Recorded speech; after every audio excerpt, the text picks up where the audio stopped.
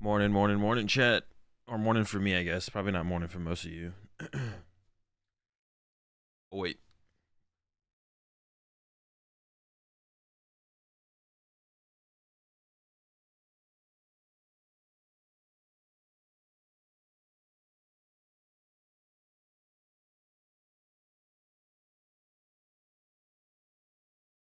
All right, I'm back now. What's happening, chat? Yo, appreciate the 44 months there. Heisenberg, Chris Stellar, Locke, Jacoby, Soda, Incubuzz, Jeff, my bro, Riot, Scavenger, Nate Doge. What's up, Soda? Today, day 2.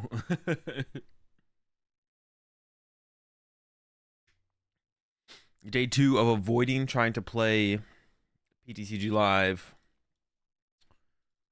We got some stuff to do. I think we're gonna. So we talked about the Pokemon documentary things. We're gonna watch those, but I'll probably watch that when I eat lunch. So I'll eat lunch and we can put that on while I eat lunch. I'm sure that'll be later. I guess it's like my breakfast. Doesn't really matter.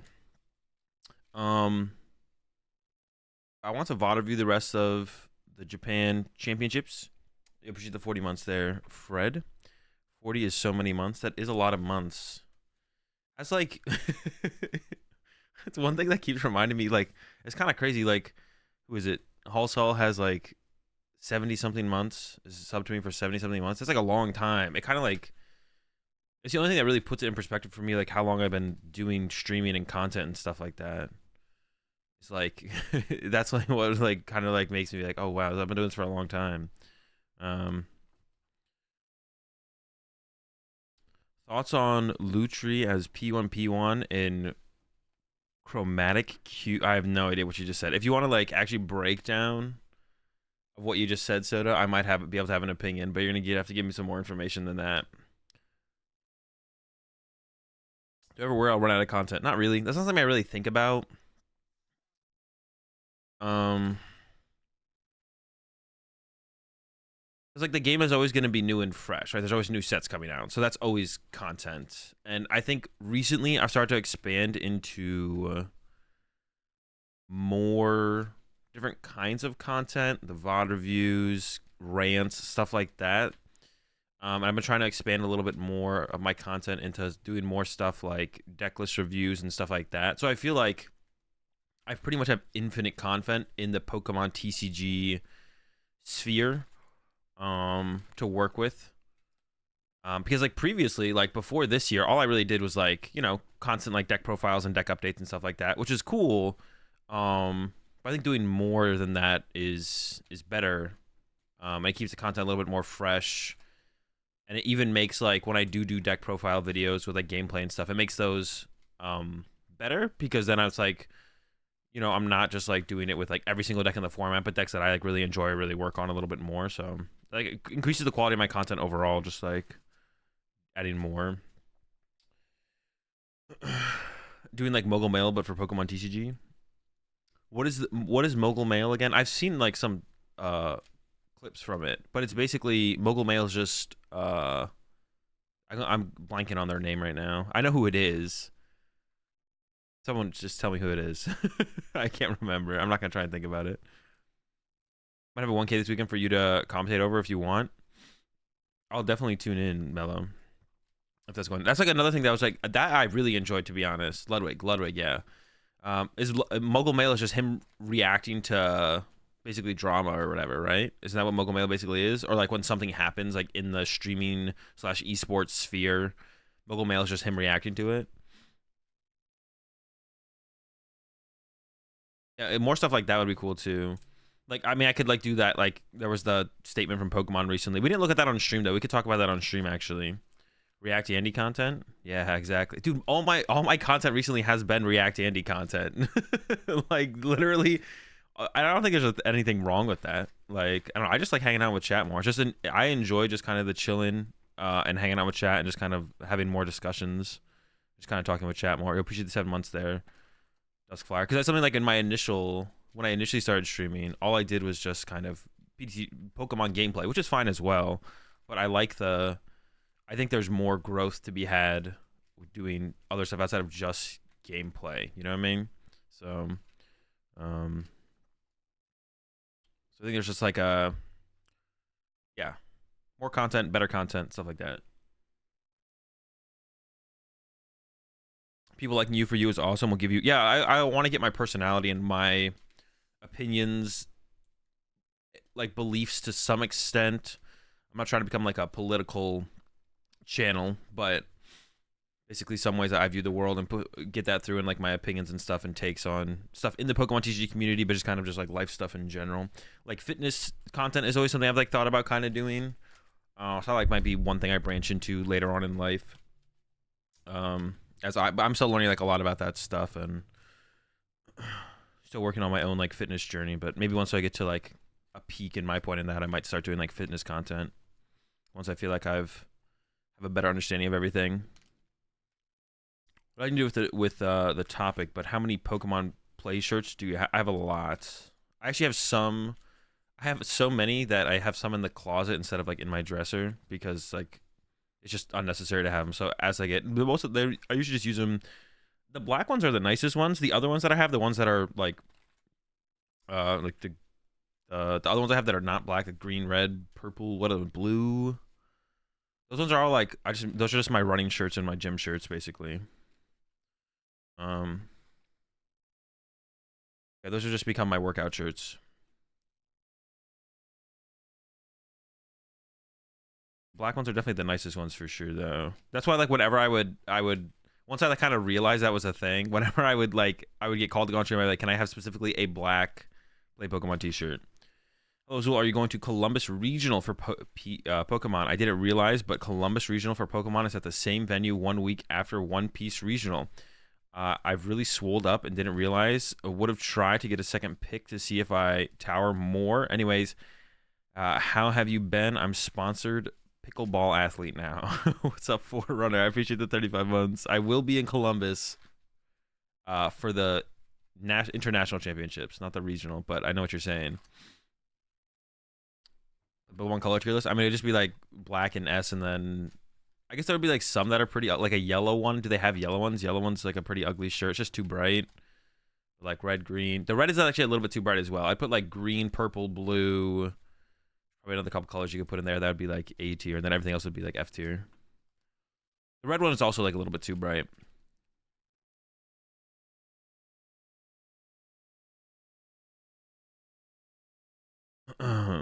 What is pickleball again? I forget what pickleball is. I had it explained to me one time, but I completely forgot what it is.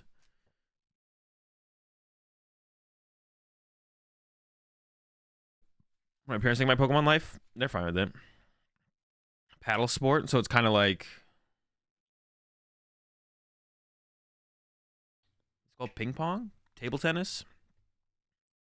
It's like paddle, but worse. Paddle is just table tennis, right? Or is it called ping pong? Is that, dude? All right, well, you just spelled paddle wrong. Wait, is that how you spell paddle in Europe, Soda?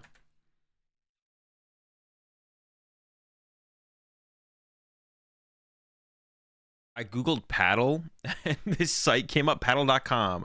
The complex payments, tax, and subscriptions solution for SaaS. No idea what that is.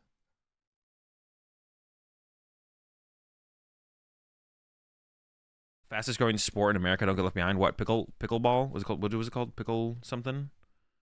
Pickleball. Want a playmat of the compendium text for pile shuffling? No, I'm good.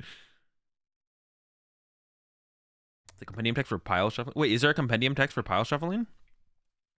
Yo, you got a link for that? Now I'm actually curious.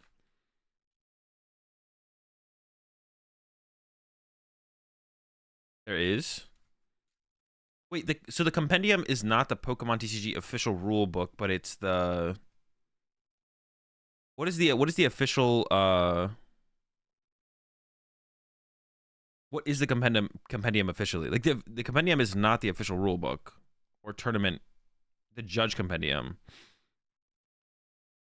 So it's basically the analysis of The compendium is basically the analysis of Pokemon TCG scenarios and stuff analyzed by judges, and it's kind of like the judges' perspective on situations, basically, right? Like it's not. Is that a fair analysis of what it is then? The judge compendium, because it's not the judge compendium isn't TPCI official, but it's basically what the judges use as a guideline to decipher scenarios, right? To analyze scenarios and like the result of a certain scenario. Well, hey, let me. I'll permit you. Well, I don't know how long this permit lasts actually. All right, well, I might need to permit you again because it's only 60 seconds, but.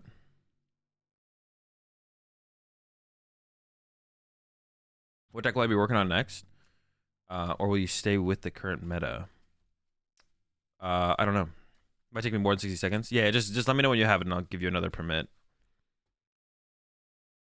And I'm gonna Google pickleball real fast.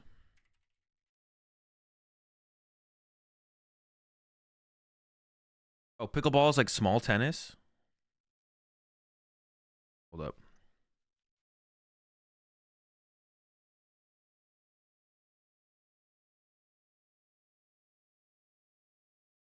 Yeah, pickleball looks like it's just small tennis.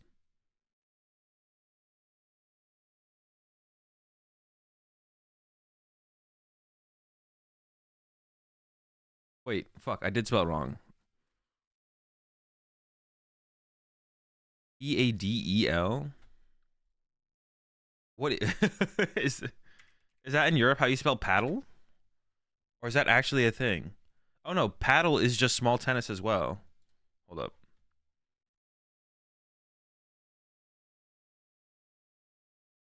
Small tennis.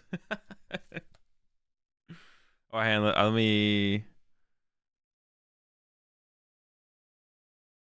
You did delete all. All right, say something in chat real fast. Pro Circuit, so I can give you. Just say anything in chat. I can give you permissions again because I can't click your name because it deleted all your messages. Okay, now you have privileges. Oh, Locke can just see the link.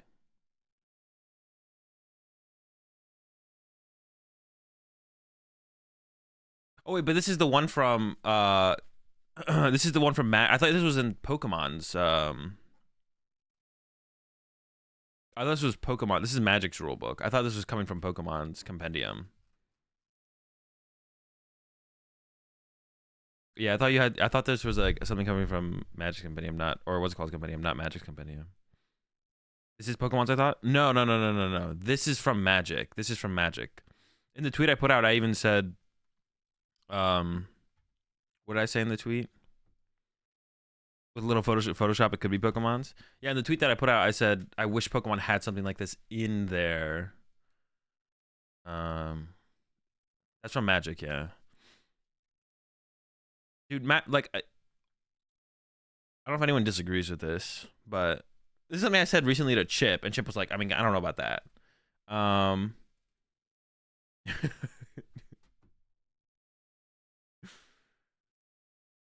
What I said to Chip recently, and Chip was like Magic has been doing stuff like longer, with a higher level of competitive integrity for more often. We should just like copy Magic in like almost every single way.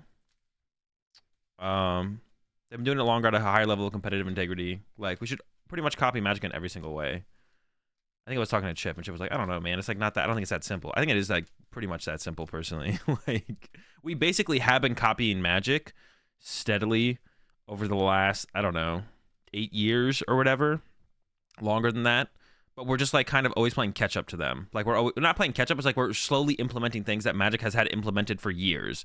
Like Magic's had things that have been implemented for 10 years, and like we, instead of adding like all the things they've had implemented for 10 years, it's like, you know, every couple of years we add like 1 or 2 new things that Magic has already been doing for years. Actually, can someone in chat confirm? Because this is what someone in chat said the other day. But like, Magic does pod their tournaments, right? Their major tournaments are like, if they got like 3,000 players at a tournament, it's split up into like 3 tournaments of 1,000 players or something like that, right? And then like day 2, they bring all the top performing players together for day 2 and so on and so forth.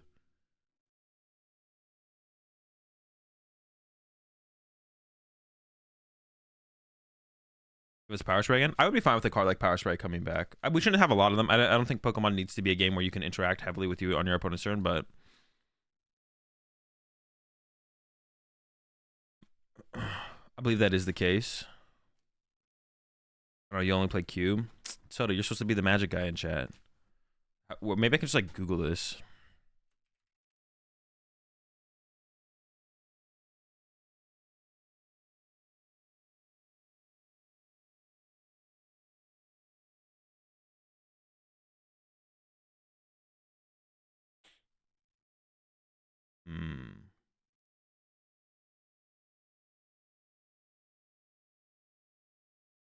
Yeah. But like Magic does do that, then it makes sense for us to do that. That's like, I think we should do that. I mean, they've done it at like US Nats and NAIC every year for a long time now. Then they didn't do it at EUIC. I have heard that it is like hard for them to do. I have heard that it's hard for them to like do it in Tom, and I assume one of the features that would have been in PEM would have been the ability to easily pod tournaments, but they scrapped PEM.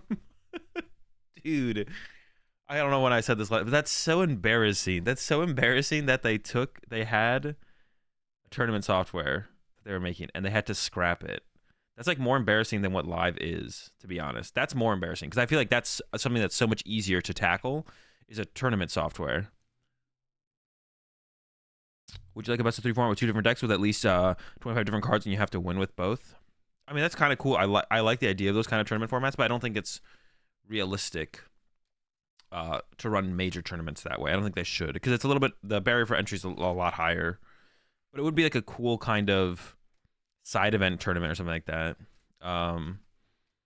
The 25 different cards thing would make things hard to, like, if it's like kind of for a side event, you wouldn't want to do that. I don't think what you probably should do, if people want to run the same, like, you don't have an advantage of, well, playing the same deck twice. Maybe you do want to have a switched up. Yeah, see, that'd be like super tough to like control. That's like it's super tough to like go out of your way to like try and do that. That's what I'm thinking. Thoughts on Dan TDM publicly asking for alternative online TCG clients? I mean, that's having someone like that big, like Dan TDM, say, like make that tweet is pretty sick for the Pokemon TCG community, to be honest. And then seeing all the people who are like coming together to try and like potentially make a simulator, like there's definitely like the problem of like the DMCA stuff, but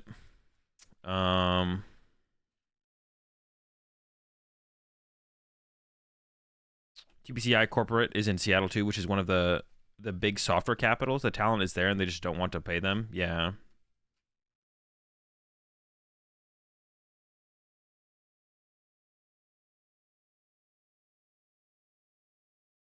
Challenge has been around for 14 years. How hard is it to make a tournament software? Yeah, it's super embarrassing. And I'm sure one of the features in PEM was definitely being able to pod tournaments like on demand and have it not be like a hiccup or like a issue or like a problem, for sure. That was definitely that is just one of the features that was in it, for sure, right? There's just no way. I've heard that it is difficult to use to make Tom work for potted tournaments. But I think definitely potting tournaments make things run smoother, for sure. Like, it just is easier to run a 400-person tournament than an 800-person tournament. So you can split up 2 400-person tournaments, especially like having the players like split in different areas in the venue. It's funny that like last year's NAIC, I didn't even know like Pedro and Robin were at the tournament because they were in the separate pod from me. So I was like, there's not that many Europeans here. I feel like the Europeans, I was like, they probably are in the other pod, but I just didn't see them all day, like until Sunday or Saturday, I think. So that's like kind of funny, like, because that's like that's what happens. But like that's like, it's not like a bad thing. But yeah, I think they potting tournaments does seem to like probably make it easier. So I don't know why they don't do it. Well, one of the reasons they don't do it, I think, is because it's hard to make it work with Tom. So that's like fair reason to not do it, but not a good reason to not just go ahead and make a new tournament software. But they attempted that and then literally had to scrap it, which is just like I said, that's super embarrassing. What if they did it like in VG, where you can have a deck and only once you lose the first game, that deck is essentially KO'd, and then you have to use your second deck, and it's still best of 3. That would be sick. I mean, that's basically what it would be. Oh, you could have it do it that way. There's two ways to do it. It's either you have to win 2 games. There's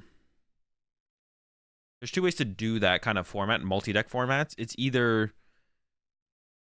once you lose with the deck, you can't use it, or once you win with the deck, you can't use it. And then you have to win with the rest of your deck. There's like 2 different ways to do it. I don't know which one's actually like more optimal. I think generally people prefer the format where you have to win with both your decks. That would work well with GLC. That would be a cool format for GLC, actually, Soda. That would be pretty cool. That's something someone maybe should pitch to Mahone to do like a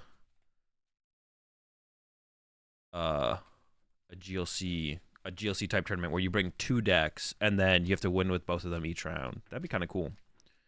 Any rogue deck with hopes for NAIC? I mean, it's a new set, so you never really know what people are going to be able to come up with, though. In Hearthstone, it's divided by classes, so you have to switch classes. Yeah, so it's easy and doesn't really have that. What keeps me from having 2 decks with the same 60 or even 59 in a random second? Yeah, exactly. That's kind of the problem.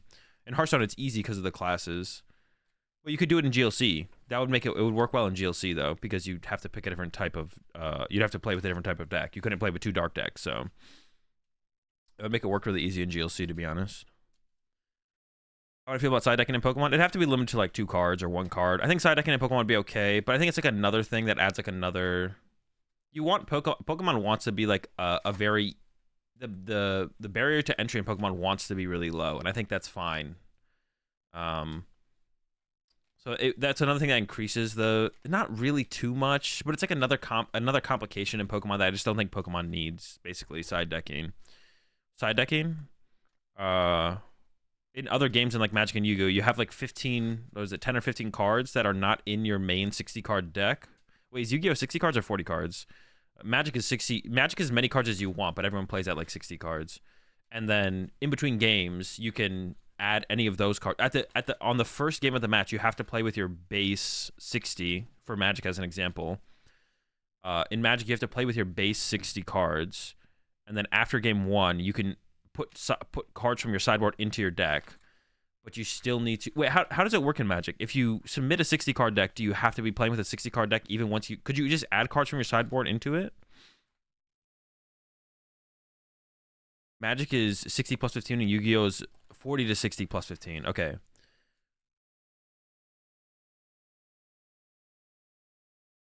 You can just add cards. So in Magic going into game 2, could you have a 75 card deck? You definitely have to register your sideboard. So game 1 in Magic, game 1 is the base deck. So you have your 60 card base deck, but then going into game 2, could you end up with a 75 card deck going into game 2? You could, but it's dumb. Okay, yeah, I know it's not correct. But in Magic, you can play as many cards as you want in your deck, right? But everyone plays 60 because it just makes the most sense for consistency's sake, right? Like you have to have at least 60 cards in a Magic deck, but you could theoretically play with as many as you want. But no one ever does. Okay, interesting. Yeah, so that's how a sideboard works. Is like in Magic, you have your base 60 at least, plus 15 extra cards, and those cards you can put in and out of your deck going into game 2 and game 3. But game 1, you have to play with your base 60. You can't play with any of your sideboard cards, but you can add sideboard cards for game 2 and 3. You can switch your deck between game. Like you could put all your sideboard cards going into game 2, and then going into game 3, you could go back to your base 60 cards.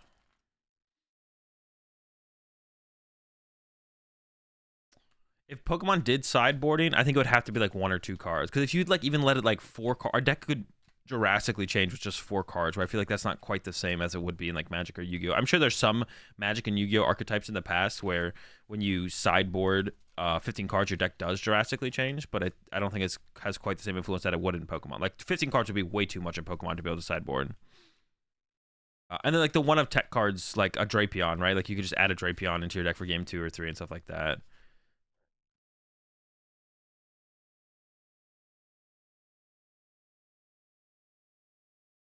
Wouldn't it also really change card design? Yeah, probably. I mean, if you added like a sideboard of 1 or 2 in Pokemon, I don't think you'd have to change.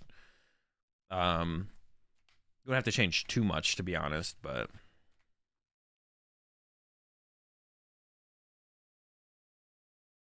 I couldn't even imagine the complaints of people delaying games after one with adjusting their deck. That's like another thing. It would be another thing that eats into time, right? You'd have like what? 2 minutes to sideboard or 1 minute to sideboard? How much time do you get to sideboard in Magic in between games? So what is the allotted amount of time to sideboard plus randomize? What's your most expensive sealed product? I have I have a sealed pack of Champions Festival, so probably that. You get 3 minutes? Okay.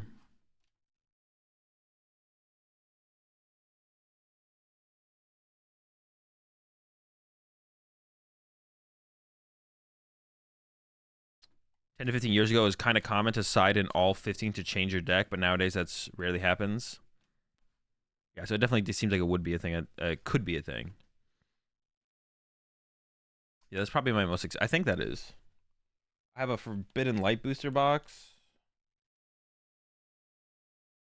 I don't know how much that is worth.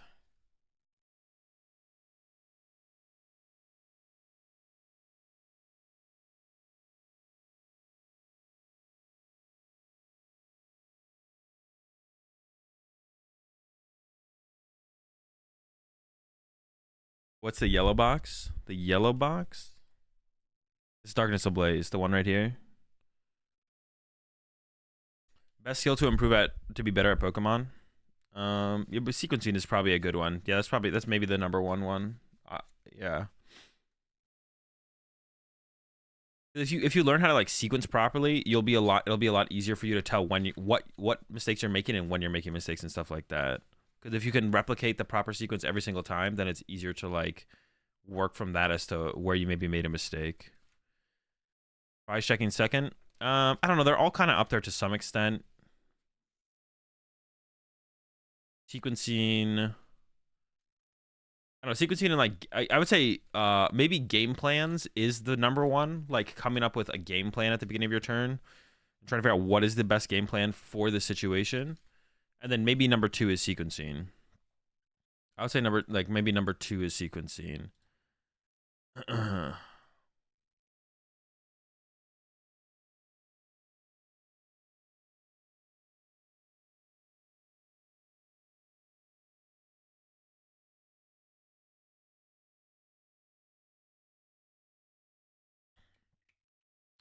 Prize mapping. Prize mapping kind of falls into like game plan. Appreciate that Prime sub there. Broken Back McGee. Welcome to the Rat Pack. We're all out of carpets. We got plenty of doors. Sequencing varies between decks. Yeah, but like understanding like the idea of proper sequencing, I guess, is like the most important thing. Prize trading, and that kind of all falls into game plan. Like prize trading, prize mapping, game plan is kind of all the same thing.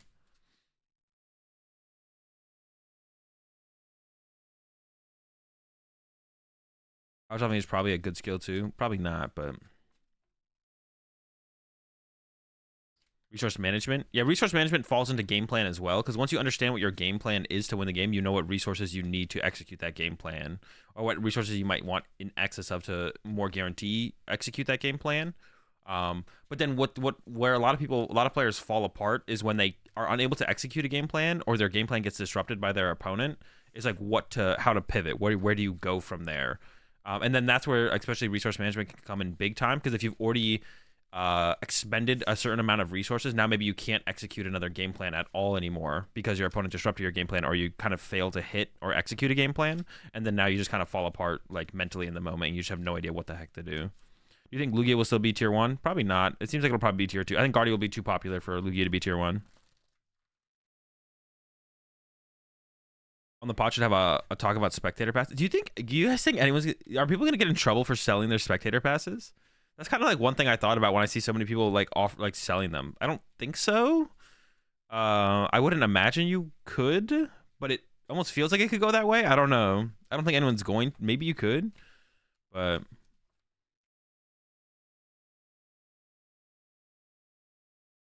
I hope not, because I will be. I don't know. It just feels like you could. Like I wouldn't be like with that surprise if like Pokemon put out a tweet being like, you can't sell your spectator passes, but I don't know why you wouldn't be able to. The competitor ones aren't tied to anyone. Yeah, I get that. Yeah. How am I going to celebrate after winning NAIC again? Probably just going to go get some of the... What is the hot chicken place called? Columbus and the market. That place is so good. Probably just gonna go there. I'm gonna eat so much. I'm gonna eat that place so much when I'm in Columbus. The market there in general just has a lot of good places. If anyone's looking for if it is this people's first time, just didn't know about it. When you go to NAIC this year, the market, like if you're looking for good food, there's a market literally right next to the venue. It's just I don't know if there's any reason to go anywhere else, to be honest. Like that place has so many places to eat. Almost all of them are good.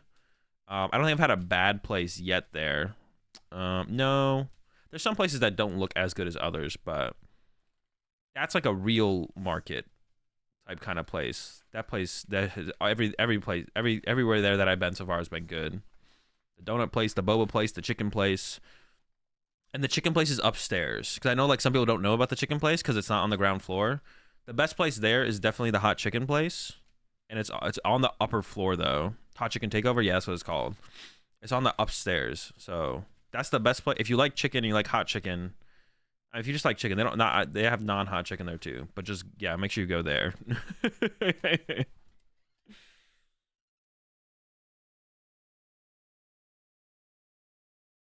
So yeah, you don't really need to go anywhere else, to be honest, besides that market. There's a couple other places, like I know some people like going to what is the place is like okay for the novelty, like the grilled cheese place. Is it called Melt? Is that what it's called?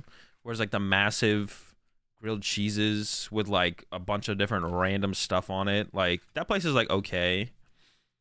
Um, Melt closed. Oh wait, really? It closed?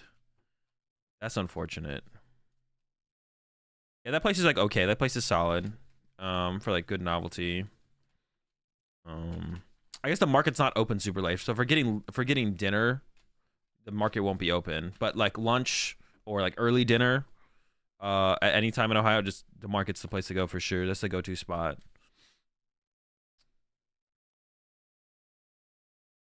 And then Melt was like okay. It's like okay for like the novelty of it, but like it's like it gets tired after once or two times.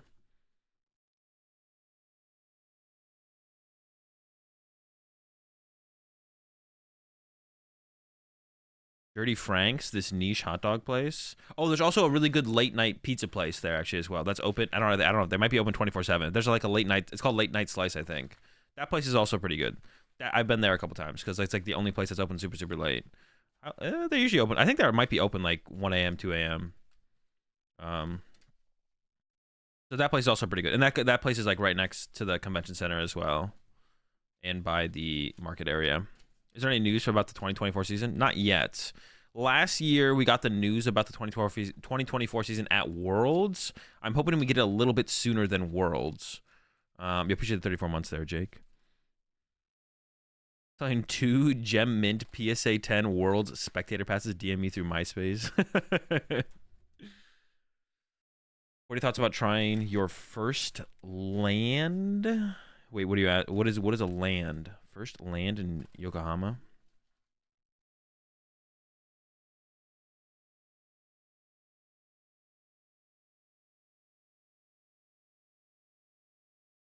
A lot of places close really early on in Columbus though. Am I mixing up? No, all the places I've mentioned are actually in Columbus, right? Yeah, I'm not mixing up another location. Are there usually League Cups at NAIC? I don't think so. Well, maybe. English is hard.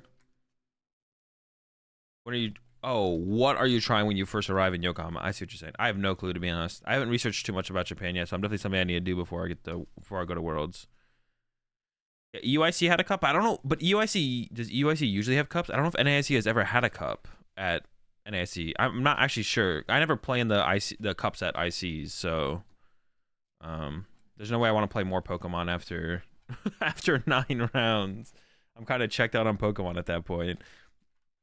I don't think I've ever played at a cup at like a regional or an IC or anything like that. I'm trying to think if I ever have. I played some of the cups before the Origin special event, but that's it.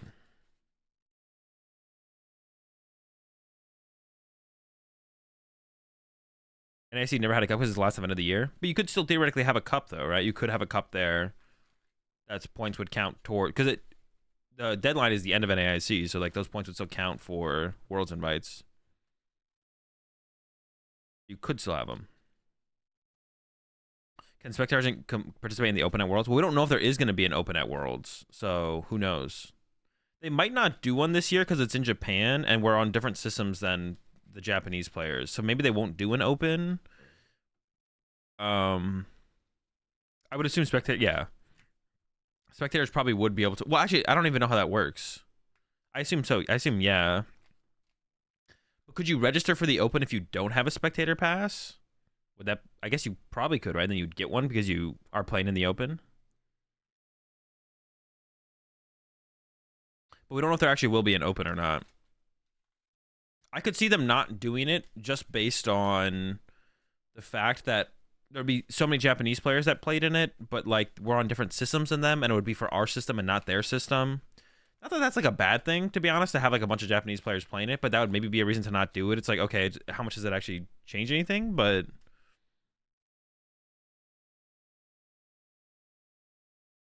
I don't know. But it wouldn't really matter. Like, it doesn't matter if they like place well and then, you know, they don't get championship points or whatever. I don't think you can enter the open area without a spectator pass.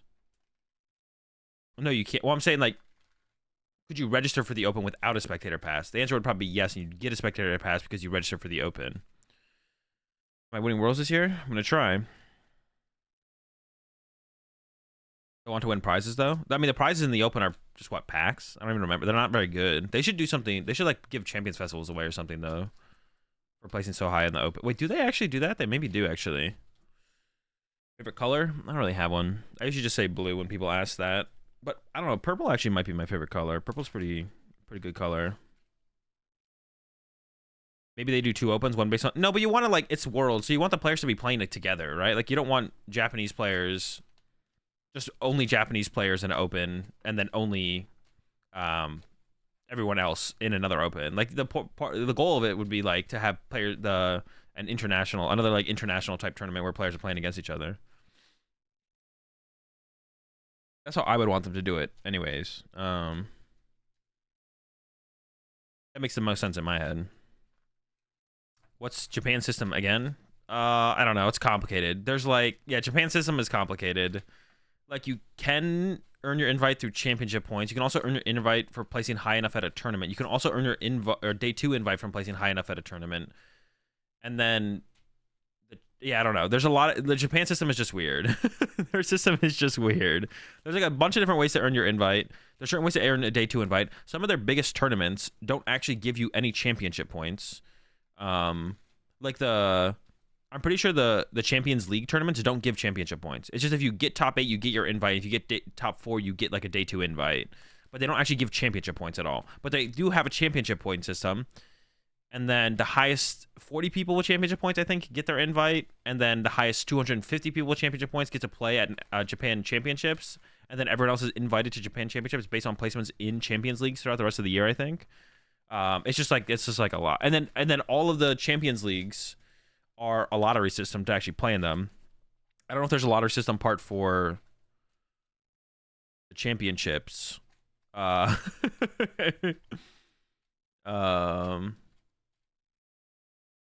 Not many Japanese players qualify for World. I think they do have a decent amount that qualify for Worlds, though, actually. Where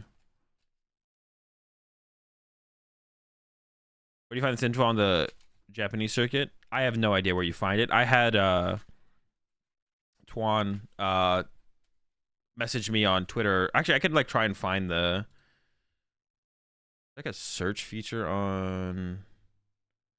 Hey, let me see if I can just find this DM.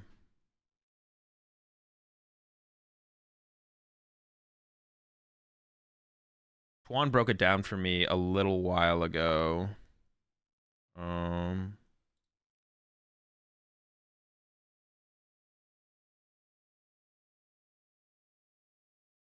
do I search for someone?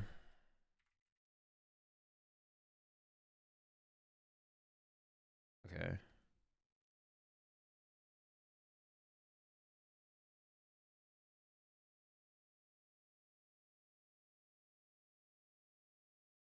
Tournaments in Japan have 0 prize money, although the trophy cards and other promo goodies are arguably better than prize money. So they probably sell for quite a bit.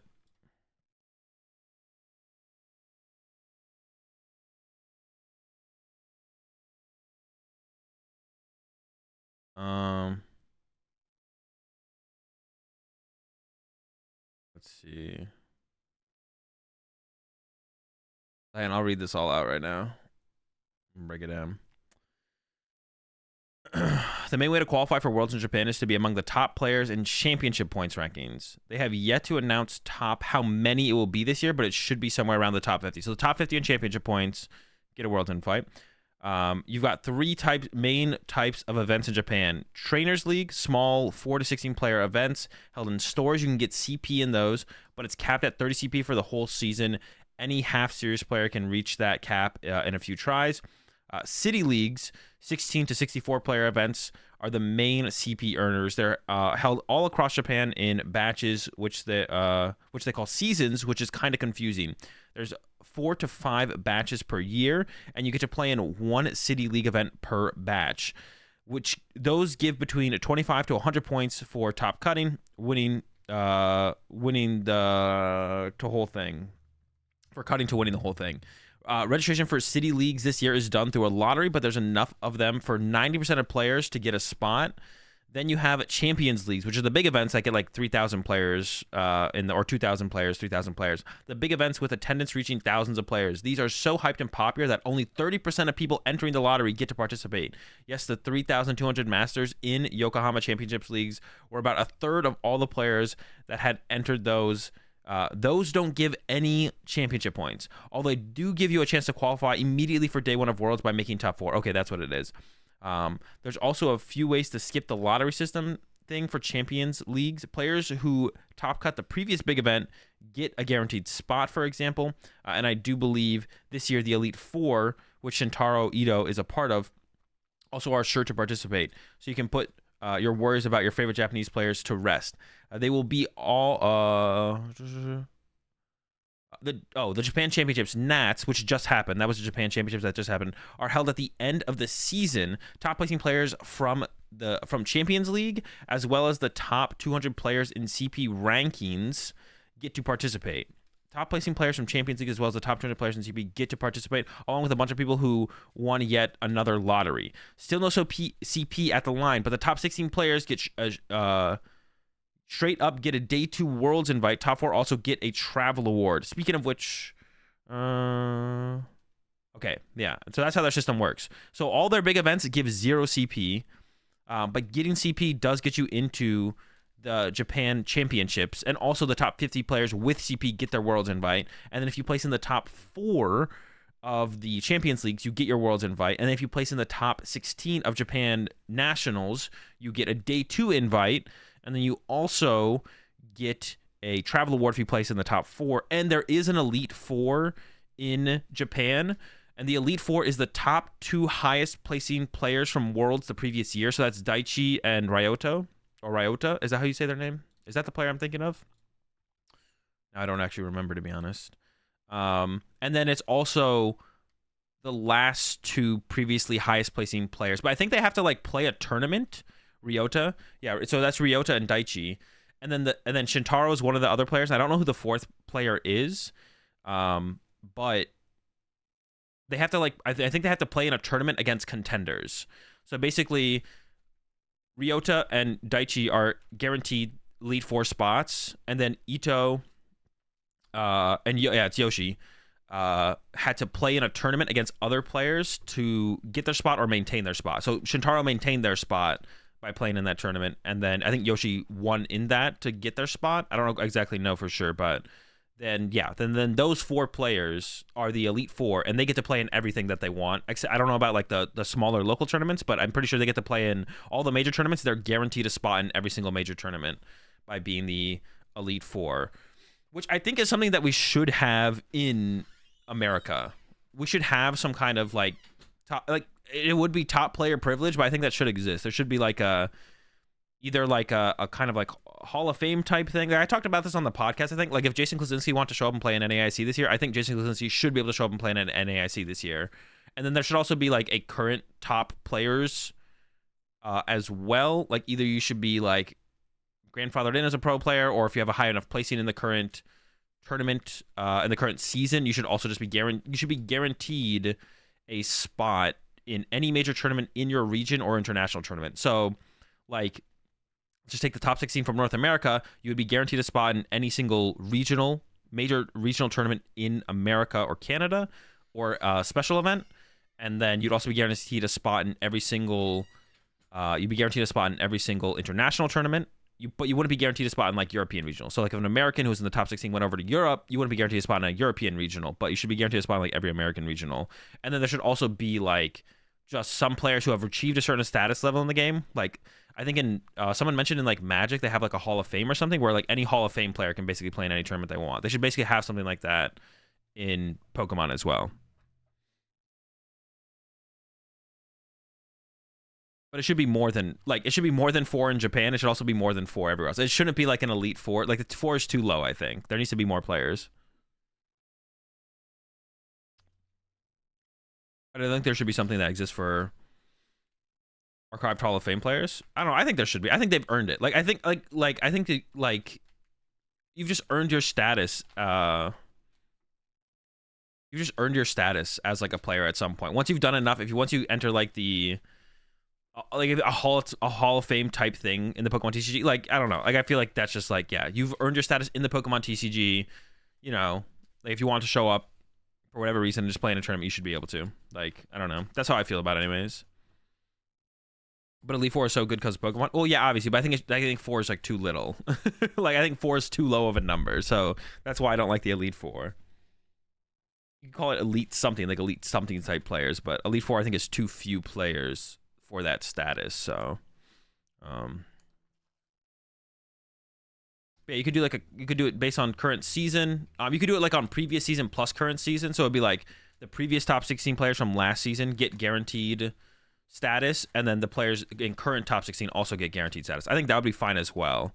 Like last season gets guaranteed, and then current season gets guaranteed. So that'd be cool. I think that would maybe work as well. Like yeah, the previous season top 16 gets guaranteed at major events, current top 16, and then I think there should be some kind of Hall of Fame type Pokemon Hall of Fame type thing where it's like, yeah, if those players just want to show up and play in an event, they should be able to show up, because like that's just cool, right? Like that's what another thing about it as well is it's just kind of cool. Like imagine if like Jason, like they just put Jason on in round 3 because he's like 2-0 at NAIC. That's just cool, right? And that creates like so much potential for content for the stream and storylines and stuff like that. Like yeah, it's just a dub all around, I think. Like I don't think it's ever an L. And it's just like it's a very small number of players who are getting this privilege. It's not affecting like anyone else's chance to get like into the tournament. You know what I'm saying? Like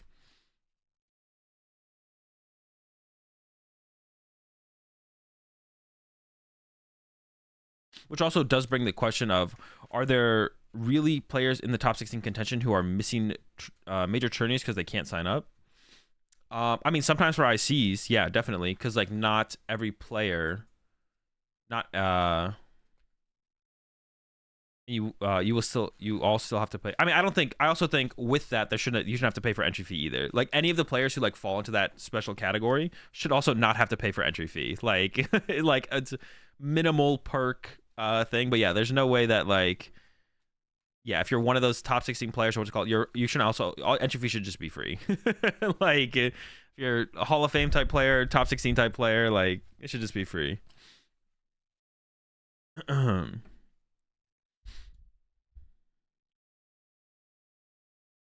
It's the least they can do.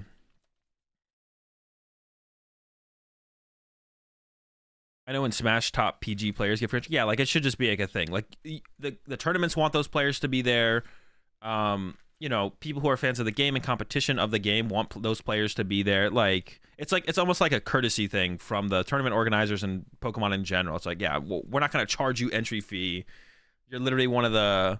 Once again, I just use Jason Klaczynski as an example because I think Jason Klaczynski is the perfect. I think Jason Klaczynski is the perfect example of that. Like, doesn't play anymore. Obviously, one of the all-time greats. Yeah, I don't think we should be charging Jason $60 to play at NAIC if Jason wanted to roll up and play at NAIC.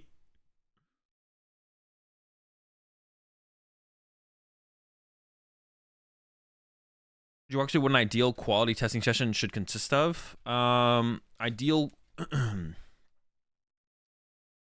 An ideal quality testing session should be 2 or more players sitting down to play a game of Pokemon with some kind of idea behind what you're doing. You don't just want 2 players to show up with their favorite decks. Like, you don't want to be like, yo, we should test for NAIC. And then you get together, whether it be online or IRL, and you show up with your Lugia deck and they show up with your Mew deck. You play 10 games and that's kind of it. You want to show up with like an idea behind what you're trying to accomplish on one side or the other. And this is why I think it is actually such a big deal within testing groups or testing with someone, that you have the idea and plan of playing the exact same 60 cards, because it's so much more efficient to be testing that way, where one of you plays, of course, one of you is going to be playing the deck that you plan on playing, and the other one's going to be testing something against that deck to try and figure out a situation or a tech card or a matchup, right?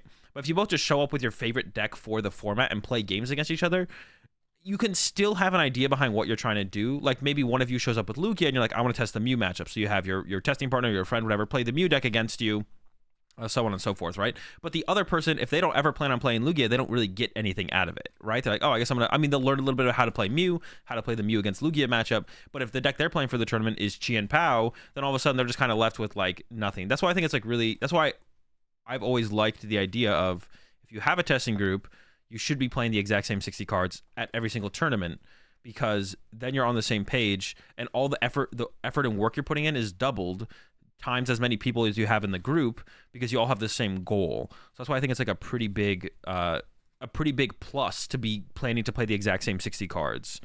But whether you're playing the exact same 60 cards as your testing partners or not, you still want to have a goal in mind as to what the point of the testing is. So like I said, the example, you're playing Lugia, you're like, hey, testing partner, I want to test the Mew matchup with this deck. I want to figure out if I need more with it or just how to properly play it consistently. So you just test that matchup. You put a goal in mind of what you're trying to do with your testing. Don't just show up with your testing partners or your friends and just play Pokemon.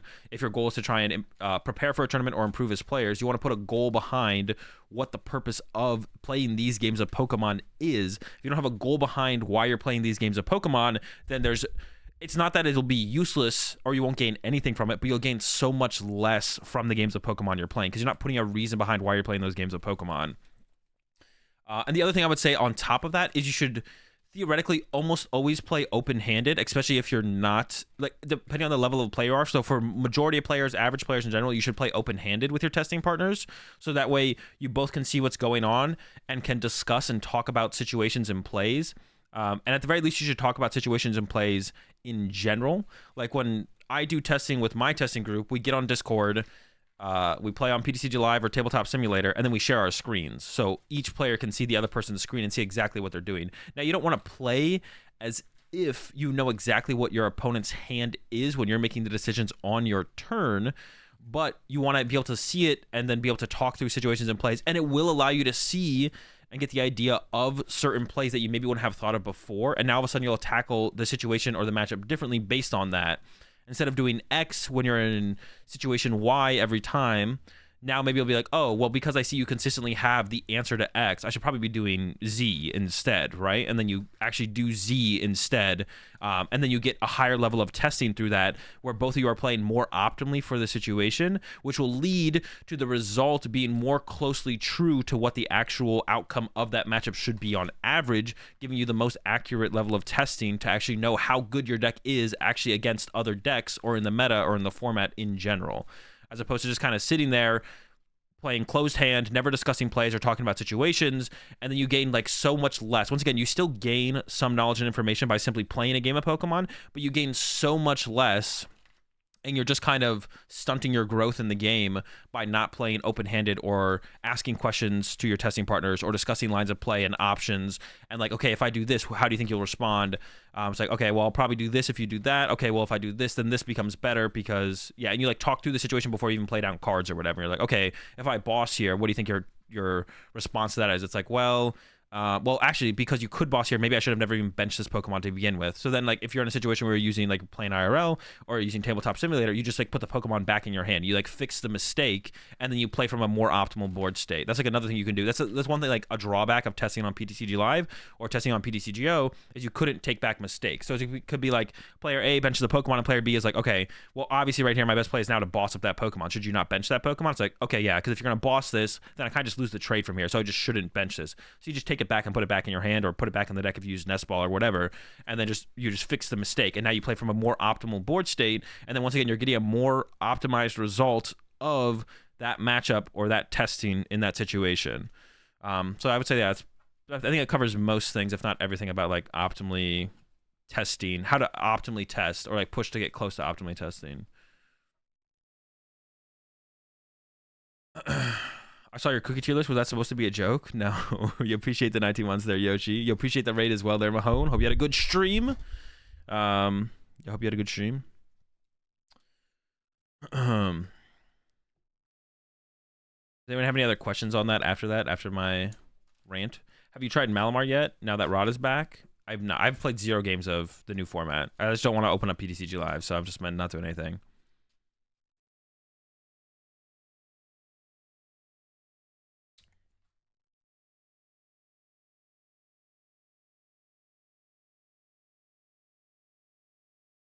It's difficult to know how to properly test when you have no group or anyone who plays. Yeah, you need to find some people on like this who have the same or similar. And it's I think one thing that when people are trying to be more competitive, when the people like you just need to find people with the common goal. It doesn't matter. Like I think one thing that I've seen come up when I've talked to people about this is they're like, oh, but these players are like worse than me, and then they are, and that's fine. But if their goal is to improve and like if you have the same goals of like trying to improve at the game and get better at the game and try and like push to day 2 tournaments and top 8 tournaments and win tournaments and so on, they'll improve fast. So if you go through all the proper steps of proper testing, then if you go through all the steps of proper testing, even if the player is currently worse than you, if you're that much better than them and you go through the process, they'll catch up to where you are pretty fast, and then you guys can grow together to become better players overall. But like I said, once again, this I think going back to the playing the same 60 cards is like a pretty important part of maximizing the potential of you and your testing partners in your testing group. The idea of playing the exact same 60 cards, I think, is a really big deal with maximizing any kind of testing and getting the most out of it. Appreciate the prime sub there, Specs GG. Welcome to the Red Pack. We're all out of glass. We got plenty of volcanoes. What do you think is better, Arctina or Arc? I have no clue.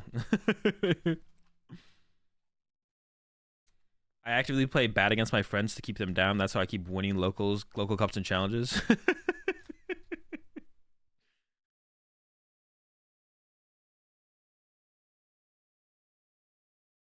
I've heard stories of top players for playing like 8 to 10 hours a day, even a couple hours a week IRL or with friends feels better than endless ladder grinding. Yeah, there's like you definitely get less value out of endless ladder grinding than like sitting down with like a testing partner. But the better you get at the game, the more value you can get out of ladder grinding, because you have a better understanding of what you could be doing differently or better, or like recognize your opponent's mistakes and then kind of working with that to like then decipher how a game should have played out as opposed to how it did play out, and then you can still get a pretty good idea of a certain matchup or scenario. If they're constantly misplaying, it's tough, and that's why like a theoretical win percentage you'd want on something like PTCG Live to like to correlate to like the deck actually being good is you'd want to like be like somewhere in like the 70% win rate on PTCG Live with the deck, maybe even higher, for the deck to be like, for you to get like be able to be like, okay, this deck is working as it should. Ladder grinding is underrated AF. No, I think ladder grinding is probably accurately rated. It's definitely not underrated. There definitely is. It's better to grind games on ladder than not play games at all, but there's definitely way more value in like testing against someone of a consistent higher caliber IRL that you can kind of work with and talk through like situations and stuff. In your opinion, Single Strike Lugia is still good in new set? No clue. Haven't tested it. Probably is though.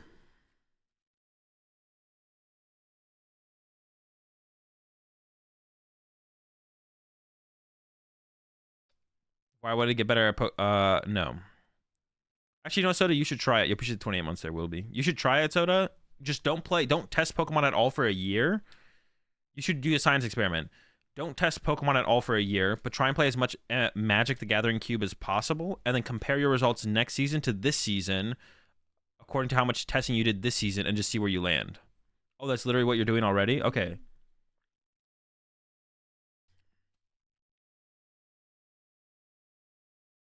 Reagan said Luxray kills the deck. I mean, it might. Ideal testing group size is a good question.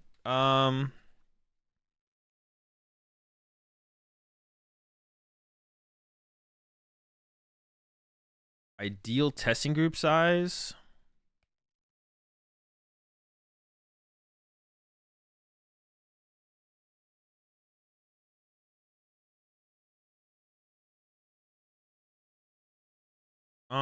I would say you want like I don't know, 4 to 6 is probably like a decent. You don't want too many people because then there's just too much.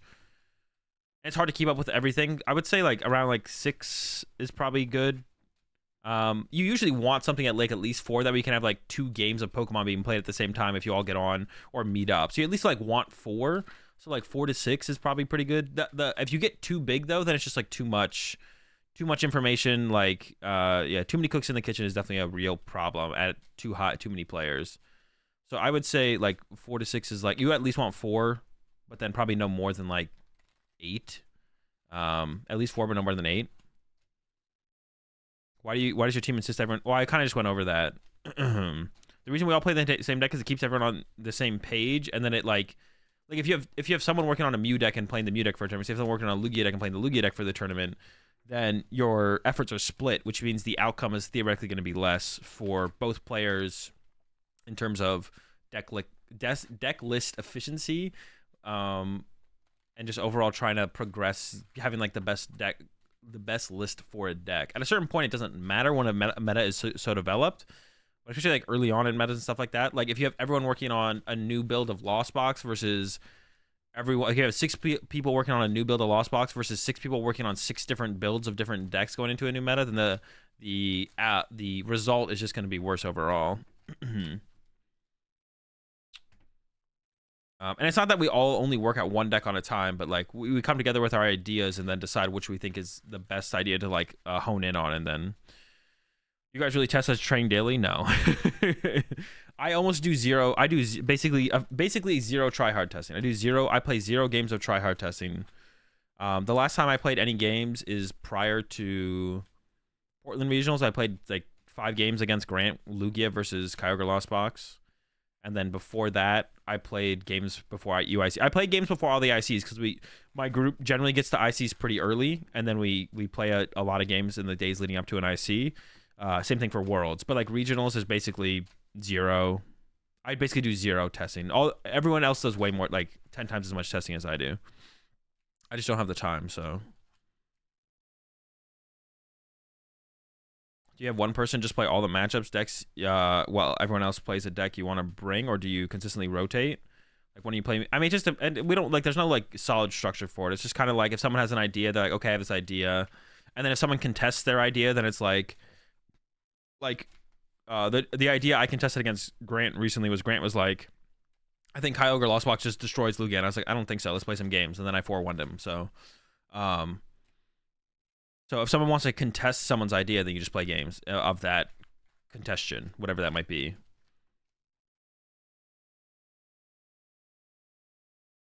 Good resources in deck building? I don't know. You should like get better at Pokemon to get good at deck building. There's nothing out there really that I can think of. How to make me feel about the pile shuffling and top cut? I mean, I don't really care. I don't think people understand why I don't like pile shuffling. The thing I dislike about pile shuffling is that people think it's a sufficient form of randomization. That's it. Is that people are wasting time thinking it's doing something that it's not. That's like that's like my gripe with pile shuffling. It's just people's like if you want to pile shuffle, it's like not. I'm okay. Recommend playing limitless tournaments? Yeah, I think the tier list in like efficiency of testing would probably be PTCG Live Ladder, limitless tournaments, and then testing with a testing group. I think that's the ladder. So like the worst testing, I think the worst testing is probably but the amount of games you can play on ladder versus the amount of games you can play in a tournament is definitely like double the amount. So I don't know. I feel about bridging your cards, especially if you bling your deck. I mean, I don't care. If you want to bridge your cards, you can bridge your cards. I bridge my cards, but I don't like bling my deck. You shouldn't riffle shuffle anyone else's deck, but yeah.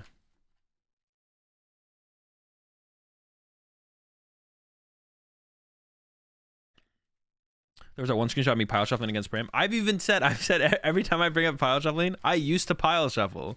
I say this every time I talk about pile shuffling. Playing against yourself. Playing against yourself is also decent testing as well. So it would be like, so the order would probably be PTCG Live Ladder, Limitless Tournaments, playing against yourself, playing with a testing partner.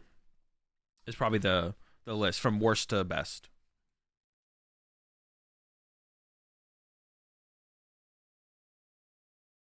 The tweet was funny though, for sure. I think the tweet was funny. The tweet that where I was pile shuffling. What do I think about last night's Limitless Winners decks? I have no idea what they were. We still haven't watched this video on pickleball because I don't know what pickleball is.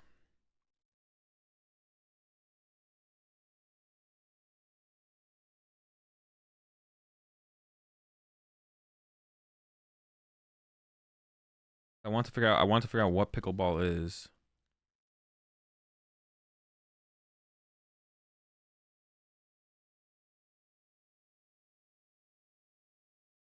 What is pickleball? Learn about one of the fastest growing sports in the USA. All right, Matt Goebel. Oh, I got it right. Goebel.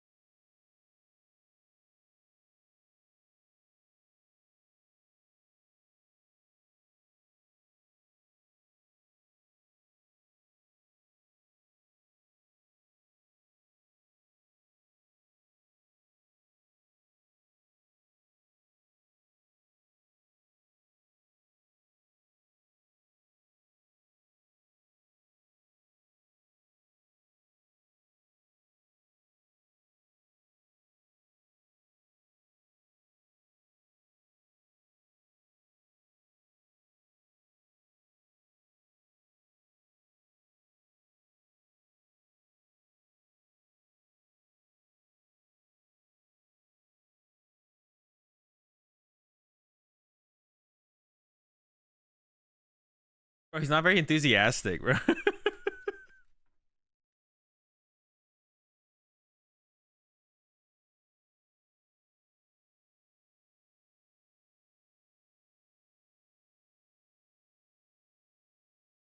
Yeah, I'm down to pickle some balls. That actually seems kind of fun. Pickleball seems cool. So it's like it's a wiffle ball, so it doesn't go very fast. So hitting it very hard doesn't really do anything. I like noticed that they're like hitting it really slow. It's like, is the ball really heavy? But it has all the holes in it because it's a wiffle ball. Interesting. Yeah, pickleball. It's pretty cool.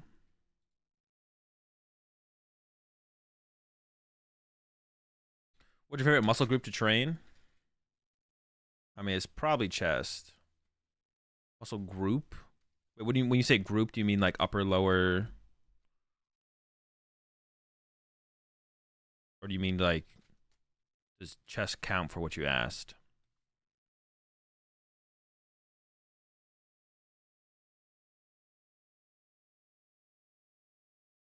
I wish the ball was pickle shaped so it would always have randomized bounce. True.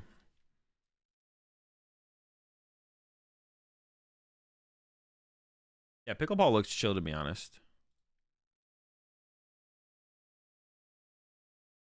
This guy's about as excited as Azul was when he won an AIC.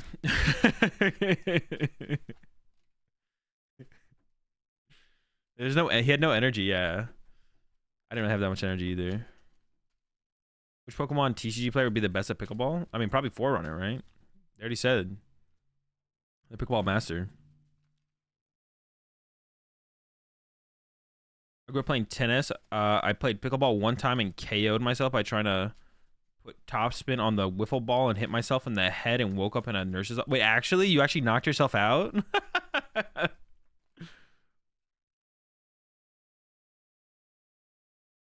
you gonna play any old formats at NAC if you can? That is. I mean, yeah. If someone brings old decks, I'm always down to play old decks.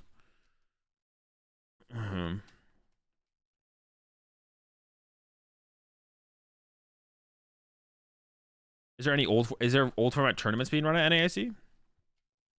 I would maybe do that as well. Well, actually, I probably wouldn't be able to because if they do it, I'm leaving like Sunday morning. I currently plan. Yeah, my flight is like at 6 a.m. on Sunday morning.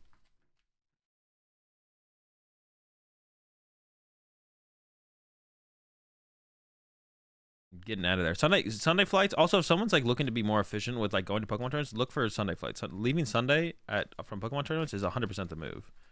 You basically get +1 day. I used to always look for Monday home flights, but that was such a misplay. And they're not always. They are sometimes a little bit more expensive, but if you're staying in a hotel for another night, that usually like makes up for it by leaving on Sunday, even if they're more expensive. You should need to like make sure you're like for like regionals. If you leave Sunday at like usually like 7-8 p.m. you're safe. Even like 6 p.m. is sometimes safe depending on the regional. If you're planning to make day 2, trying to push for top 8, even leaving at like 6 p.m. is sometimes fine. Aren't airports way more busy on Sundays though? Doesn't seem like it. I would say maybe they're less busy, to be honest. In my experience, they don't seem that much more busy on Sundays at all. I could be wrong on that. But I guess like a lot of the airports for regionals, to be honest, are like smaller airports. They're like not huge.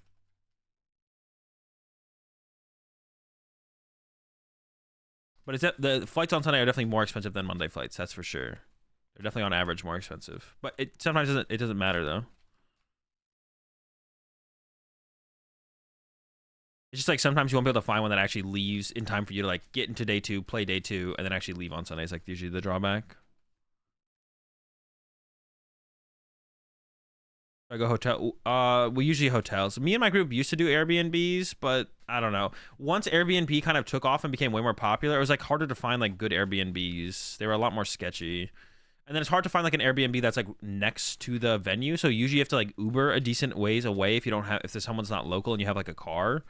And because of that, it's like usually just cheap, just as much to just like pay a little bit more to stay in a hotel that's near the venue or at least walking distance from the venue, as opposed to staying in an Airbnb.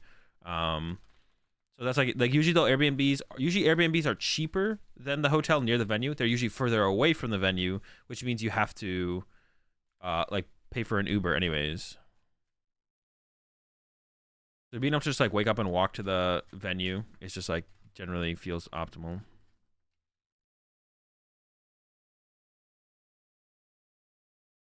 Airbnb is now more expensive than hotels. Is it really? Like on average? Also, yeah, you get the free breakfast as well at most hotels. So that theoretically cuts down on your like expenses as well as like you just eat breakfast for free. As opposed to like having to go buy more food. So leaving Sunday is definitely the move. Yeah, leaving Sunday is 100% the move. Unless you like plan to like do something like cube with friends Sunday night or something, because that's like usually when a lot of people do like their cubes and stuff is like Sunday nights and stuff like that. Then like maybe leaving Monday instead if you have that as like a plan is like more optimal. Yo, what's up, Grave?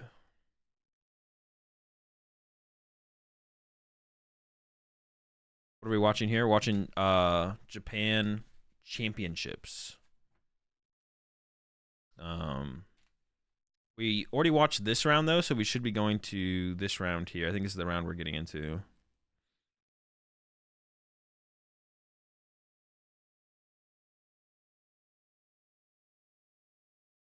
Do you book refundable or non in case you make finals? I always book non-refundable. Lights. For regionals, I always make sure my flight would leave. I could still be able to make my flight even if I won the tournament. For ICs, like my plan is to win the tournament, but like my flight from NAIC leaves at like 6 a.m. on Sunday, so I would have to just get a new flight, which is like fine. It's not like a big deal. If I make the finals, I'm okay with that. Yeah, I'll survive. Heck, there was something I needed to do, and I completely forgot I needed to do. Dude, I'm like tripping right now.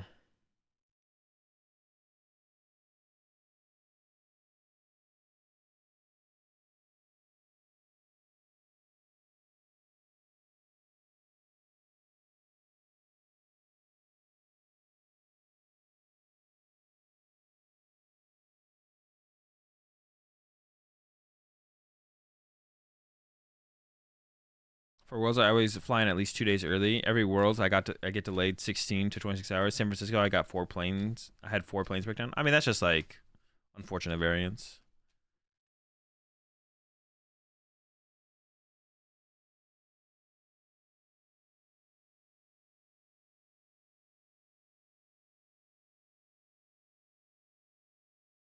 Or finals should cover the flight. Yeah. Yeah, you should be okay to get like a one-way flight back. And sometimes you can even get like a refund, like you can get credit from the airline or something if you can like change your flight or something. If you get a non-refundable flight, doesn't mean you won't be able to like not change it potentially. You should do a whole TikTok series of short videos where you go around the house, do it just random day-to-day things, but you insist on doing it the most optimal way in like Pokemon. Oh, I see what you're saying. Yeah. I already kind of live my life that way though. I always try and like optimize things to make things as efficient as possible, like just with daily tasks and stuff. It's like worth it to try and figure out the optimal way so that way you won't waste time in the future.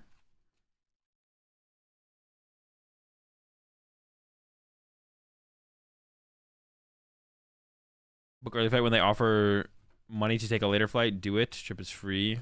I've only ever had that. I've only been able to like do that once, I think. Favorite cheese on your burger? I mean, probably just cheddar. Pepper jack's pretty good too. Cheddar, pepper jack. I don't know. They're all good to be honest. Cheese is just good.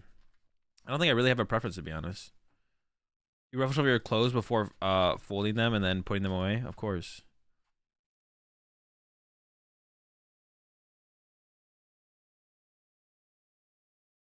Your Pidgey control Jimmy last night from 2019. This was really fun. This really funny short you made showed up where you were vacuuming. Oh yeah, yeah, yeah.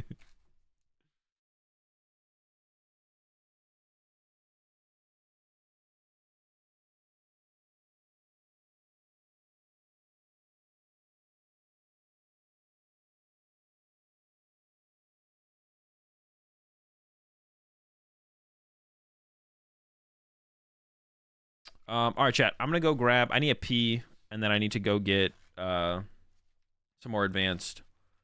Get my caffeine kick of the day, and then we're gonna get into these games from the Japan Championships. So yeah, gotta pee, caffeine, and I'll be right back.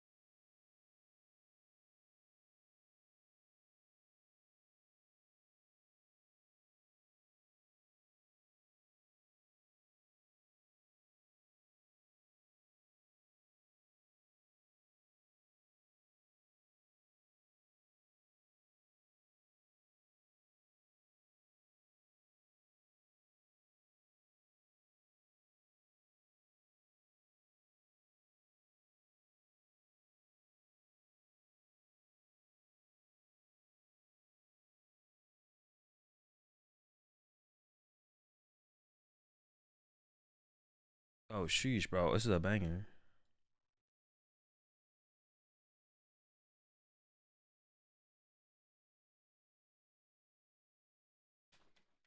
There's your TikTok trolling. No, I had to go get my drink, get my advance. Check them out, advance.gg. Use code AzulGG. And then I was talking to Lorelai for a second.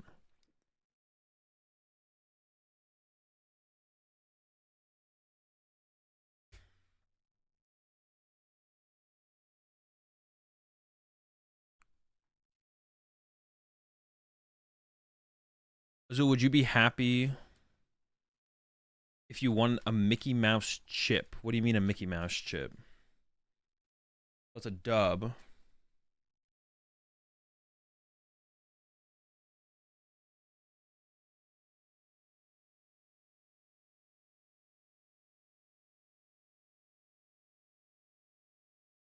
What do you mean by Mickey Mouse chip? Give me an example of a Mickey Mouse chip.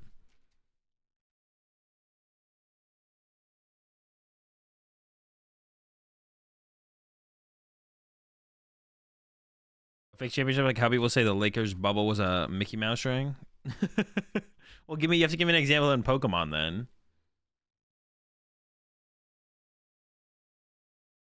The Lakers win was that like that kind of stuff is just cringe that people call that like a Mickey Mouse. You appreciate the 10 months there, Roth. Australian regionals. That's still like but in perspective, that's still like a major tournament win. I don't. Would I count that as a major tournament win? It is, yeah. Those are still major tournament wins. Anything that's a regional, I think anything regional or above is a major tournament win, and I think anything that's a regional, just base if it's called the regional championships, it's a major win. And then I think European special events are also major wins. I wouldn't count any other special event major win though, because they're just too small. So that's like my opinion on what would be considered a major win. If it's a regional and up, it's a major dub. If it's and then special events, I think pretty much only European special events count as major dubs, but I think they should be considered majors. Like from like this point on, like since this season, like because I think they've gone up a ton from this season to last season in like attendance.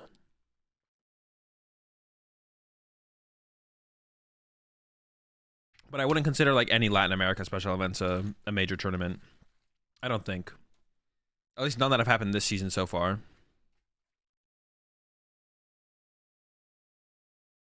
It's fine that they're worth the amount of points that they're worth, I think, still, but I just wouldn't consider them a major.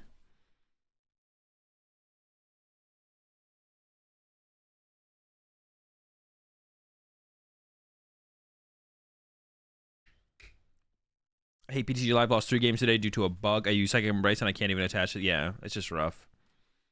Yeah, if you super odd for a Pokemon, you can't attach to it, which is it's just so dumb that that's a bug. And then still the animation is so slow.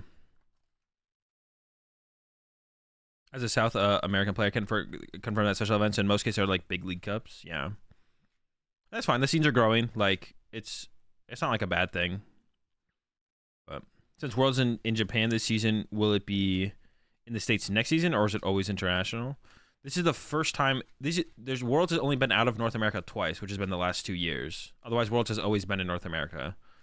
A lot of people are predicting Spain for next season because that coincides with the video game, and that's like what they did with for Sword and Shield.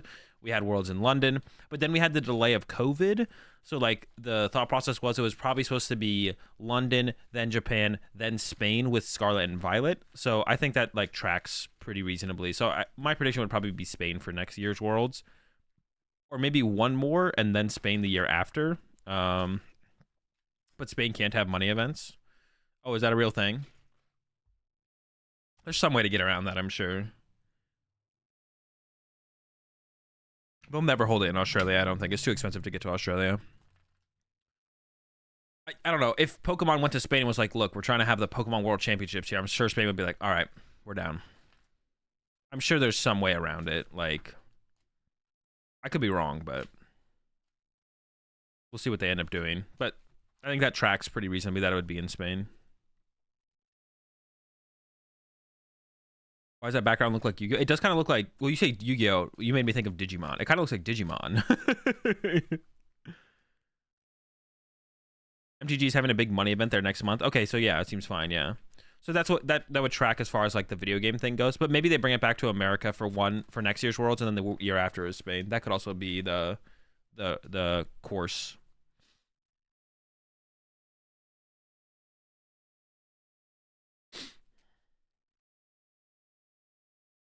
Yeah, if Magic is having a big tournament there, then there's I see no reason why it wouldn't happen for Pokemon.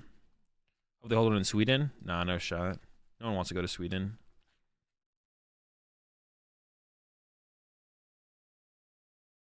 Whereas in Paris would be fire. I've never been to Paris before. I'd be down to go to Paris. That's like that's my way. That's how I like travel. It's like wherever Pokemon tournaments are, that's where I'm gonna end up. I was like every World's in Europe. Oh, every World. You'd be fine with every World's in Europe.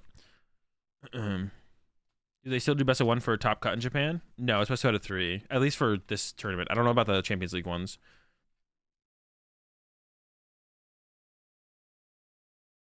I like going to best of 1 events. If it's like a local tournament, I prefer League Cups and League Challenges to be best of 1. I don't go to League Cups or League Challenges anymore though, so I don't really have like too strong of an opinion.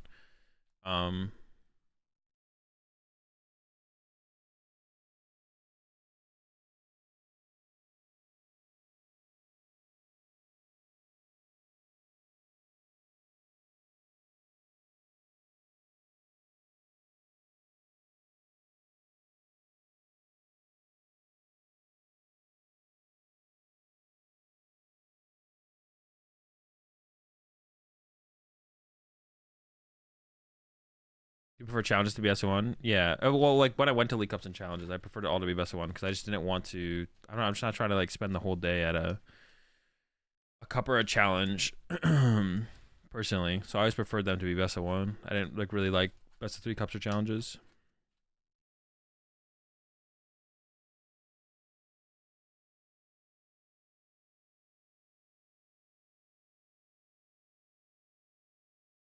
Worlds in the US is the best option in terms of cash. Traveling to the US is like 1/3 of what going to London or Japan is costing me. Yeah, but it's like not the same for everyone, right? So like, it's definitely kind of like trying to give everyone a chance to like go to the World Championships outside of just like US situation. Like, I think it's good that it's the World Championship, so them doing it all over the world, it just makes the most sense. I know I'm like someone who's like in a privileged situation where I'm gonna go to it pretty much no matter what, but I think that is just like reasonable in general. I'm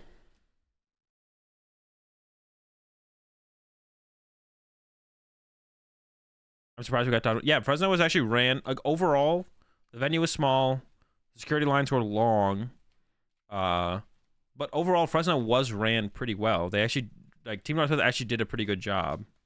So it's cool to see that they stepped it up. Of course, there's some things that are still kind of unfortunate, like Friday check-in ending at 5 p.m. still seems too early. And that's like a big issue for like the early morning lines. Like people are trying to check in still on Saturday morning. And then also deck list submission being done at 9 p.m. is also kind of cringe, but I want to go back to Japan in November. No, I think going to Japan once in a year is probably enough for me. Yeah, Team Northwest actually did a decent job. It wasn't I don't want to say, it definitely wasn't better than the day 2 event, but it was maybe on par with Overload's last event, to be honest. But that doesn't make up for how poor all their other events were this year. But we'll see how they do going into next season. I'm assuming they are going to get some number of tournaments going into next season. Not letting us bring in food or water was super cringe, but that's like a venue policy thing. I don't think they should use that venue ever again. Like, I would hope that next season that venue is not even considered as an option. I understand not doing it in like San Francisco or San Jose because it's probably really expensive, but like trying to do it in like Sacramento sounds way more reasonable than trying to do it in Fresno.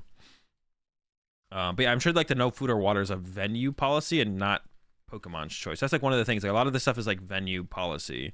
Like the metal detectors and all that stuff that they had, like that's all like venue policy. So I also don't think like the metal detectors is like a bad thing. Yeah, I actually don't think like the metal detectors is like a bad thing. It's just like there was only like it was like took so long to get through the lines because there's like very few entrances, which is something that I think has been a problem at Pokemon tournaments in general this season, I feel like there's only like at Portland regionals, there was like one door into the venue that was open, but there was like a bunch of other doors that could have opened and had someone else stand, because they had like one person standing out there to check wristbands, or like two people, but they could have just had like four people and opened up two doors. Like the lack of entrances and exits at some of these tournaments recently has been so bizarre to me. I don't like, is that like usually how this, I feel like that's just weird. I don't know. They need to open more doors. They need to open more entrances, because usually the exits are fine, but the entrances are like one door. I don't know. It's weird. All right, let's get into this then. Yeah, they need to open more. They need to open more doors. Like, doesn't make any sense to me how limited the doors are.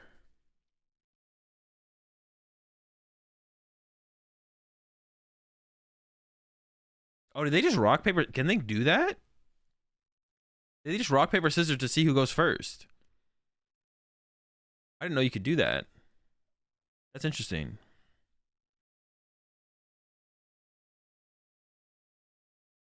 Ooh, oh, Lugia Mirror. Okay.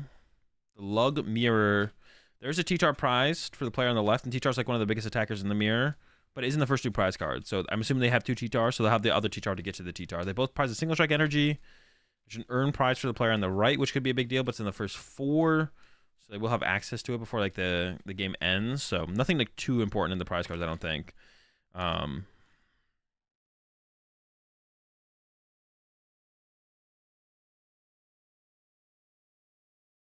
So I believe we have the player on the left going first. Wait, I'm so confused. They laid out their prize cards, but they don't have basic Pokemon? Wait, what the heck? Oh, the board state camera was behind there. Okay. Oh, did they choose to go second? The player on the left won the rock, paper, scissors. Or did they go draw pass? I think the player on the left drew pass. Okay, I think that's what happened there. You see them scanning through the deck here. Another big card in the mirror match probably now is Luxray. So if you draw the first prize card, your Lugia could get Luxray immediately on the next turn. I don't actually remember if they got... It looks like they got heads here as they search out an Archeops. And they have an Ultra Ball, so they're going to go back in here. They also have a collapsed... Ooh, there isn't... I think they have Earn Research. They did prize and Earn, though. And actually, their Reversal Energy is also in their hand. So they're not going to be able to Luxray early on here, because they're going to lose their Reversal Energy. Usually they only play one. That's unfortunate to lose the Reversal. You maybe want to attach Active here. Maybe you want to hold out for a V-Guard, because then your Lugia can't be KO'd by Lugia, to be honest. But then you're going down 2 energy. So that's not great, obviously. So the Reversal Energy's gone. That's not good. No V-Guard on the Active is also not good. There's a T-Tar for the bench. They do have an Ultra Ball, so they probably need to go get another Lugia V. Oh, wait, they actually got rid of the Iono. That's actually curious. They discard their energy there. They should probably keep the energy on the Pokemon. Dude. Where's your energy? Oh. Okay, Mezagoza. I think the player on the left side went first. We'll see if they have the turn 2 knockout here. I'm not sure if they went... I think they did go first, because they won the rock, paper, scissors. So if they knock out this Lugia, they just win. That's why it's really curious for the player on the right why they didn't Ultra Ball for another Lugia V. I feel like you kind of have to Ultra Ball for a Lugia V there. But let's see if the player on the left actually did go first and this is their second turn or not. There's a research. They get rid of Chops. At least only one Archeops, though, I think. And the Stone Journer. Not benching the Stone Journer. They could have. Ultra Ball. Okay, they seem pretty excited. Metacham. Yo, they got the Metacham in there. What is that for? Oh, for the Guardy matchup, probably, right? Ooh, is that good? Probably not good. It could be good, though. Does the Zacian ever get to the point where it only has like 20 HP left, though? I feel like that doesn't happen. Okay, so the player on the left did go first. They just didn't do anything on their first turn. And as long as they have 4 non-double turbo colorless energy in the deck, they can actually get this knockout here. There's 2. And then this KO basically... This should be game here, to be honest, if they get this KO. Yep, there we go. They got 4 of them. To be honest, I would probably concede here if I was the player on the right to save time. Like, it is possible to make a comeback. It's like almost impossible though. But they should have Ultra Balled for a second Lugia V. This is like not unreasonable for the Lugia player to have done this, even if they just want like draw pass on their first turn. Yeah, I don't really like this that choice there from the player on the right there. They had an Ultra Ball. They could have gotten another Lugia V and they just chose not to. Let's go rid of their Iono, which was interesting, over the Luxray. When they can't even use the Luxray anymore. I don't know why they wouldn't keep the Iono around. They're thinking about using Luminion. They don't have a draw supporter in hand. They should probably Nest Ball for another Lugia V here as well. I guess now they're going to go for an Iono, or maybe a Judge if they play the, like a Judge still. They think about going for the boss. They go for the boss. Maybe you boss up an Archeops here to like make it hard for them to attack with the T-Tar into the T-Tar on this turn. I don't hate that, to be honest. You almost don't need to grab 2 Lugia V here, to be honest, because if they have boss KO, if they have a KO on a 2-prizer here, the game's just kind of over anyways. So I don't even think you need this Lugia here, to be honest. You probably could just give it up. I don't think either player is playing the single strike Urshifu as well. Gift to the active. I assume it's going to be... Oh, it's just going to be pass. Why did we put Luminion in play then? What?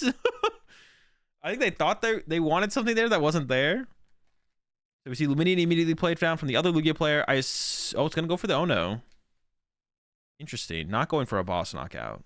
Interesting. So that means they must be using T-Tar this turn to knock out the T-Tar, which I think is fine. But I don't know why they're stressing using an Iono here when the active T-Tar has a gift on it. I don't know what the point of that is. That's curious. I almost like boss KO on the Lugia V here. Fully loading up the T-Tar. This T-Tar can KO the other T-Tar. If they are going to go with that, it's interesting that they didn't take a double turbo energy here. If they have any left. I don't know if they have any left, I guess. Maybe they just wanted to bench the Luminion? I don't know what the Luminion really plays around.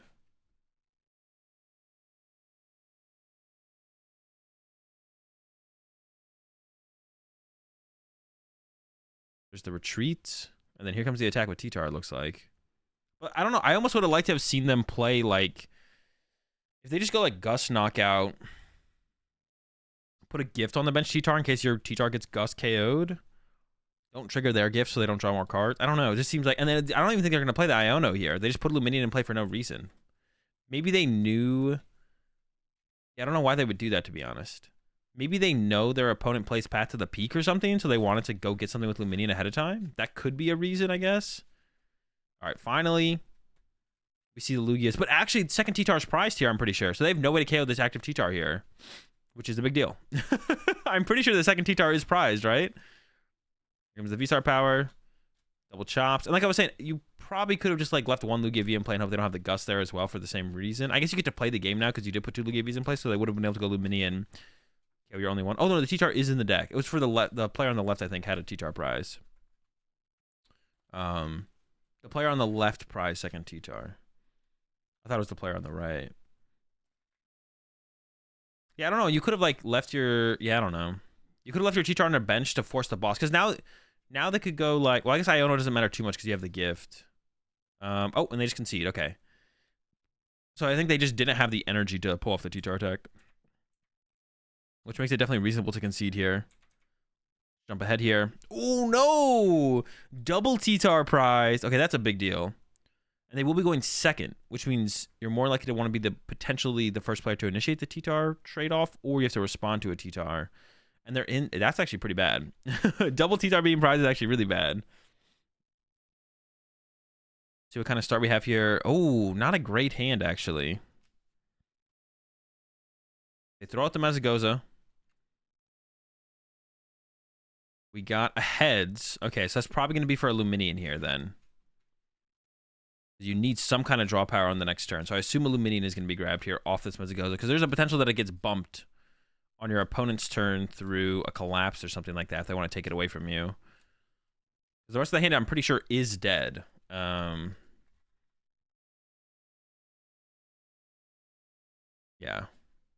There's Luminion. Probably don't play it down this turn, though. I don't think there's a reason to like put it on the bench right now. So it just goes to the hand. There's the pass, yep. Mezagoza for the Other player now. That's interesting. I don't think they asked their opponent if they want. It's first of all, it's interesting that they asked their opponent whether or not they want to flip it on heads or tails, but they didn't ask them this time. Maybe is it like a respect thing?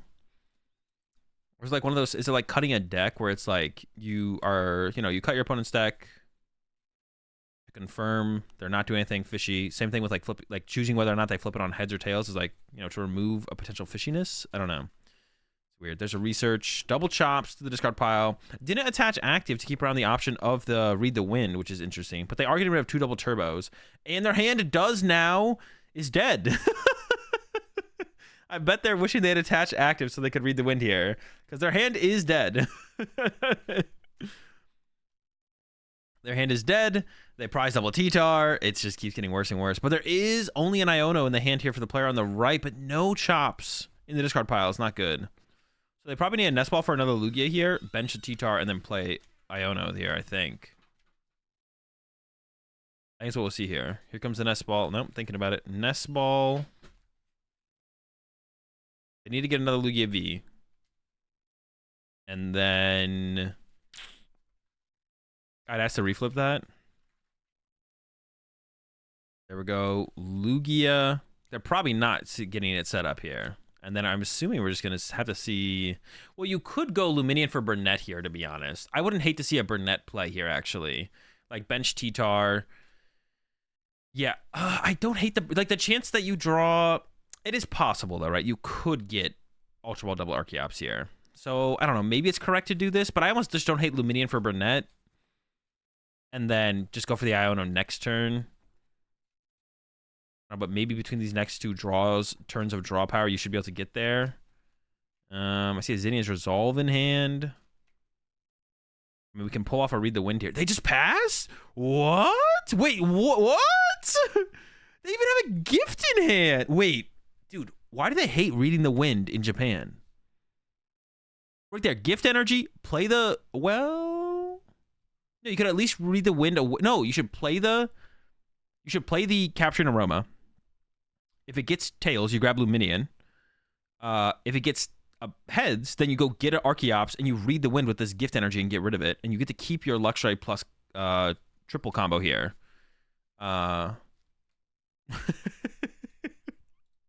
Dude, there's just no way not reading the wind here is correct. It's just not possible. That's like not possible that not reading the wind here is correct. Why would you not want to see 3 more cards? And then have the gift in play in case you get Iono, then you get to get +1 card. That's just not possible. All right. There's no way that passing here is correct. This is actually absurd. No shot. They didn't attach return somewhere else, right? Oh, they requested a reflip on that one. Interesting. I think it was still tails, though. I couldn't tell for sure. We'll see.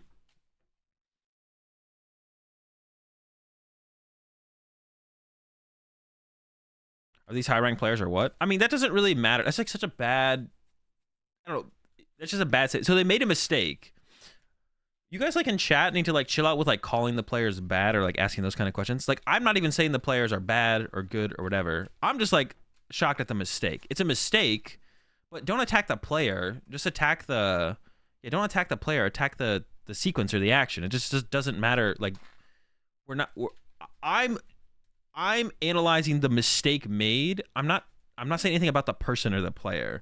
There's no reason to like attack the player. Like someone in the chat yesterday said like when we were watching the Lost Box game, someone was like how is this Lost Box player in day 2 or something like that. But that's just like so toxic. You don't need to attack the person.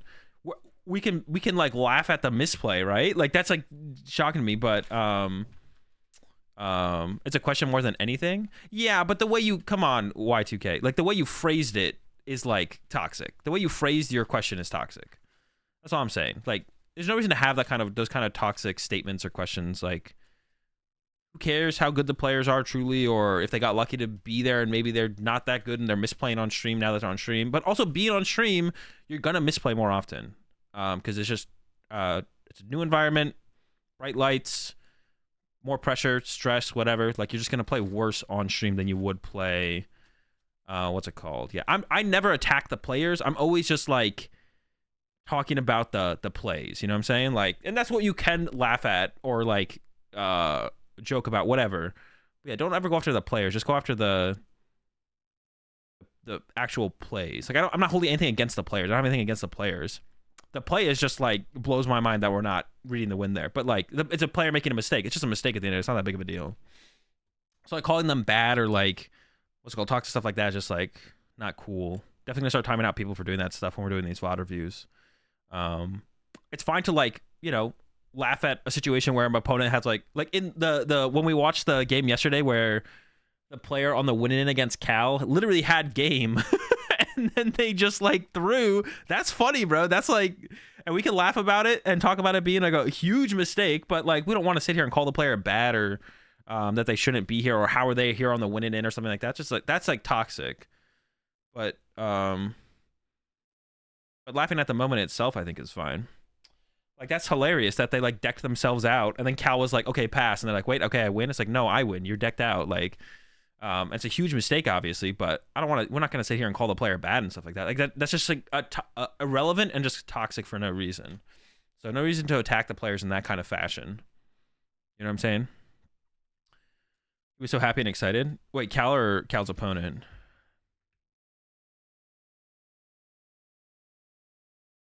Cal throws in, yeah, definitely suboptimal word choices there from Cal, but they did still win their top 8 match, so. All right. Baby Evital. Why'd they grab, oh, they had to get a basic. They're probably looking for a, I think they have an Ultra Ball, so they're looking for a Chops here. Another basic. That's not a Chops. Is cussing really a match loss always? Yeah, well, it depends. Like, I think if you swore, if you were like playing at the normal tape, it's because Cal swore on stream and the stream caught it. More so than anything. I remember Ian versus Bradner in the finals of Indiana Regionals. One, like, there you can hear the players on stream a little bit, and one of them swore, but they didn't receive any kind of penalty. Maybe theoretically they should have if like they're giving Cal. I think Cal's was definitely a little bit worse than the Bradner versus Ian situation because like the camera was like right on him. But like in that situation, I guess you could argue that whoever it was, Bradner or Ian, probably also should have gotten a game loss. Maybe I forget who swore. I think it was Ian. For the Cal thing, I think it's fine. Like the stream is supposed to be a family friendly stream. Like, most people know that at Pokemon tournaments, you know, you're not supposed to swear. Like, if they were just at a normal table, a judge maybe would give them a warning. I don't think they would end up getting a game loss. And I think it's fine for that to be maybe held to a higher standard when you're on stream. And it is kind of a common sense thing where it's like, okay, if you're on stream, you probably shouldn't swear. Like, if they were sitting at a normal table and then one of them swore, if a judge overheard it, they might be like, all right, yo, chill with the swearing. And that would probably be it. If they hear it again, they'd probably give you a warning and so on. Being held to a little bit higher of a standard for that kind of stuff on stream, I think, is fair. For sure. For when Cal, I don't even know if Cal swore, but he mouthed what the fuck to the stream. So, or to the crowd. He's probably looking at one of his friends and it was just like, what the fuck? And the stream caught it very fully, so I think it's reasonable. I don't think it's like unreasonable for that to be held to a higher standard on stream. All right. Ultra Ball, Lugia V-Star. There's the V-Star power. They do have double chops in the discard pile. They will be able to get this first KO. They did prize double T-Tar, and they're actually not getting a T-Tar here. So if the player, and actually the player on the right, this goes back to them using the Ione. I think they should have just Burnetted, like I was saying. They should have just gone Luminion for Burnett, use Burnett, I feel like. And then use Iono next turn to try and get the V-Star and respond. And actually, now this is just kind of anecdotal, based on the prize cards from the player on the left would not have a T-Tar to respond to T-Tar and literally just lose. So that would have actually been pretty interesting if that had developed that way. They could have gone into a 1 prize to set up for a 2 KO, I guess. And the player here on the right can have the Luxurize response here, but their hand kind of sucks. So, and they also, yeah, the no reading of the win thing is just like, they should have definitely read the win there. Like, some wind should have been read for sure. All right, get the 220 KO. No T-Tar benching here is not great, though. You'd want to bench a T-Tar here so you don't have to burn more energy. I was actually curious that, oh, their T-Tars are prized. Ooh, they bumped the stadium. I don't like that. Because now the player on the right can, like, put down Luminion and another attacker and get double Archeops into play. I don't like that stadium. I think the stadium should have stuck. They already, like, if you're the player on the left here and nothing gets KO'd, you're in a great spot. If something gets KO'd, you have 2 bench spaces to work with. That should be enough to get an attacker plus maybe your own Luminia or something. I think I like collapse sticking in play there. For sure. I think I like collapse sticking around there. Yeah. But that's right. They couldn't have gotten a T-Tar off of either of the capturing realms because they're both prized. And they still don't have a T-Tar in hand. So there is still an opportunity for the player here on the right to actually... Ooh, they actually push up the... That's interesting. Why would you push up your Lugia here? That's interesting.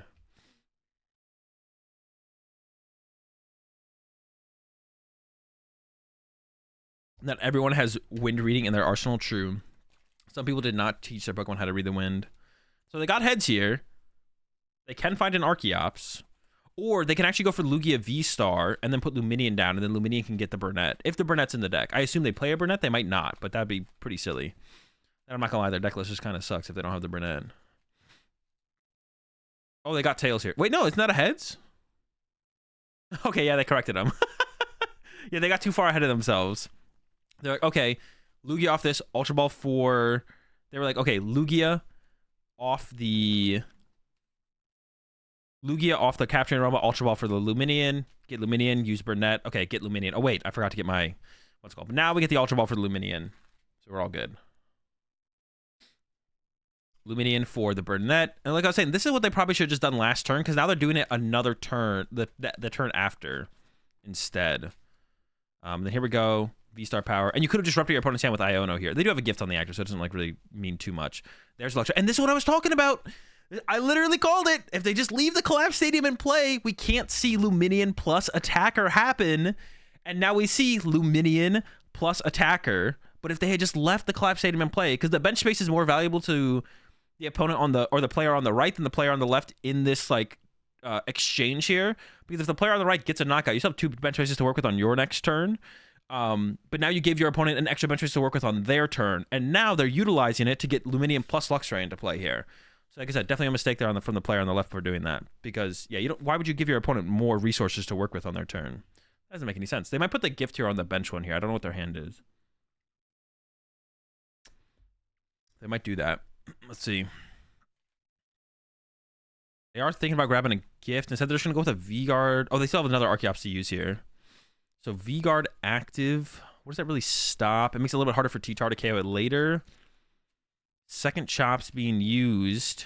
They are eyeing up this gift.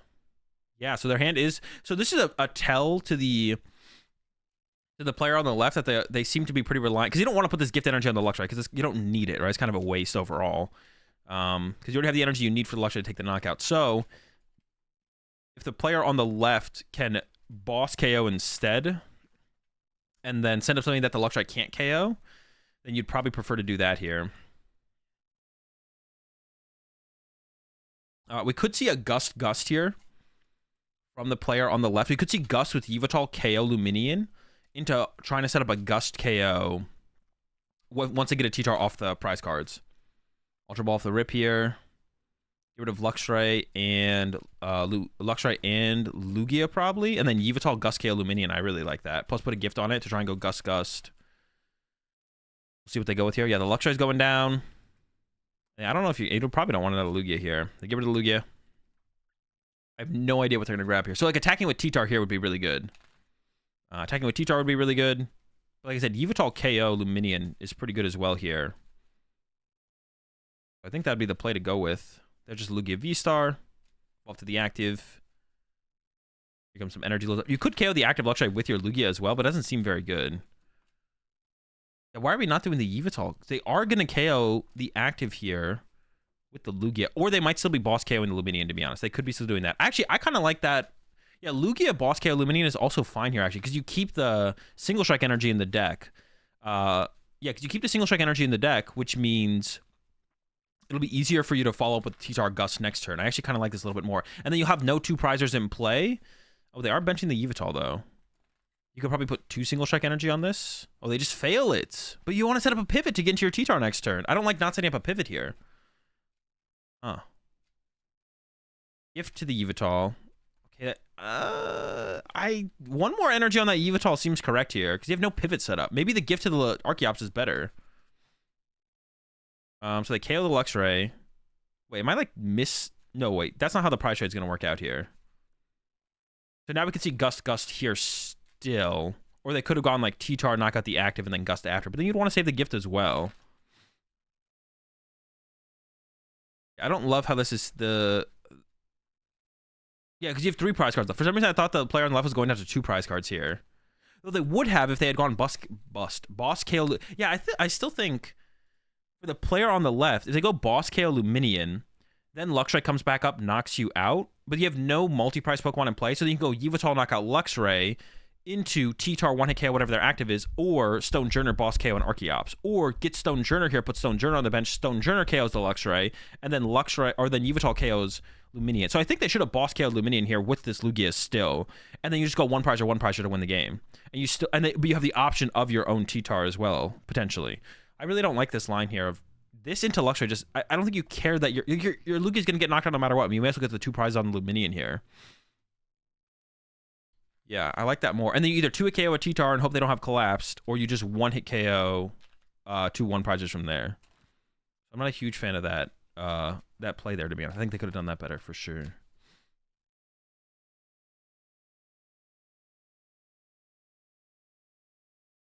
Not a big fan of that. I think they could have done that better. Yeah, doing what I said, I think is definitely correct. Because then you set up perfectly. You also set up to like have Iono not be an impact here. But getting Iono'd here is actually not great because you don't have a gift on your active. And Yveltal into T-Tar is not as good when you have 3 prize cards left. So yeah, this is actually just I think it's actually a really bad sequence here from the player on the left. They definitely should have gone Boss KO Luminion, go down to 2 prize cards, and then Yveltal hitting anything next turn is like a reasonable trade.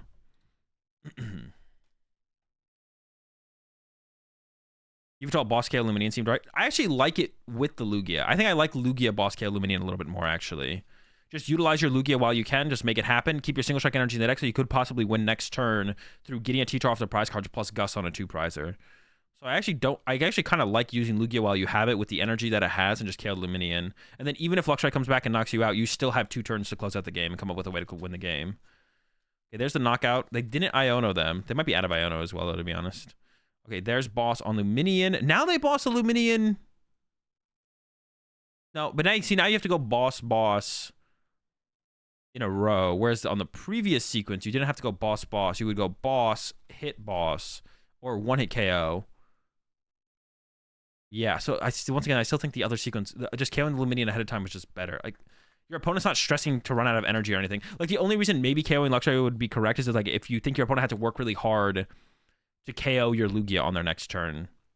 If you don't KO the Luxray just comes back up and knocks you out. But to set up they burn no energy. The T-Tar being able to knock out your Lugia is just like predictable. That's going to happen, so. But do we need all of them? No, wait, you don't need the 4th one. Take that back. No, wait. No, take that back. You don't need the 4th single strike energy. That's definitely incorrect, right? Or is it correct because it doesn't matter? Maybe it's correct because I don't know what energy's left in their deck. So it might be correct because you might need the extra urn anyways. Yeah, it might be the thinning might be worth it here. The thinning might be worth it here. Because they do have double urn in hand, but they have no way to pivot they have no way to pivot though. This is why they should have set up a pivot on the Archeops a little while ago, I think. There's the knockout. But yeah, I don't know if once this they could actually once this Yveltal goes down, they finally have a T-Tar. They finally have a T-Tar to work with, but can they retreat? I don't know if they can retreat here, actually. Like, can they...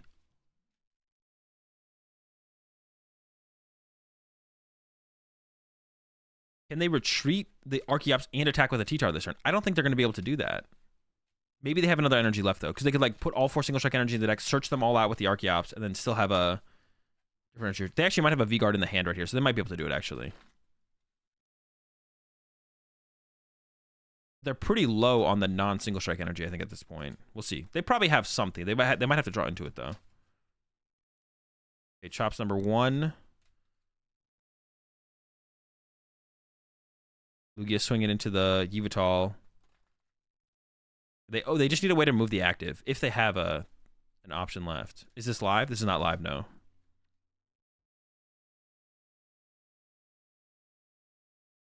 Yep. Do they have the Ion? The Ion doesn't really matter too much here, to be honest. In fact, it's probably better to not Iono because well, that's a tough call, to be honest. Okay, they don't have game in hand. They still need an energy to retreat. They have triple Earn now. They have an Iono. They have a Luminion, so they go Luminion for research. They have Ultra Ball and Capturing Aroma. They have a research actually in the hand, so they can see a lot of cards here. So just thin out the deck as much as possible. Do they have an energy in there? No, they don't. I don't think so. Oh, they do. They have a 1 double turbo. I take it back. They have 1 double turbo left. Okay.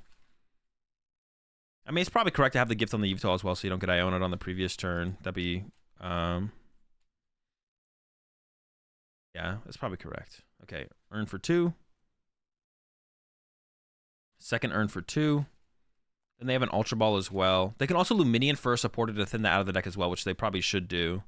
They are going to do that. Yeah, Luminion. Just get another supporter. Increase your odds of drawing into that double turbo.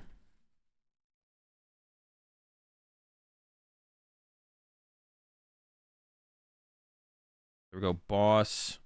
The more I'm thinking about it, maybe the way the sequence is like fine. I don't know, it's pretty close. Like I was like arguing for my sequence a little bit more, but the more I'm thinking about it, maybe it's just like it's like almost equal. It's close. They chops 2. They still have a decent amount of cards in the deck.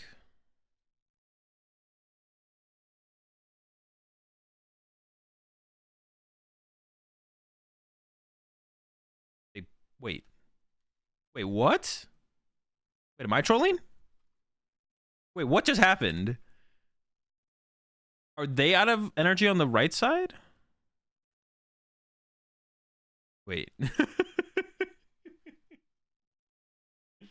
Hold up. Let me watch this again. What? That can't be right. Lost the chops. They have a research in hand. We can win the game this turn. The player on the right has 1. Are they out of... They might be out of energy. Maybe they counted and they counted them out of energy. Yo, they're actually out of energy. Yeah, after that whole sequence, I was like, oh, okay, they're definitely gonna... But they're actually out of energy. Did they overcommit energy? They must have overcommitted energy a little bit here for sure. They shouldn't have actually attacked with Lugia. They should have attacked with T-Tar. So that's definitely a mistake on their part. The throw? Oh, shoot. What did I do? There we go. I'm back. Where were we? And I have to go all the way up.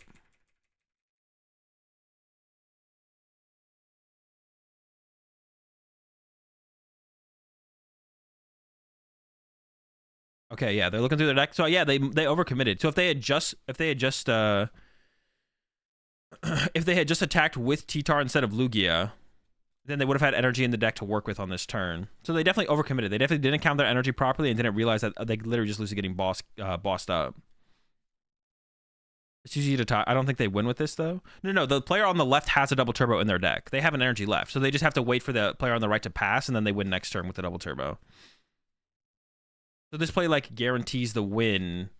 Yeah, and then they go draw, and then they go Archeops, double turbo, retreat, attack with T-Tar. No, wait, what is the game count right now? I actually don't even know what the game count right now is.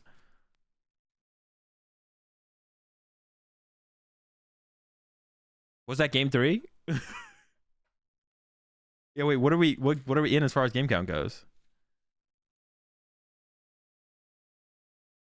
That was a oh, it was 2-0. Okay.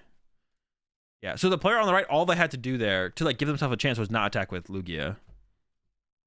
But they probably want to attack with Lugia over T-Tar because you need less single strike energy for T-Tar to KO T-Tar. So it's like kind of reasonable for them to have done that play, but they maybe could have like counted the colorless energy left for the player on the left and then been like, oh, they don't have enough colorless energy to actually attack with T-Tar with unless it has 4 single strike energy, which they probably could have come to that conclusion. So I guess they must submit their match results on their phones because they keep looking at going to their phones after a match. They must submit their match results on their phones. They always take out their phone after the match. They always take out their phone. So that must be how they do. Why can't we do that? Why isn't that how we submit our match results? Is on our phones? That would be so much easier, right? Like, how much of a he said, she said scenario would that bring up, though, where it's like...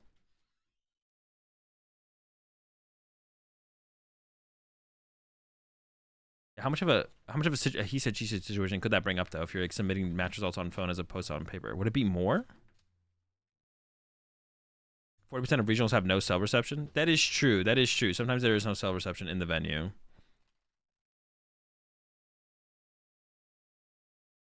Maybe you'd have to like call over a judge to confirm the result as well. That would also be maybe something that would have to happen, to be honest.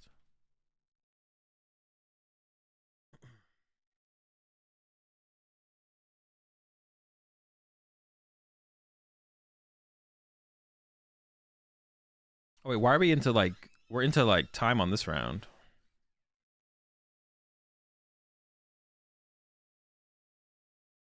So we're in the middle of the round on this one. I think this is game 3 of this match, which is Arceus with Metal Energy. So I assume that's the Ralladon.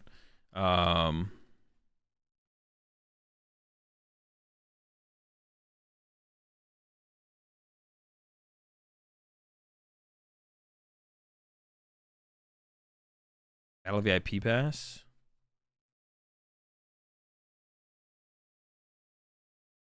Okay, so yeah, we're in. I think we're in game 3 in this match. I appreciate the 16 months resub there, Dougie. Do you remember in Fresno you played against one of my friends named Tanner Leo? He was playing Arctina. Yeah, I remember. Can you tell me a little bit about the match? I mean, what do you want to know about the match? Did they even? Was that a cross switcher? I thought that was a cross switcher I saw in their hand.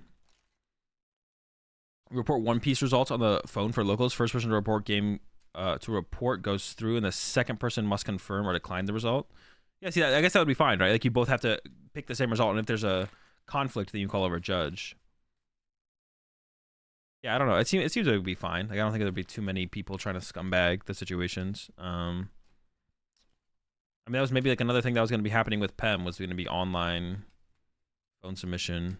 The path is interesting here. Path doesn't slow down Guardian these early turns too much. Yeah, the path doesn't slow down Guard. I don't like, because now you lose Starbirth potentially for a turn. Like, if the Guardy player just goes evolve to a couple Kirlia pass, then all of a sudden the Arceus player might not be playing the game next turn. So I don't really like the aggressive path here. The Judge is fine, but I don't actually like, see like, boom, Kirlia comes out. We could just see Kirlia get used, maybe Mew, and then pass. And then the player on the right might not be able to play the game because they don't have access to Starbirth, which would just, yeah, I don't know. I'm not a big fan of the aggressive path in this matchup usually. I feel like it probably screws over the Arceus player turn 2 more than it screws over the Guardy player.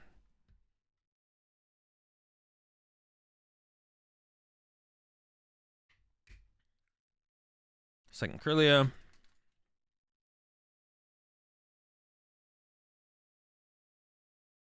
I feel like the Arceus player is being put in worse of a spot than the Guardy player because of that. Another Ralts. Still have Mew to use. And like as the Guardy player, even if you could bump the path to potentially use Greninja, I wouldn't bump the path here. Yeah, I wouldn't bump path to the peak here.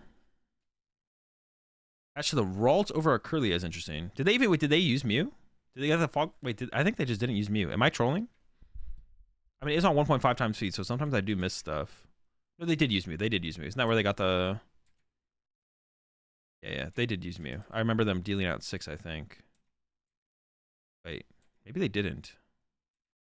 No, they did right here, right? Yeah, that's when they used Mew. Okay.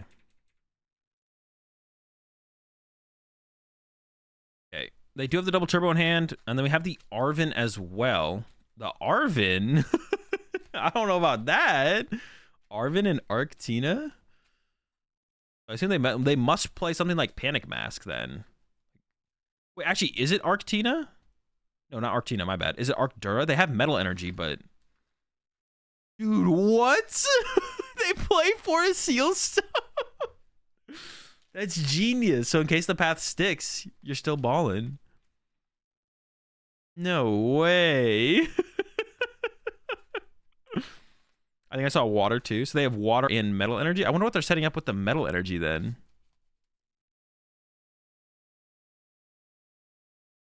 Dude, that's a little too wild. I don't know about this.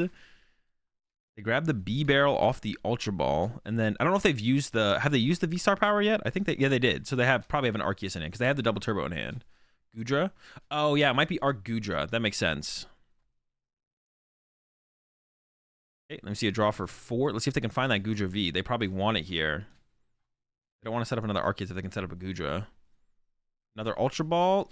Getting rid of another energy. Yep, there's the Guja. Okay, it is Guja. That makes sense. The Guja does make sense for sure.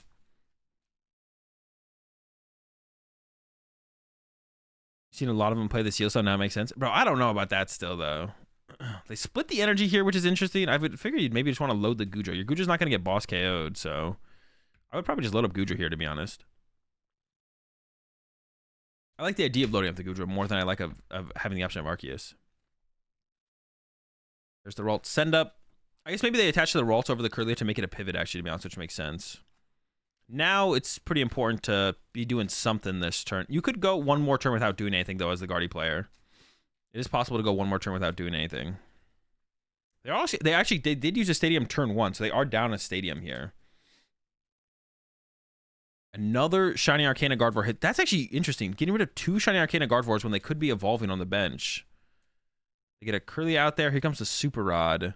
Yeah, why wouldn't you keep one of those around? There was nothing else to Curlia away out of the hand? And then they just go Curlia for Curlia. Wait, that's interesting. I don't know how I feel about that. Okay, another turn with nothing happening. Only a 3-card hand as well. For the Guardy player, it looks like. Draw. So the Judge here is like okay, but definitely not necessary. Beebs for 2. There is Cross Switcher in that Guardy list. I don't know about that. Cross Switchers? That's like a lot of cards to commit to it. I wonder if they play 4 Cross Switcher, or maybe it's just 2. I'm almost positive that was a Cross Switcher in the hand there. Another dude, the Arven in here. I don't know how I feel about the Arvens in here. That's interesting as well. Arven, Arceus. Arceus. They play Choice Belts. I wonder, like, I would assume you'd play Panic. If you play Arven, I feel like you should be. Oh, okay, that's what they play. The box of Disasters. Yeah, they probably have something in here for the Guardian matchup. If they're playing Arven, they definitely have something. That is the Box of Disasters. Very cool. Very cool. Very cool. Okay, there's the knockout.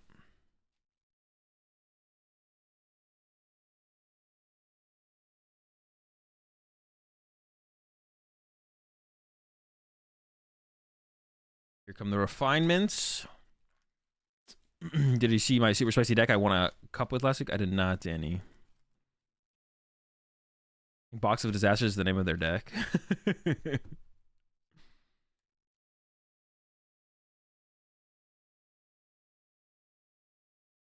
Huge for this matchup. That's really it, though. Yeah, I don't think it has too many. What does it do? Is Box of Disasters do 8 damage counters if they knock you out? I think it's 8. Like it's all about the Arvens. The Guardy player, I would have. Oh, they have no knockout this turn, but they did get a Guardy EX into the active though to slow down the Arceus player. Potentially, they could have a boss here and just go take out the benched Shiny Arcana. Double turbo to the Beebs. Yeah, I wouldn't hate to see boss here on that Gardevoir on the bench. Ultra Ball happening. Getting rid of the Ono. Gonna go get a Guja V-Star, I assume here. Nope, the Squavette. All right, we need to do a little bit more digging in the deck, apparently. We're going back in. Makes sense as well.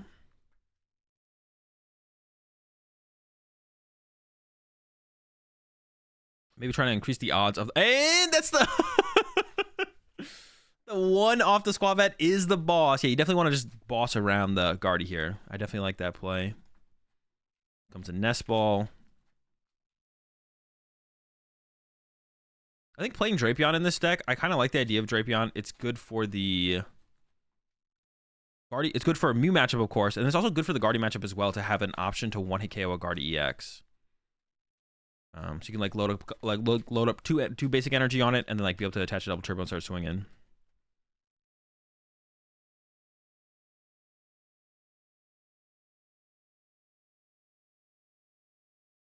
Why Sealstone? So you have like something you can use under Path, I guess. I mean, it worked. It worked for them.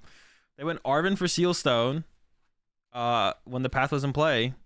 Man, this Guardy player seems pretty cooked here.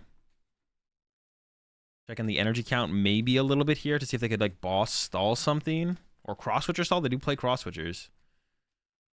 But it's not looking good for the Guardy player. They've been through a lot of their deck and just have not been able to find anything. Retreat to Guardy X and pass. Oh my gosh. Do we see another boss here for the Arceus player? Just yep, there it is again. Boss on the Curlia. And then Squavette gets 1. B-Barrel for 4. They probably play like 3 or 4 boss in this Arceus deck. There's the Goodra V-Star finally. Been waiting to see that. Vacuum. Gets rid of the Spiritomb, so that's their answer. That's one of their Mutex here is the Spiritomb. Knockout. Down to 2 prize cards. This one is looking pretty much over because like the Guardy player can't respond with a... The way for the Guardy player to win this game now is basically attack with Guardy EX, attack with Guardy EX to get the first 2 prize cards, and then go into a Shiny Arcana. There's a worker finally, but yeah, it's gonna be. I think it's gonna be too little, too late. We'll see. See if they have any hope here. But they basically need to attack with Guardy EX this turn, and attack with Guardy EX next turn to 2-hit KO this Arceus, while the Arceus Goodra player is just punching the Guardies, and then you go into a Shiny Arcana Guardy for a 1-hit KO, into a Zacian for a 1-hit KO. So it is still possible. It's just extremely unlikely at this point for that to sequence out that way, I think. Oh, there's Shiny Arcana, but you need another Guardy EX here, though, on the following turn. You need to, like, protect your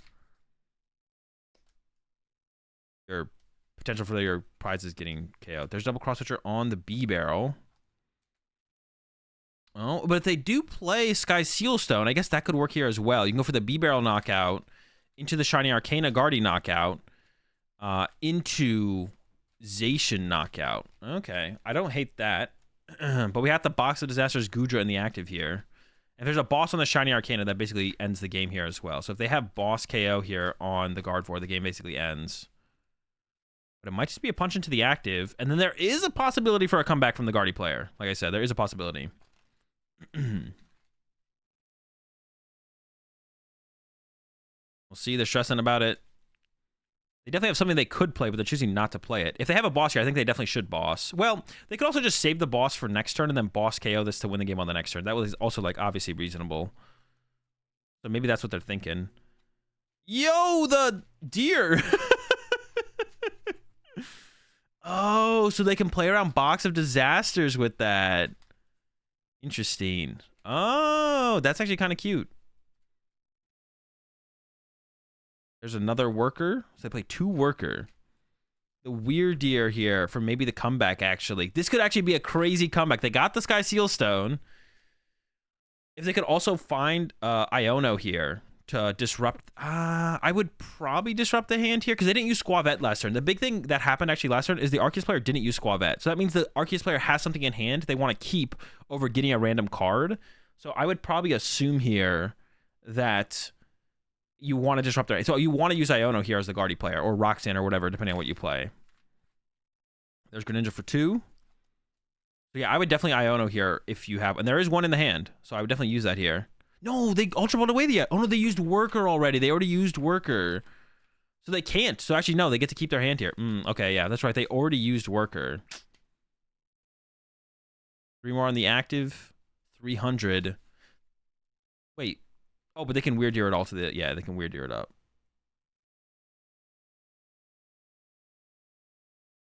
Twos on the Ralts and the... They're trying to avoid as much damage on as possible on their Guardy, probably. Oh, they have double cross switcher in hand as well, so they can avoid... Oh, wait, that would actually matter, because... Oh, they have to do the double cross switcher here.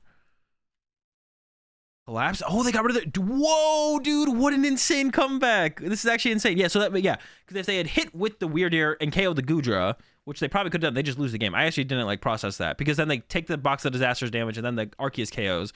So the double cross switcher play gets them the KO on this Arceus for 3, but then they still have to boss around the Goodra next turn, because they might not have enough energy on this thing next... Does it actually KO right now? 7 times, what is it, 40 times?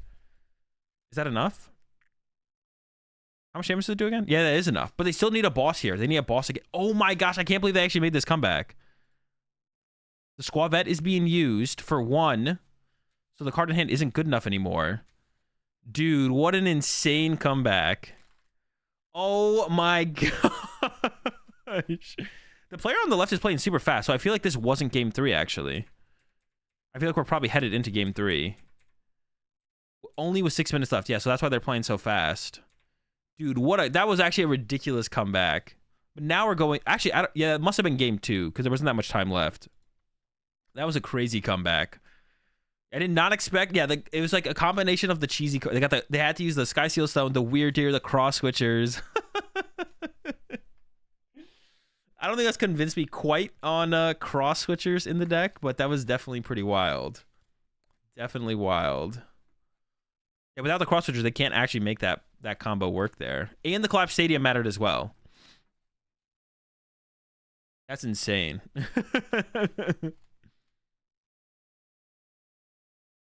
Patch active into the path. Once again, I don't really like this aggressive path here. I don't know what the rest of their hand is. Because he didn't squad, but yeah, they probably had the boss, and then the collapse was huge as well. Yeah, I don't like this path here. Don't you want to like Starbirth next turn for Judge? Like, I don't know. Not a big fan.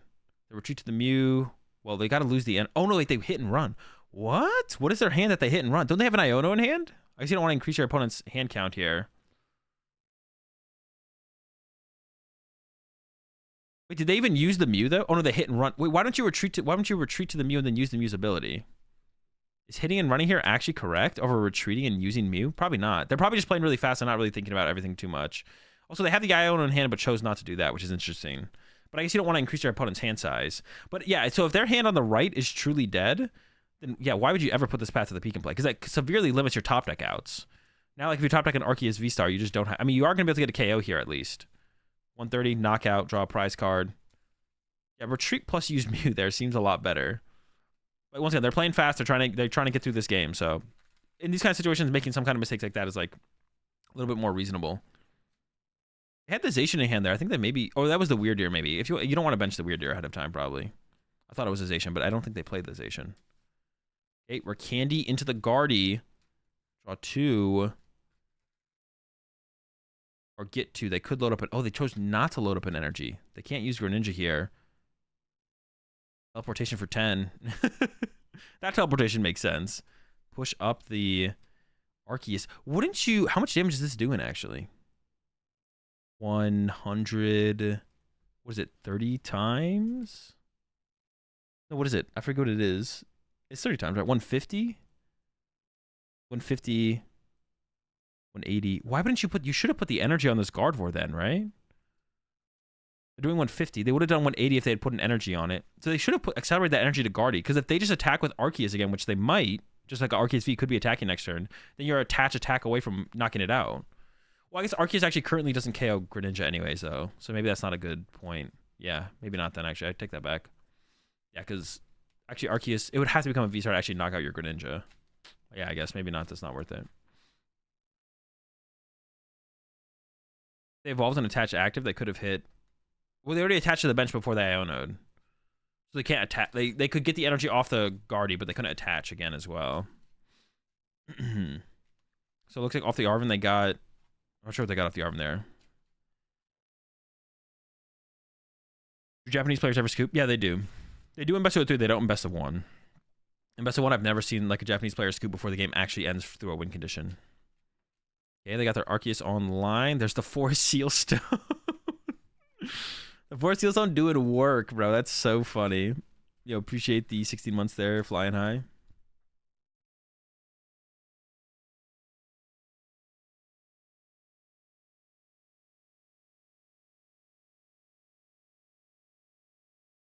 Okay, B-Barrel's in play, drawing some cards. How much time? They don't have much time left here, though. 1 minute left. And the player on the left is the second player. Yeah, I don't think this game is finished. One of the players I think needs to get to 4 prize cards left. I don't know what exactly what there is something that happens when a player is like close enough to winning, but I don't know what the actual thing is. Did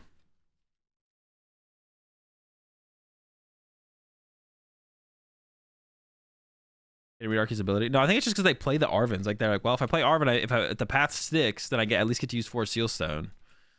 Which so far it's worked both times, but. In path, yeah, exactly. It allows you to be aggressive with path in like the mirror match, but then still have 4 Seal Stone to work with to set up. Yeah. Okay, so time was called. So I'm curious to what I'm just curious to know what the result will end up being.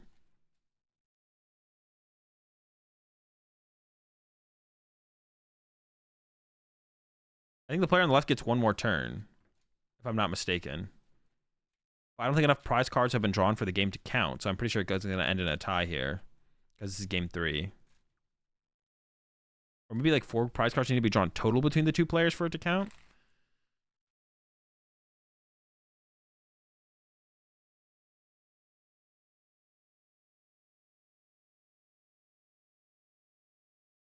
Once again, though, they probably should have accelerated that energy last turn to the Gardevoir, because it could matter as well this turn.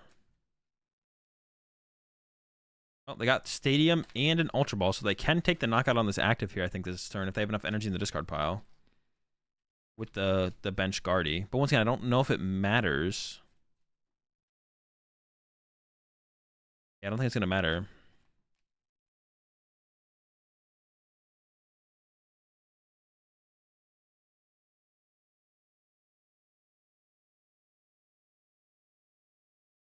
Ultra Ball, Guardy EX. But, oh, they're going for Curlia, actually. Hold up. Maybe they have Guardy EX in hand. Yeah, I don't see a win condition here, though, still. Like, I don't think there's a... Oh, once again, I don't know the time rules, though. Dude, did the opponent just start doing the hand thing every time they do an action? They were not doing that the rest of the game, were they? There's no way I just noticed it if they were doing it the rest of the game. I'm almost positive they were not doing it the rest of the set.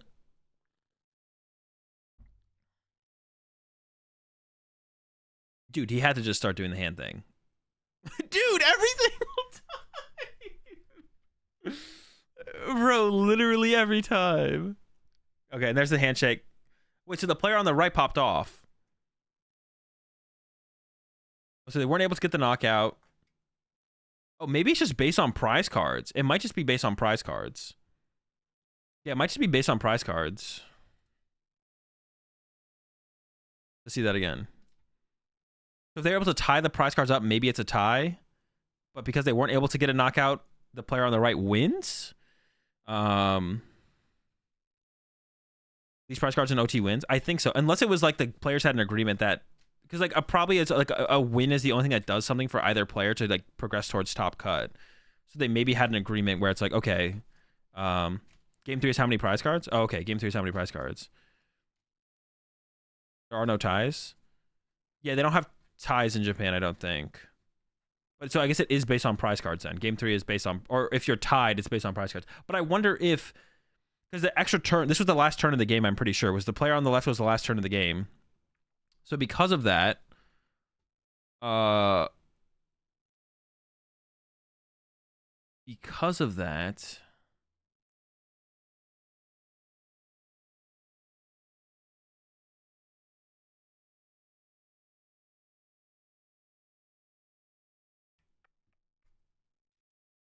was saying something, I completely forgot what I was saying.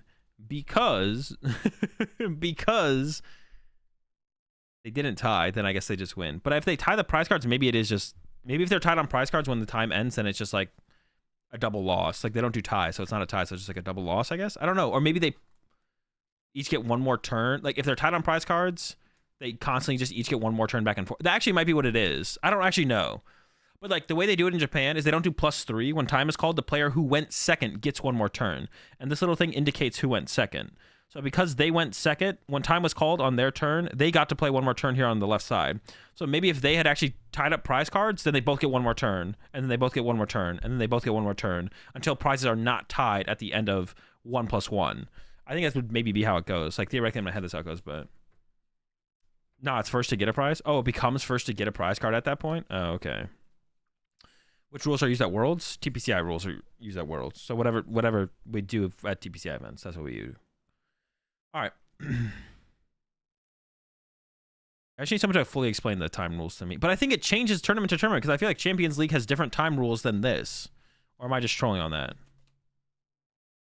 If Guardia got a prize, they would have won? No, Guardia wouldn't have won, but they would have been tied on prize card, which means the next prize wins, I think.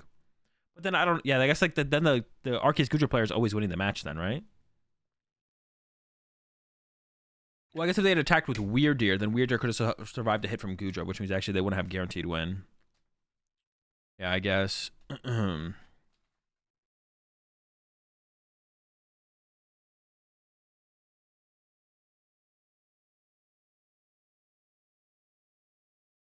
I need a pee again. I'll be right back, chat.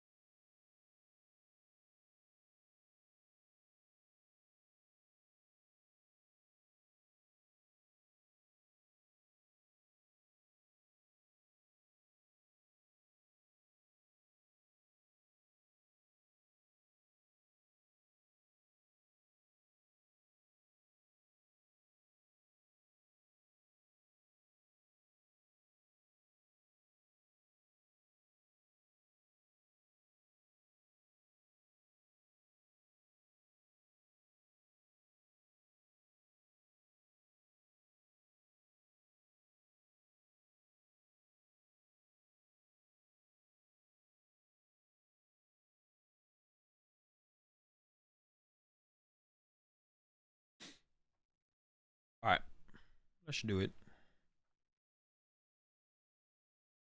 We got. I don't. Is that Chien Pao on the right? We haven't seen a Chien Pao all tournaments. I mean, we watched like the whole tournament or anything like that. But Lost Box versus someone in chat will confirm, of course. Classic trash Lost Box star. Comfy pass. All right. Got the Chien Pao. Ooh, escape rope off the rip. I guess you do want that because it does reduce their into the Iona. Okay, so not a great start here for the Chien Pao player. The escape rope is good though because it does reduce their outs to like the comfies and stuff. There is the baby backs, and then we got Nest Ball for probably Bidoof, maybe the Palkia. Oh, Greninja is also a good grab here, and yeah, we're gonna start to be able to get some draw power cooking with the Greninja here.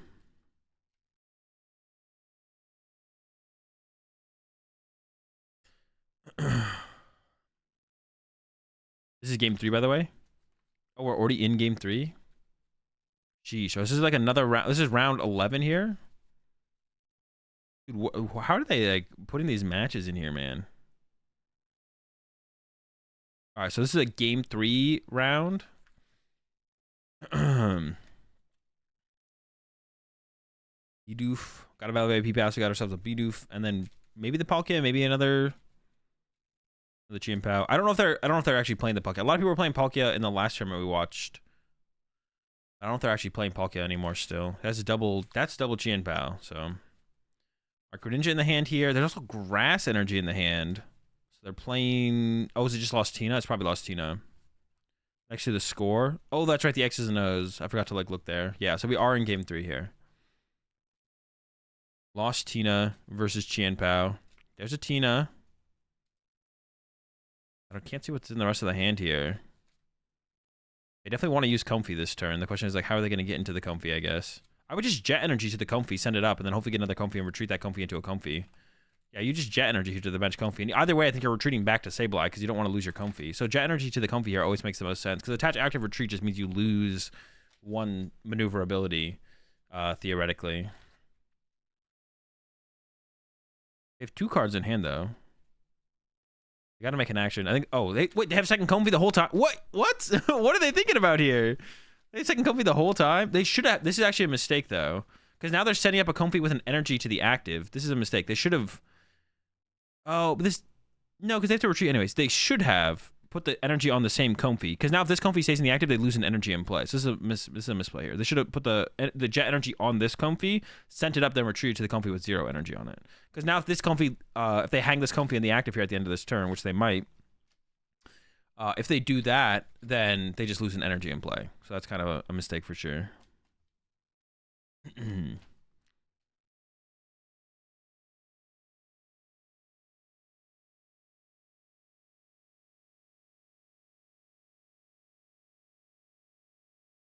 Is Lost Tina? Lost Tina definitely gets better this format, I think, for sure. There's the Manaphy. But yeah, now they lose this energy on this Comfy.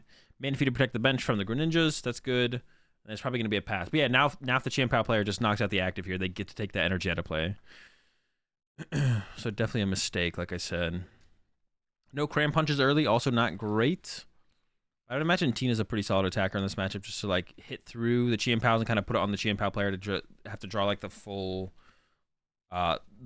combo of cards every single turn. The Chien Pao plus the energy to KO the Tina, and you try and like repeat that process. Go with the Greninja for 2. They don't actually even need. They probably want to get Candy Back Excalibur here because if you don't get Candy Back Excalibur here, oh, they are playing the Palkia, at least one. Then the Lost Zone player can Greninja the Back Excalibur or the Baby Backs, or they can Sableye it potentially. Sableye would be pretty tough with only 3 in the Lost Zone, but they could KO it with the Greninja at the very least. And that's not a good thing, so let's see what the Chien Pao player has. They have the Candy Backs, or is it just attach active discard 2 for the knockout? Uh-oh. Wait, there's an Ultra Ball. They are getting rid of a Palkia here. So they must play a 2-2 Palkia if they're getting rid of one of them. For the B Barrel, they haven't played a supporter yet, so they're still just an Irida away from having Candy Back Excalibur. Let's see. There's the barrel of the B variety. And then just the knockout? Oh, no! This is actually so bad here. We could see the knockout on that Frigibax. We're going to just start off with.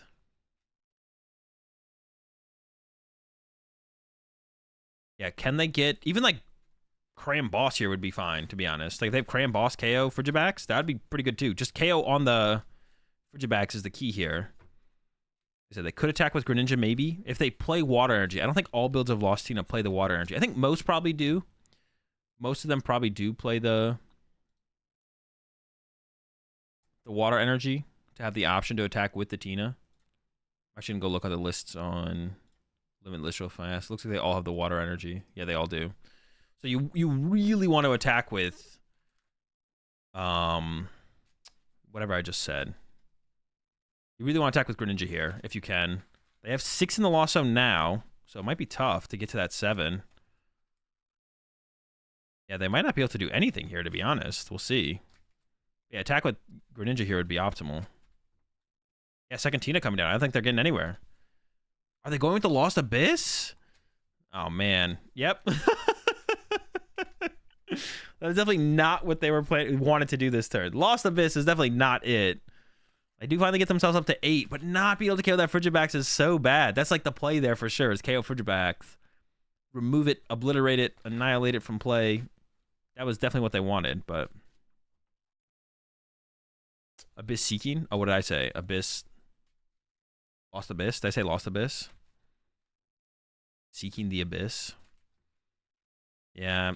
Not looking good now. The Chien Pao player is now going to be up 3 prize cards, and there's another 2 prizer in play in that other Lost Tina. We still haven't seen the Candy Baxcalibur, though, so if that doesn't happen, there is still some potential here. V-Star Power is also being used. That makes me think that the Candy Baxcalibur is not an option here. So on this next turn, we could see Sableye KO Frigibax. Yeah, we could, yeah, KO. Sableye KO Frigibax is still a reasonable play. Probably a little bit more likely than the Greninja play as well with this Iono coming down. But, I mean, it is Iono to 6, so it's like not that big of a deal. Will we finally see the Candy Frigibax? Or is it still saying, all right, we see an Ultra Ball. Goodbye Frigibax. Goodbye Super Rod. Let's see what they grab here. They did get the Baxcalibur. They might not have the rare candy yet. If they candy out this Baxcalibur here, I'm going to go ahead and make a call that the game's over on that play. Yeah, if they have candy Baxcalibur here. Oh, they got it. It's all right. So now this game's basically over, I think. The only hope was to, like, go after the Frigibax and then start attacking with Tina following that. And then the Baxcalibur player might struggle to... Or the Chien Pao player might struggle to keep up. Yeah, I think this one's basically over here. We'll see. Energy's getting loaded up everywhere now. And here comes the knockout. Boom. Goodbye, Tina. Down to 3 prize cards left with the 2 prizer in play. No way to one-hit KO the Baxcalibur unless you like get a Tina plus boss combo, but that's super unlikely to pull off here. Super off for some energy. I assume that means that Mirage Gate's about to go down. It's the only reason I can think of they'd want to do that immediately now. Yeah, Mirage Gate. They have 8 in the Lost Zone. But yeah, like I said, I don't know if this ever leads to anything. I don't think it ever leads to enough. I don't think it ever leads to enough. Like, what is your game plan here? Maybe if you have Tina, maybe if you do have Tina V-Star plus boss KO on the Baxcalibur, maybe that's enough to get you back in this game. That's the only thing I can think about. That's like a weird sequence there, though. Why would you, are you trying to draw into an energy here? That's definitely a missed sequence here from the Tina player. You wouldn't, why would you Rod and then Mirage Gate? Are you trying to get that third energy? Are you trying to hit into that third energy off of the Comfy? And there's the Colress, so no boss available. So the Baxcalibur staying in play this turn. Yeah, that's looking bad. Pretty clean. Colress here, though, had a Battle VIP pass in it, so that makes it pretty easy, but I don't think easy is enough here. Maybe you could attack with Sableye this turn still and put damage on the Baxcalibur. But I assume we're trying to attack with the Tina here. They do have 10 in the Lost Zone now, so they could use the V-Star power. And if they just end up passing here, hopefully they do have a switch card. Okay, they're definitely attacking this turn. Question is, what attack are they going to use? It is the switch card into Tina. They might V-Star power. Attached to the bench, so it is going to be the V-Star power for the knockout. There we go. And hoping that there's not going to be a return knockout, but I have a feeling that there is probably going to be a return knockout here. We'll see. Yeah, Chien Pao gets sent up. They still have all 4 superior energy retrieval, I think. Or they used 1 last turn, I think. So they still have 3 left. I'm sure they still have like 4 Irida left. Yep, there's the Irida. Grab another Chien Pao. grab, I mean, maybe another Chien Pao, grab a Superior Energy Retrieval, load up a bunch of energy in play. And this one, yeah, like I said, this one's probably cooked. As soon as I got the Candy Excalibur, it's probably cooked. That's one of my things with the Excalibur deck, to be honest. So they probably have a Superior Energy Retrieval in hand, and they're grabbing the VIP pass to discard it. Is like, Lost Box can so aggressively go after your Frigibacks, like, it feels hard for this deck to actually beat Lost Box because of that.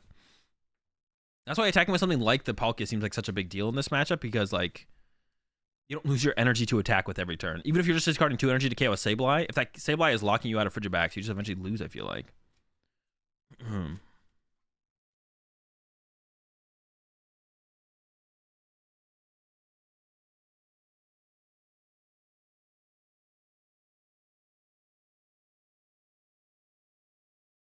There we go. All the energy loaded up.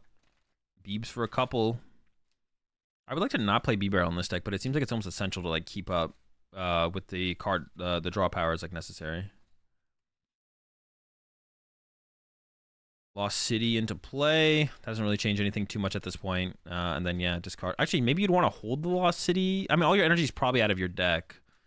So, yeah, holding Lost City probably doesn't do anything. I don't think Chien Pao can find any more energy out of the deck anyways. Yeah, and this one's cooked. Like, one more Superior Energy Retrieval, the B-Barrel setup. Everything's ready to go. I mean, for the Lost Tina player, the only comeback potential I see is you got to go probably Iono plus knock out the active. But even then, I don't think it's like winning. That's like, yeah, the chance that you win is like, it's not happening. At this point, it's just not happening. Home if you send up. Yeah, that's like the only out that I see here is Iono or Roxanne plus attack with Tina. I mean, we'll see. We need like a miracle still. There's a Super Rod. Probably just grabbing the energy. They're thinking about grabbing the Tina as well. Do you ever need that Tina, though? I don't know about grabbing that Tina there. If you have a Nest Ball immediately, just go grab it out of the deck. But it feels like it's just clogging up the deck at this point. All right, Tina's ready to go. Shred's not going to be enough, though. They need a V-Star. Jet it up. And then they need a Hand Disruption card as well. There's the Roxanne. Okay, so that's a start. And they would need a boss on the following turn, though, as well. Because, like, theoretically, the Chien Pao player this turn can, like, send up a one-prizer if they don't get enough energy to get the knockout, which they probably will just get enough energy to get the KO here, to be honest. But that would be a possibility. All right, 6 on the left, 2 on the right.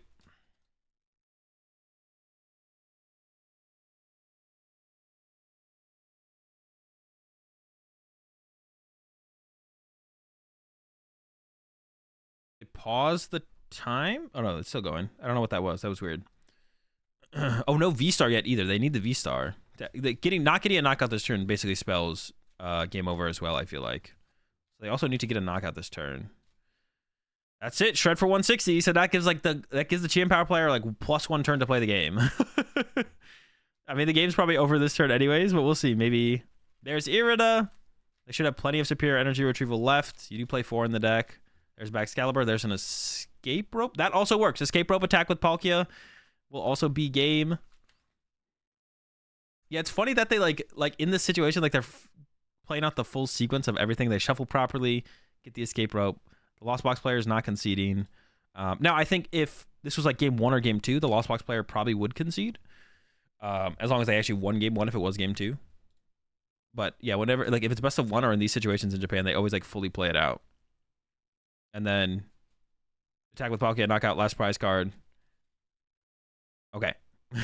And that should be game unless... No, okay, it is over. No one's picking up their cards or anything, so I was like unsure for a second like where we were going.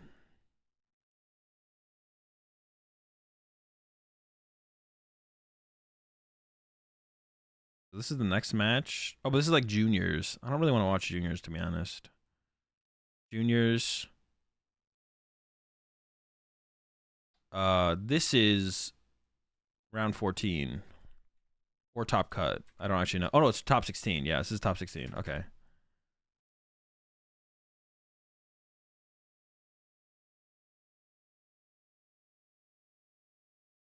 Go back. Okay. Discrimination of age, bro. No one wants to watch a bunch of juniors misplay.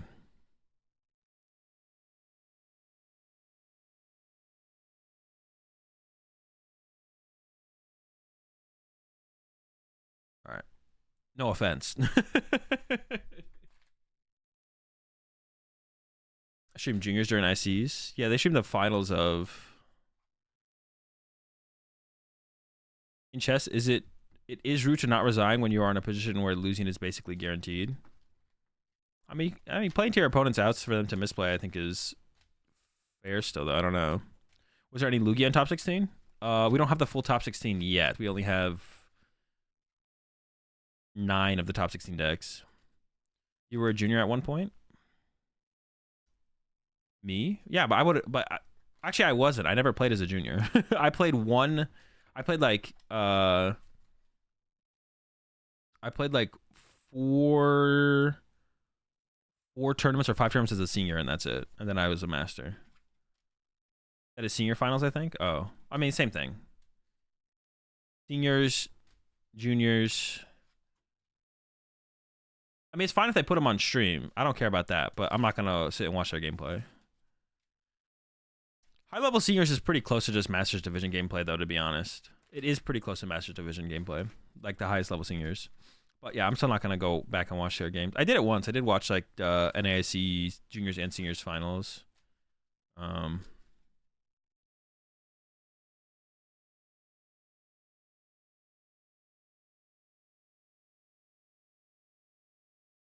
He knew he would misplay as a junior, so he didn't even try. Yeah, exactly. I know I'd be misplaying so much as a junior that wasn't even worth it. Just didn't even play as a junior. Just skip it, and then I got into the game when I was basically a master. Minimize my misplays, you know.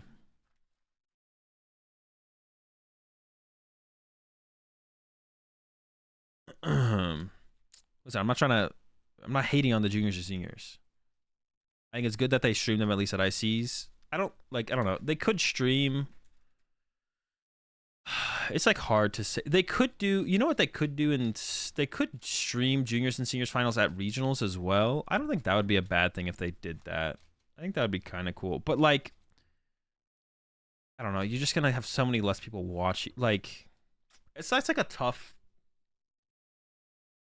That's like a tough thing, to be honest. Like, should they stream? They shouldn't stream juniors and seniors regular Swiss rounds at regionals. Like, there's no way. Maybe you should stream juniors and seniors finals at regionals. The thing is, like, the level of play is like so much. It is lower, and there's like so much less on the line because like the main thing people care about is like the winner of the Masters regionals tournament. So like even if it would be like a normal Swiss round of Masters, you'd probably like most people would probably rather watch the win in the Masters division than the finals of the juniors or seniors, right? Finals, juniors and seniors finals are at the same time. I mean, you could just like to separate them and delay them. That wouldn't be like a bad thing, because like theoretically, you could basically go into like juniors finals, seniors finals, and then start streaming Top Cut for Masters based on when everything starts happening, right? So that would be like a very reasonable thing to have happen. You could go juniors finals, seniors finals, and then into top 8 of Masters in day 2. But I think a majority of people would rather watch round 15 or round 14 and then round 15 for win-ins for the Masters division instead. So like, I think they at least give the juniors and seniors their finals being streamed at Worlds and ICs, which is great. But I don't know, it'd probably be a tough. I don't know, it's like a tough sell at regionals, to be honest, because they already don't stream so many rounds. The streams are already like pretty short on day 2 of regionals for Masters. They only stream like 2 rounds and then go into Top Cut. And theoretically, like I said, it could be juniors finals, seniors finals, and then Masters Top Cut. But once again, I think many more people are trying to watch like rounds 13, 14, 15 of Masters division. I think you can do like 3 win-in rounds in a row. Yeah, not sure how I feel about that, to be honest. I think it probably is best to just kind of do it the way they do it for like viewership experience overall. Yeah. Well, I mean, because it kind of sucks for the juniors and seniors, but I don't know. Do the juniors and seniors really care if they get to go on stream? I don't know if they really care, to be honest. Like, do juniors and seniors actually care if they're on stream or not, like for their finals or whatever? I don't think they actually care. I doubt they actually care. I would say just stream the seniors finals in that deck check break for top 8, but the deck check break doesn't actually matter that much. Yes, they do. They care a lot. So they do care. They do want to be on stream. I would guess because juniors are minors, I'd assume there's a legality issue with showing their likeness on a stream without maybe their parents signing a waiver first. I don't think there is, Drummer. When you sign up, you're basically effectively signing that waiver. I don't think they have to sign anything. Most of them, Robert aside. Robert doesn't care. Yeah, there's no waivers. You sign the waiver when you register for the tournament that your likeness might appear in any Pokemon related stuff. Like, it's not. Yeah, it's also not optional. If you're gonna go on stream, you have to go on stream or you forfeit the round, and then they'll just put someone else on stream.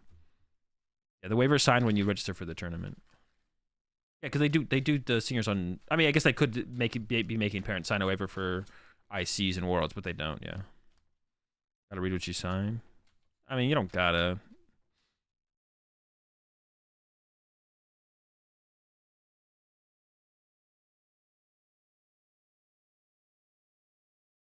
Barbara and Keon had uh to agree to try to win in LAIC top 4. Wait, what do you mean? Both didn't want to be on stream. Wait, they actively are like afraid of being on stream, or they just don't care. You couldn't refuse. Yeah, you can't refuse a stream game. You could request it. You can request to not be on stream if they ask you to be on stream. But if the staff is like, nah, you got to be on stream, then it's either you be on stream or you forfeit. It's either DQ or forfeit the round. It's one of them. I don't know which one it actually is. It's one of the two. Either you get DQ'd or you forfeit the round. I'm not sure which. I think it's just forfeit the round, and then they go pick someone else to be on stream anyways. But you do forfeit the round. Yeah, you couldn't request, like, if they go, all right, this match is on stream, you can be like, is it possible that I could not be on stream for whatever reason? You can ask that. You can request to not be on stream. But then if they're like, nah, you got to be on stream, then you have to be on stream.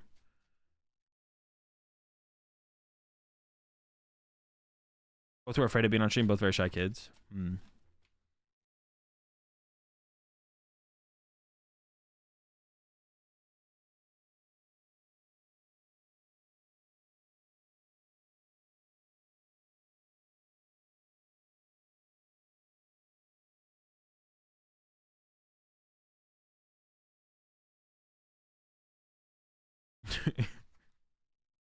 Which I think is fair. I think it's fair that they force you to play on stream when you have to. All right, chat. I'm gonna go get my lunch. I will be. Yeah, I'm gonna go get my lunch. I'll be right back. And we're probably gonna put on that Pokemon documentary thing while I eat lunch, and then we'll get back into watching the rest of Japan Championships. I'll be right back.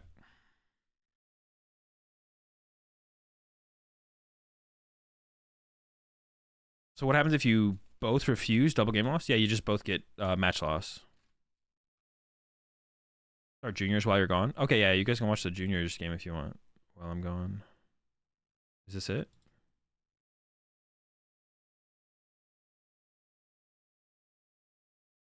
Yeah, because I don't care about watching this myself. Oh yeah, you guys can watch the juniors or seniors play. I don't know if it's juniors or seniors. I'll be back.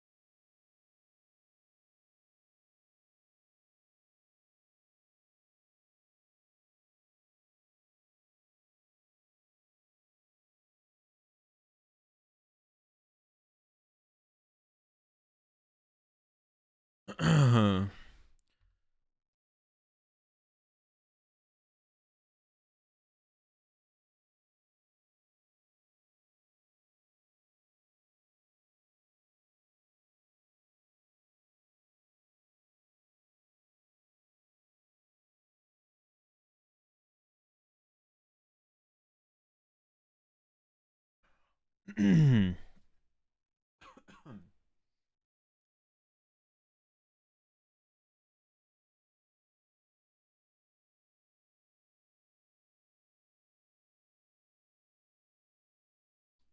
stream not for. I'm fine, right? Hello. All right. The only thing I don't like about Chip's commentating is he's really weird about people knowing card names. He bullied Kyle for not knowing a card name. I don't think he bullied him. He probably just like joked around with him. It's not like Chip's not being like a Chip's not bullying anyone about card names. Maybe he is. I don't think so though.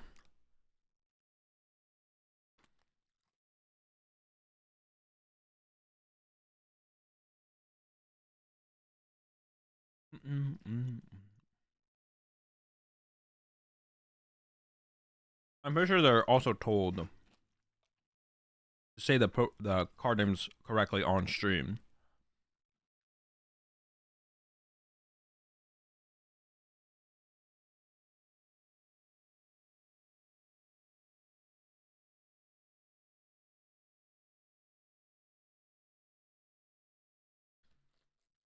Chip's a bully, big time bully. What kind of yogurt's that? It's just yogurt, fruit, and granola.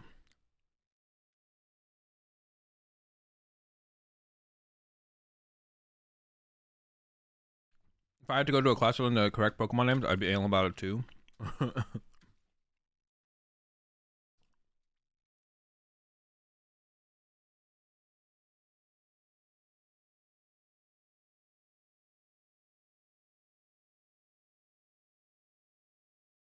The part about you getting banned for saying Kyle's Wyson knows that, yeah, but like, it just doesn't matter. Like, they're not banning you because they're just like banning you to ban. I don't know. They're really weird with the bans in the chat, but it's not like because you're like called out Chip or anything that they're banning you. I don't think. Yeah, they just I don't know. They're kind of like a little trigger happy with the bans in the official streams.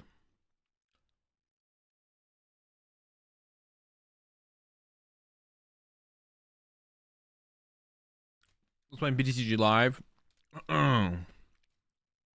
Guess what happened? The game A froze. B didn't let me pass. Didn't let me play and pass my turn. Fast. C crash. D all the above. All the above.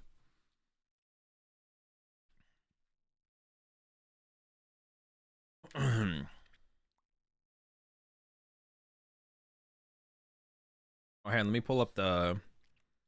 We're gonna watch this while I eat because I did want to watch it because I am curious to see what they did with this. Right? Is it on the official Pokemon channel?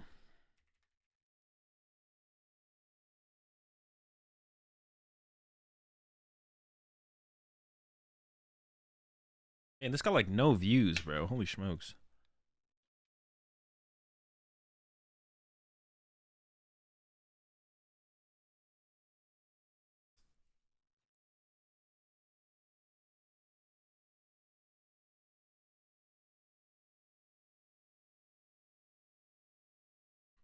Yeah, muted for calling another person in chat a coward. I mean, that's like technically, what would you call that?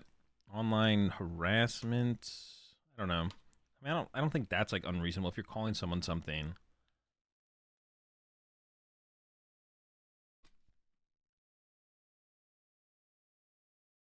I don't know. The word Jesus is muted on stream too, and our Spanish player named Jesus was on stream, and no one could. No one can mention their name. That's funny.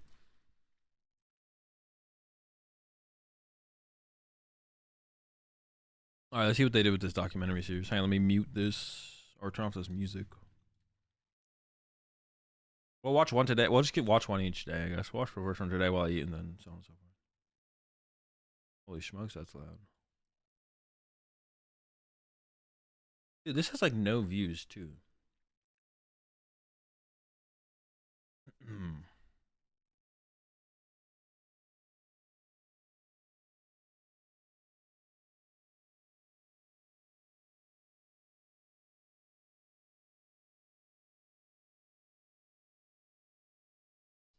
Got what? 16,000 views in a day on on the main Pokemon channel with 5.3 million subscribers. What the heck?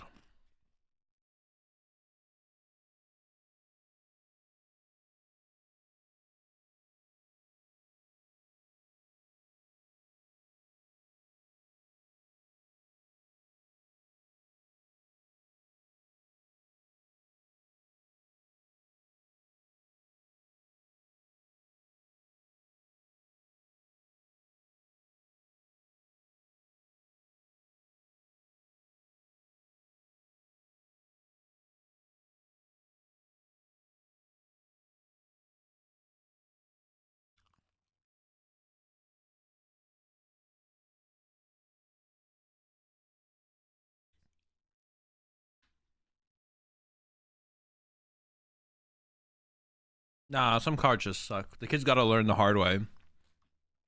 So if they're special, they're special. Nah, she should have been like, "Nah, your deck sucks."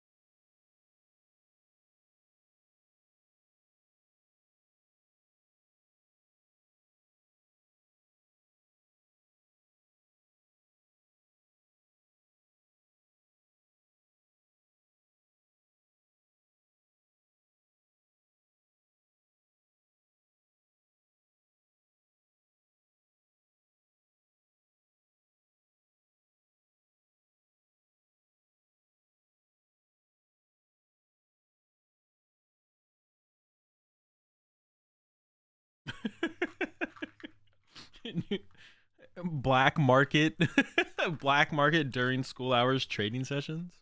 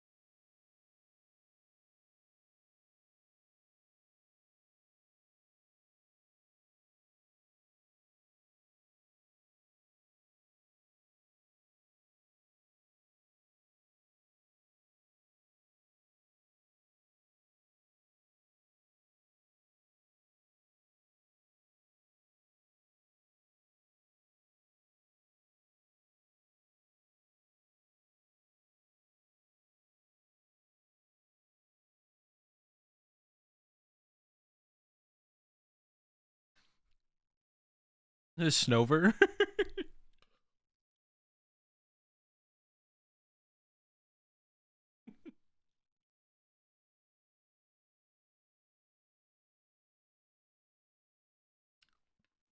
Because UV Max is it.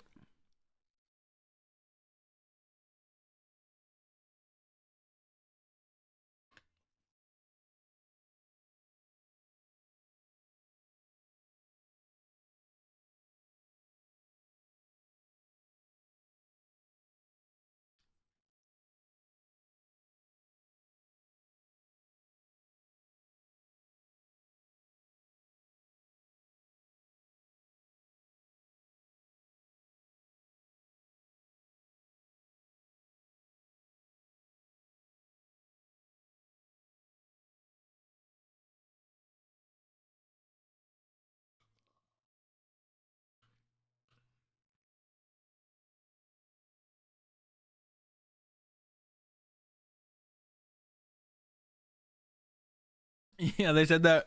Make sure the trades are. So the kids are pulling up TCG player on their phone. That'd be funny. I mean, dude, that's what like basically trading has turned into though. Like back when I used to go to league and stuff, like back in the day, you would just trade cards that uh you would trade for cards you like, trading cards that the person you were trading with like. But now like if you try to trade with anyone, it's always just like bring up TCG, which is like fine, but then it's just like at that point you're not trading anymore. You're just exchanging things of like similar or equal value. So there's no like passion behind it, I guess. What is the word correct? Is passion? Maybe that's a fine word to use here, but you guys know what I'm saying. Like there's no, it's literally just it's trading value for value, right? It's just a value exchange at that point. Exchanging, but you know, it's literally there's no like, yeah, there's no like, yeah, it's just all about just like trying to get equal value or trying to get more value. It's not about, oh, I really want this card, I really like that card, I'll, you know, what do you like, what do you want, you know? Feels mechanical, yeah. It's like trading has turned like lifeless and soulless. For sure. Or it's become lifeless and soulless, or it just becomes about trying to make as much money as you possibly can. As opposed to like what it used to be back in the day.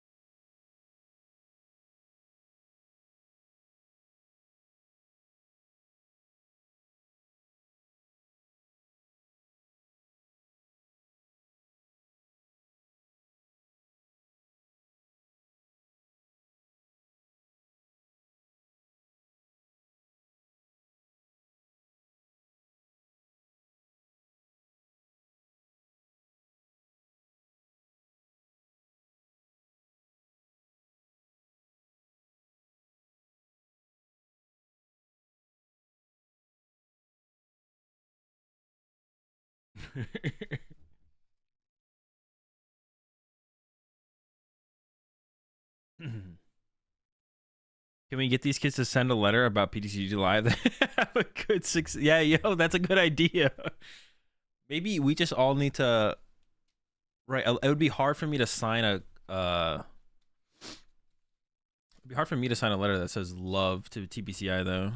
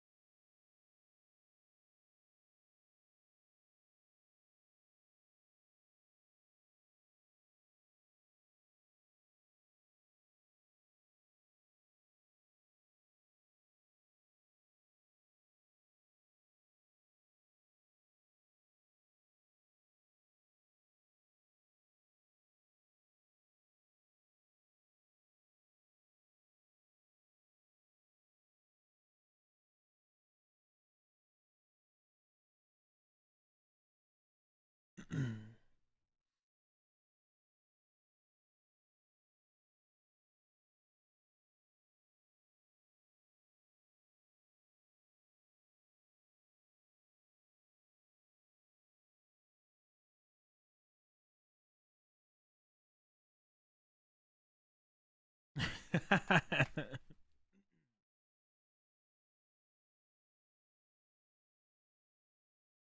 they old enough to pilot shovel? Probably not.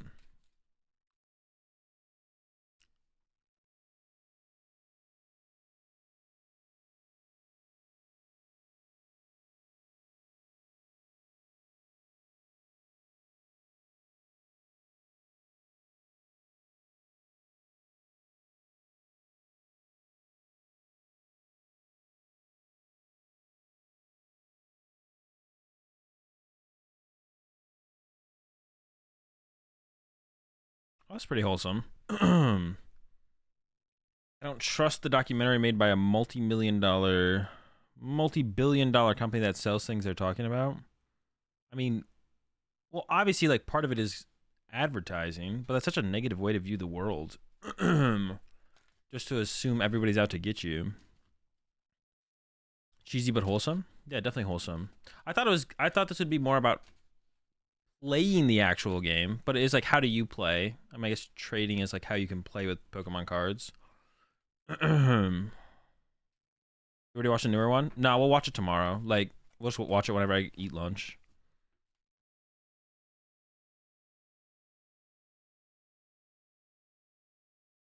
Trading is low tier Pokemon. That is, yeah, it's pretty base level Pokemon.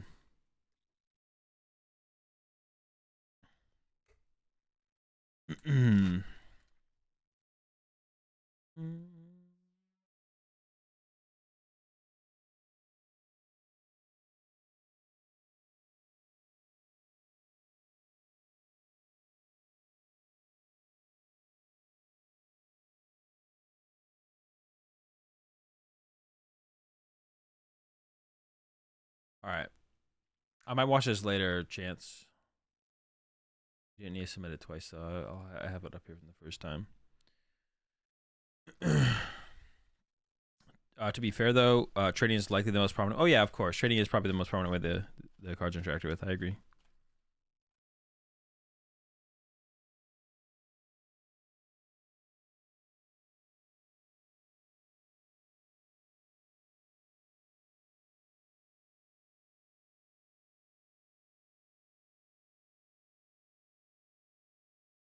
When I was a kid, trading only really happened when kids put up tables and sold cards from their yards.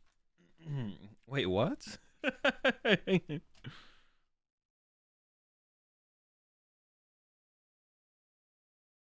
did trading when I was in elementary school. The interviews and everything just feels scripted. Well, but what does that mean? Well, of course, there's like some. Well, they're asking them questions. I don't know about scripted, because then if that was scripted, then everyone's like a pretty good actor. But that's like how interviews go. You ask them a question, and they answer the question. But they're asking a question to get a certain, or to get a response about a certain topic. I feel like your statement doesn't make any sense. The kids talking about something they like? Yeah. Like, that's just how those kind of things work. Like, that's how all those things work for, like, all these kind of, for, like, similar things. Does Japan not do age divisions? No, they do. They do, apparently. I don't know how many age divisions they have in Japan, but...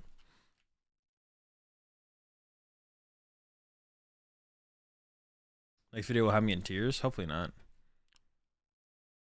We'll watch the next one tomorrow, though. Yeah, we'll watch the other one when I eat lunch tomorrow. Life is scripted. I got the NAIC script. Bradner gets his revenge on Azul in top 4 of NAIC. I'm onto the script.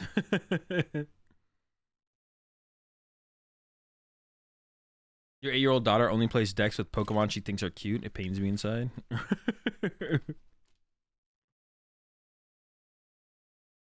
think a higher end school for them rich folks, so they're very proper. Yeah, definitely, right? It definitely seems like one of those schools. Be honest, Azul? About what? Oh, about the script? Can't confirm.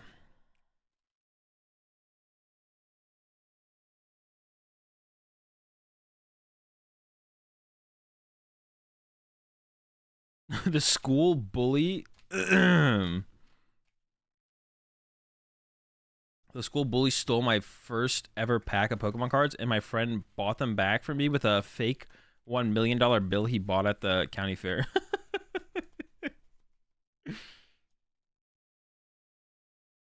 Some people believe sports are scripted. Bro, some people have way too much time. If anyone thinks sports are scripted, you just have way too much time on your hands.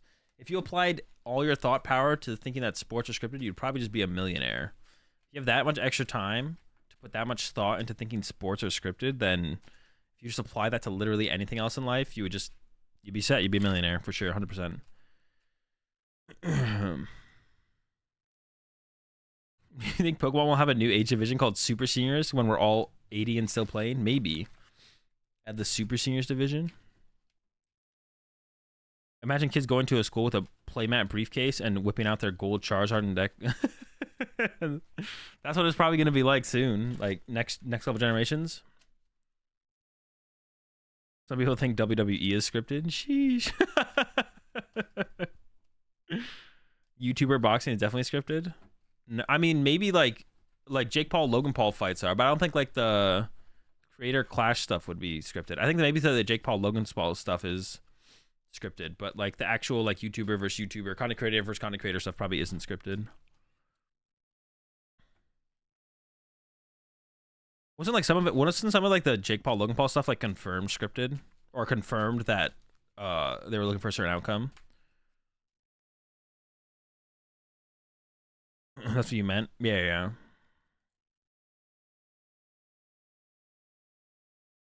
This entire chat is scripted? It could be.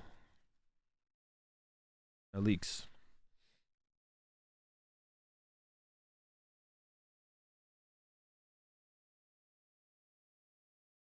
That'd be illegal to fake that though. It doesn't mean it doesn't get done. I mean, there was definitely like in like the NBA, wasn't there like a famously a ref who tried to fix games, right? Like, it doesn't mean that doesn't happen, but it's also not like the players. Not everyone is involved in, but that's not scripted per se. Like not all the players are involved or anything. It's just like one ref or a group of refs are manipulating the outcome of games.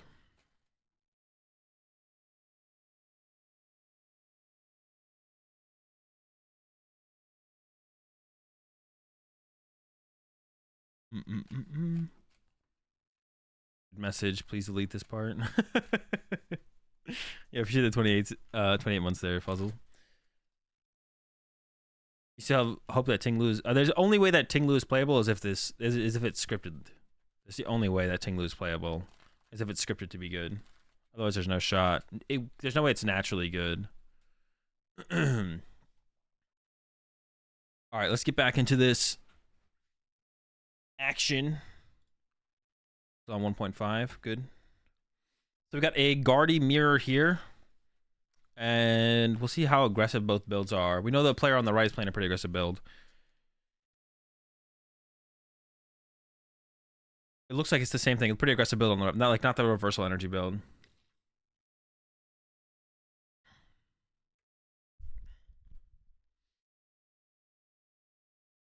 So we'll see.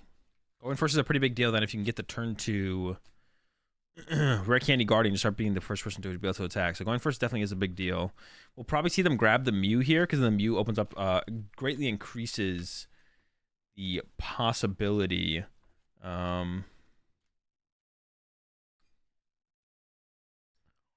Greatly increases the possibility of getting off the turn to Candy Thingamabob. They do have the Rare Candy already, actually. Oh, they're kind of cooking. Here comes Mew. Yeah, they have the turn 2 Candy already. They have Ultra Ball in hand as well. They really want to find... Ooh, they really want to find another out to another attacker, though. That's like a pretty unfortunate Mew there. They definitely want like Falkreaser. They want to get another Ralts into play here. So now they're probably playing this level ball for a Ralts, which they probably didn't want to do here. But they have the Cresselia, so they can do a Cresselia. They're hoping for a Cresselia snipe here on the next turn. Yeah, they're hoping for a Cresselia snipe KO Ralts on this next turn. And then go from there. Yeah, so 2 Ralts isn't terrible to try and pull that off. They should be able to get it. Unless there's an Iono this turn. There is an Iono in the hand here. So this might disrupt the possibility of the turn 2. I think the rest of the hand just sucks here, too. I like the idea. Yeah, ooh, Battle VIP pass grab there. That's pretty good. Probably going to grab Mew themselves. Mew Ralts.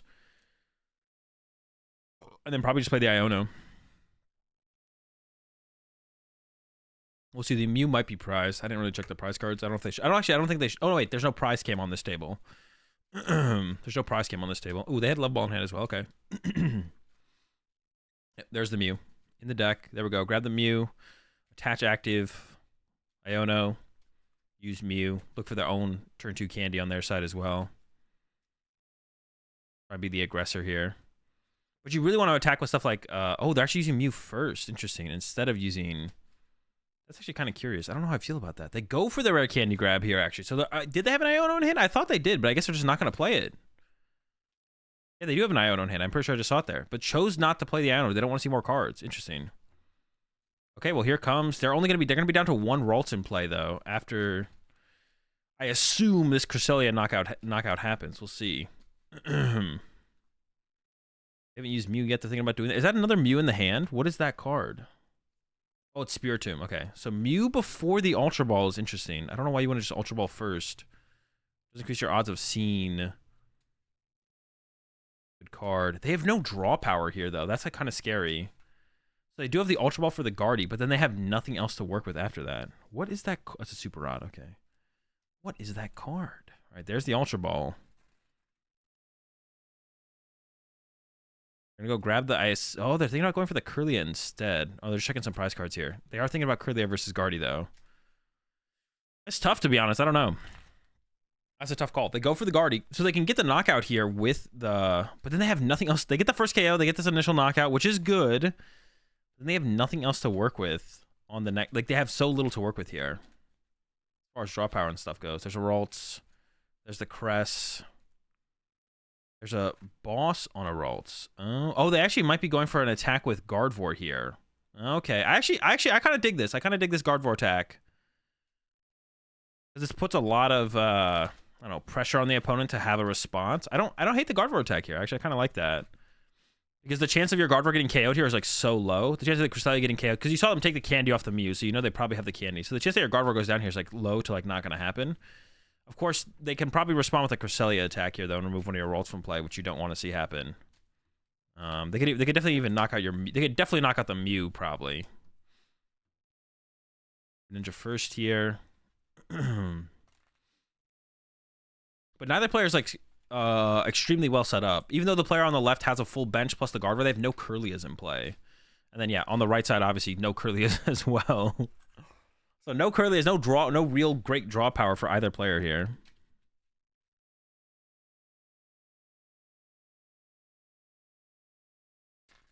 Hard thinking here. What are they gonna go for? The Manaphy. Did they prize a lot of Ralts? They prized 2 Ralts. Maybe that's why they weren't as aggressive on the last turns, because they maybe prized double Ralts. So they have like an Ultra Ball here to then remove the... Ooh, they don't. So they must have prized double Ralts then. That's not good. Or you just don't... Maybe you don't bench a Ralts here because they're just going to get KO'd by the Cresselia anyways? Is that ever the reason to not bench a Ralts here? But that could always happen, right? Like theoretically that can always kind of happen.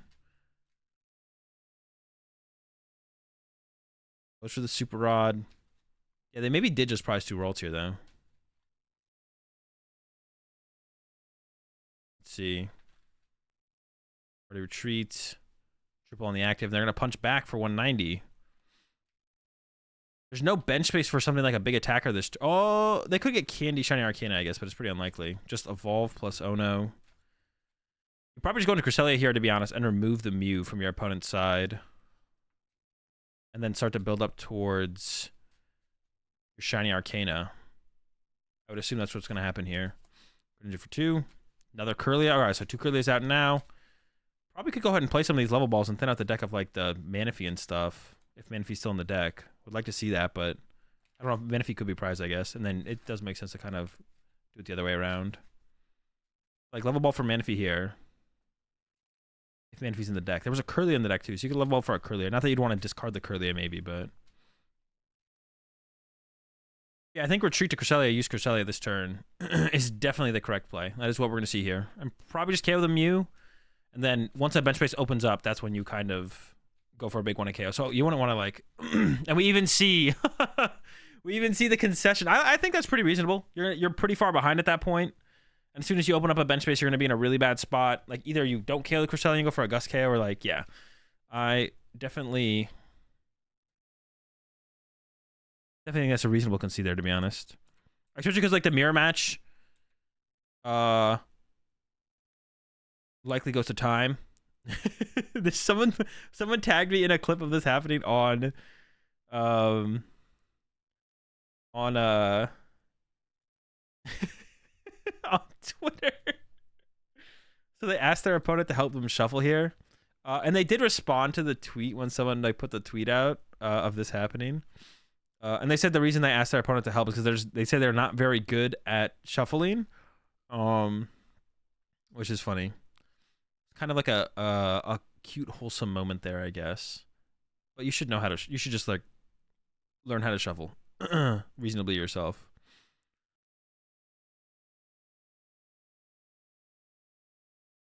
All right. I assume player on the right here is going to choose to go first, but I'd be curious to see if they ever choose to go second. I don't think so. I mean, there might be an argument to choose to go second. Like if you go second in the mirror match, you're way more likely, I feel like, to pull off the turn 2 Candy Gardevoir. So that would be like a reason to maybe choose to go second. So maybe you're more likely to actually draw the first prize card if you actually go second as opposed to going first. I don't know. Mulligan draw. Ooh, opening the Mew as well is pretty sick. And yeah, they did choose to go first here, which makes sense. Like I thought that probably is what they would be to do, but I was curious if they were going to try and do, if they would ever choose to go second. Probably doesn't make a ton of sense to choose to go second. And then the hand on the player on the left side looks fine as well. They can get their Mew. They have a level ball as well. They have that Spiritomb in hand as well. Triple Ralts, Quad Ralts, and then pass, I believe. Quad Ralts pass. There's an Artisan in hand. There's a level ball. There's a Fog Crystal. So Artisan can get, it's actually pretty big. Artisan can get, so Fog Crystal can get Mew. Artisan can get Greninja. No prize cam is kind of annoying, to be honest. I mean, it's like not a huge deal, but it'd be nice to have the prize cam. So we can grab Mew here. Looks like Greninja's maybe prized. I haven't seen the Greninja yet. Yeah, it looks like Greninja's prize. So it looks like we're going to probably get Mew Ralts off Artisan and probably try and hold the level ball. Like if you get a Battle VIP pass off the Mew, level ball becomes Kirlia.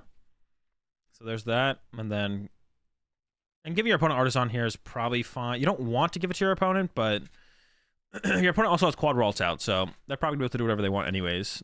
But this does open up, making it a little bit easier. Artisan can't get Greninja? Wait, what can Artisan get? What are the limitations on Artisan? Oh, is it no rule box? Oh, it's no rule box, isn't it? Okay, that's fine. Okay. All right. I actually didn't know that, to be honest. Good to know. No rule box. Basic non-rule box. No hit off the Mew? Okay, that's pretty rough. If the turn 2 Cresselia comes out here, this one maybe going to game 3 really fast, actually. If the turn 2 Cresselia happens here, then this one's going to game 2 pretty fast. Game 3 pretty fast here, I think. We'll see what they got, though.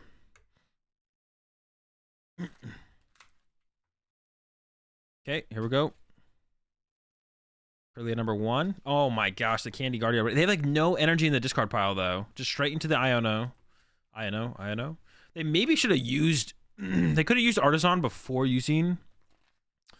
dude, how do Guardian players always have turn 2 rare candy? I mean, people are playing more rare candies now. The deck draws quite a few cards. I guess it's reasonable. Yeah, they maybe should have used the Artisan... Yeah, there we go. Now they're using... Oh, they Ultra Balled for that. So they should have Artisan before they... Wait, they just messed up big time. Unless they Artisan for it while they Ultra Balled for a Kirlia? I think they only took one card there, though, right? Let's see. They go Ultra Ball away 2. Search their deck. They take their hand back. No, they only took one card there. No, they took 2 cards. Okay, they did. They should have used Artisan for Cresselia probably before they played Iono, so they couldn't draw into it though. But not a huge deal. They did do it that way though.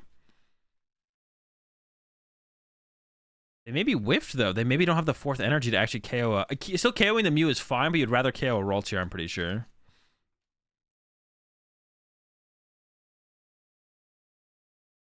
Oh, no, with 3 energy, they can still do it because they're going to retreat in energy. Oh, they're actually going to have to attack with the Guardy over the Cresselia. Is that correct, though? That's what I've been seeing Guardy players do really aggressively, is they attack with the Guardy EX. If they can get, like, the turn 2 Guardy EX swing, it's like... It is unlikely they have a response knockout to your Guardy EX. And to be honest, maybe KOing Mew is more important to stop the turn 2 Candy Guardy, right? So, I guess it makes sense. The Mew has, like, a deeper reach for the rare candy. There is the rare candy in hand, but they don't have an... Ultra Ball, which they maybe could have had that Ultra Ball if the Mew was still alive, right? So yeah, maybe this is just the correct play, because like it is harder for your opponent to get the response knockout. You KO the Mew, which helps them find the rare candy or the Ultra Ball to pull off the rare candy combo. And then you also like set up the Guardy, which is like even if they get the rare candy combo, even if like Cresselia KO the Mew, Cresselia has 120 HP, the Guardy has what 100 and 250 HP right now, effectively. So and it has a research. Okay, so research ditched the whole hand. There's a couple Battle VIP passes in there. Seems reasonable.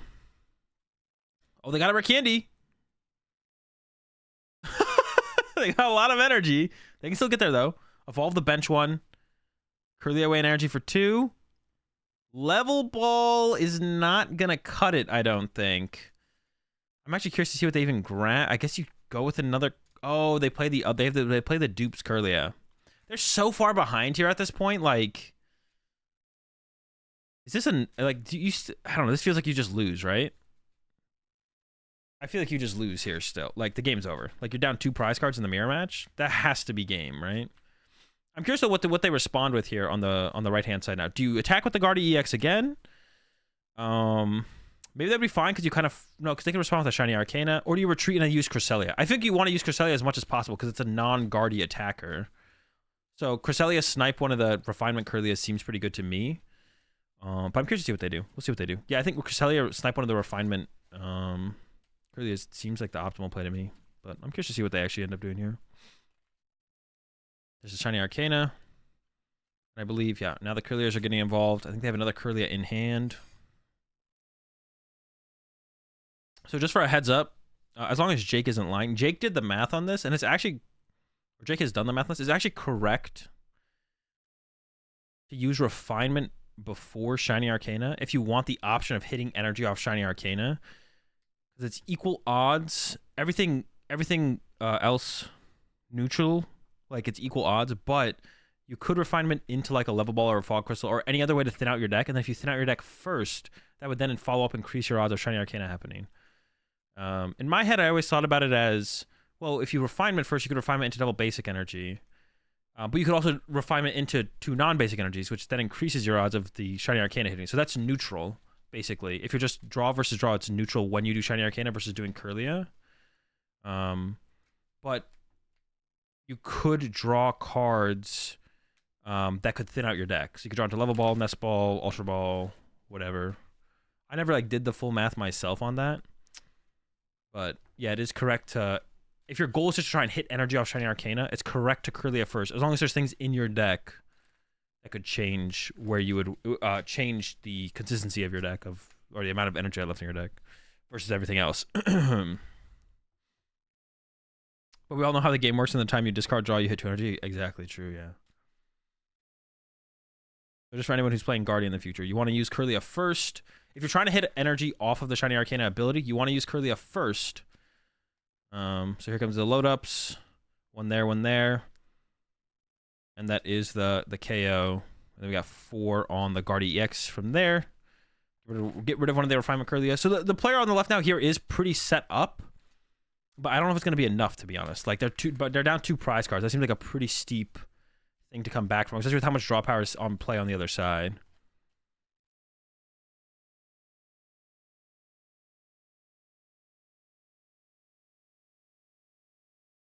The only other argument would be like if you hit energy off Shiny Arcana, that would change how you would what you'd Refinement away and stuff like that. So the only thing I can think about that would make a difference. Yeah, so I wonder if if they theoretically have all the options to attack with something here, what would you attack? What is the optimal attack here? They have Boss in hand and they have Ultra Ball. I guess Ultra Ball can only get the Gardevoir EX though.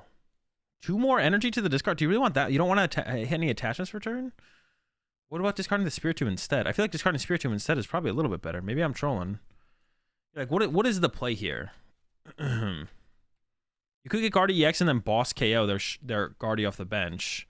But then you're just going to get Cresselia again, probably, right? Shiny Arcana KO EX. Yeah, maybe that is the play. Shiny Arcana KO EX could be the play. They don't have an EX in hand, but now that they're grabbing the Shiny Arcana, so that feels. I think that is maybe their line here that they're looking for.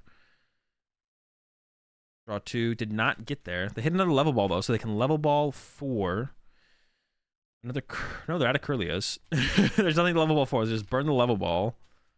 Yeah, I don't know. Is that the line to take? Wait, did they just evolve a Ralts? Oh, they had Candy for it. Okay. Attached to the Shiny Arcana, and oh no. They definitely need to draw a prize card this turn. If they don't draw a prize card this turn, the game I feel like it's definitely over. I guess you could always make some kind of weird comeback with Iona, though. They do have an Ultra Ball. So they could... Oh, another Shiny Arcana. So it looks like maybe they're setting up to attack with Shiny Arcana this turn. Sealed cards first. They still have another Ultra Ball. So they have plenty of Ultra Balls. They can definitely go find themselves a Guardy EX. And what do they attack with this turn? I assume you don't want to attack with Guardy EX. That means you're attacking with a Shiny Arcana, but this still feels like it sets you up in a pretty poor position. Not terrible, but not great.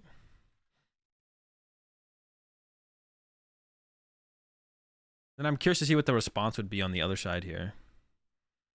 Yeah. Like the way this is lining out, like sequencing out, it feels like you're never getting ahead here. Do we ever see like a boss KO on Guardy EX here? Like I don't think that trade would be bad, right? Like what would you boss KO it with though? Would you go with a Zacian or a Weirdier if you could? I don't know what these players are playing either for like the Weirdier versus Zacian either. Does the order in which you do it depend on if you know the concept of the order of your deck? Yes. I mean, you might want to Shiny Arcana first because you want to draw something that you can discard with Curlias as well. That'd be like another reason to use Shiny Arcana first. Like if all your cards in hand are too good to want to discard off Refinement, then you might want to Shiny Arcana first. You just get cards at no cost, right?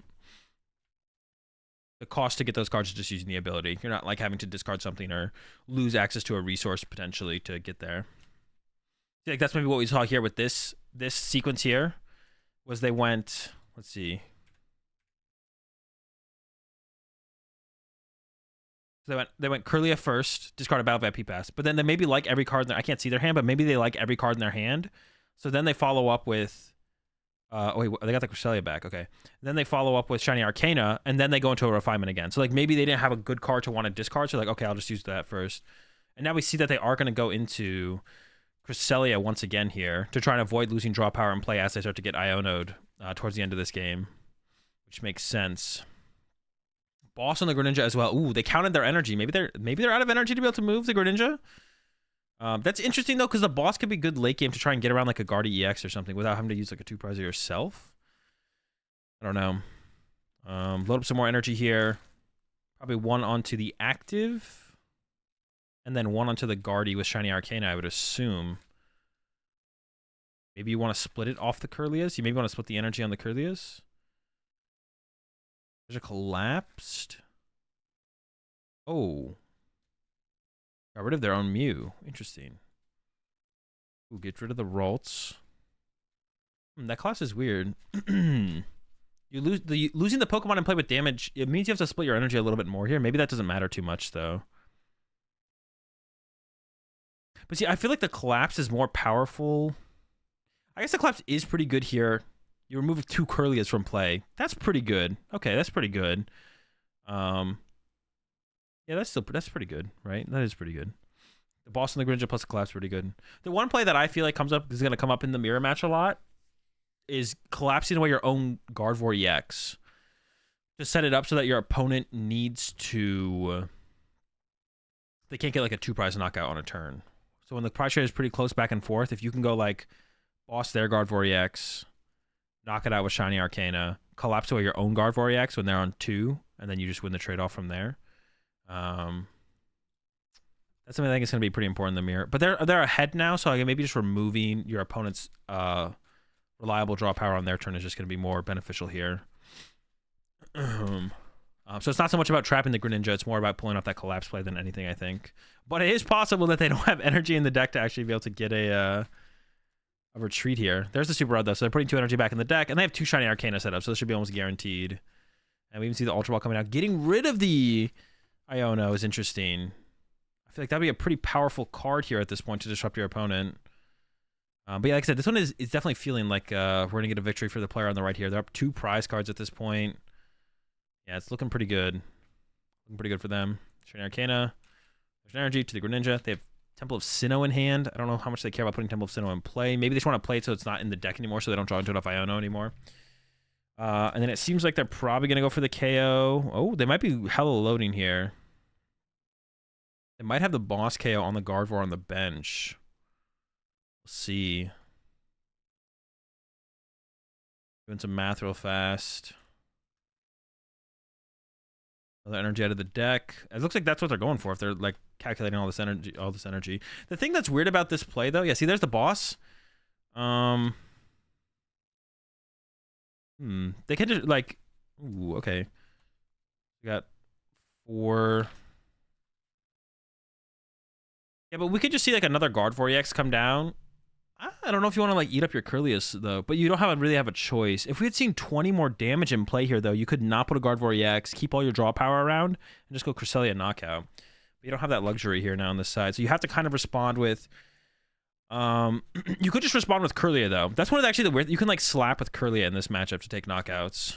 I think they're counting the energy again to think about maybe bringing up the Greninja again and trapping it, which I don't hate. You definitely want to attack with something that's not a Gardevoir, though, because you want to keep all your draw power around. But it's like probably a fine to evolve. Oh, they are thinking about setting up the Curlia, though. Interesting. The Curlia setup is interesting. Maybe they're going for the Slap knockout? Is it Slap? I think it's Slap. There's the Fog. Yeah, we might see the Slap. Maybe they're trying to avoid putting the Gardevoir EX in play. I don't know if that's like that big of a deal to avoid right now, though. As long as you can set them up back to back, then you should be good.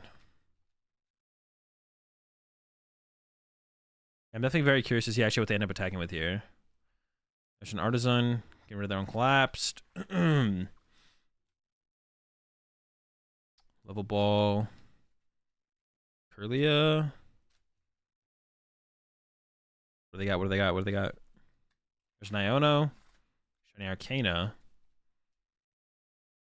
It's currently stuck in the active, though. Research. Okay, they're digging deep. No Iono. Going for the research. They're trying to draw as much as possible here. We see bosses being counted on the other side. Trying to see if they can boss up the EX on the next turn. Why did they send up this Guardy? Why didn't they send up the bench Guardy if they're going to attack with a Guardy?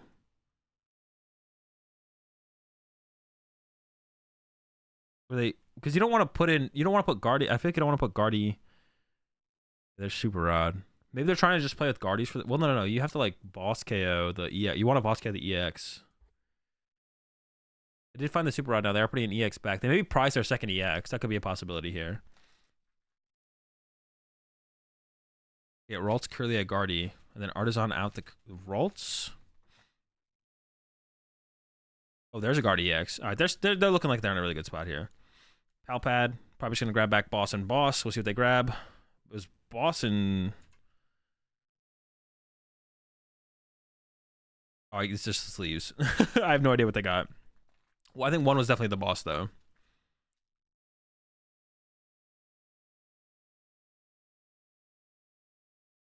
Anything else, or is it just a knockout? Oh, wait, they actually can't attack yet. Oh, no, they have Guardy EX. They have Guardy EX. I was like, wait, they can't attack. They're good. Hard to treat. Just going with Cresselia again. Yeah, I like this. Makes sense. Just go with Cresselia again. Load up an energy on probably just the Shiny Arcana. You just need one energy on the Shiny Arcana Gardevoir. I just had to split the energy. I thought they might just go with 3 on the one that already has 2, which I kind of like theoretically liked better. I don't think it really matters too much. They're setting up both Gardevoirs now. But wouldn't you want to... I mean, I guess that allows you to pivot. Wait. Oh, they attached for turn. You could just retreat one and then attack with the other one, I guess. That's just, like, fine. Yeah, I mean, they should just have game here.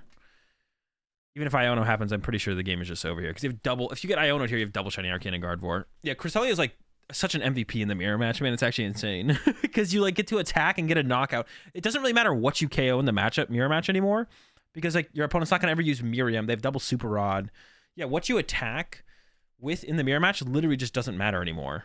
Or I mean, what you knock out almost just doesn't matter in the mirror anymore. Like you ideally just want to keep removing their draw power over and over and over again. And then Cresselia, you're not giving up your draw power to remove their draw power. It's just like, yeah, Cresselia is like the best attacker in the mirror match, like by far. It's not even close.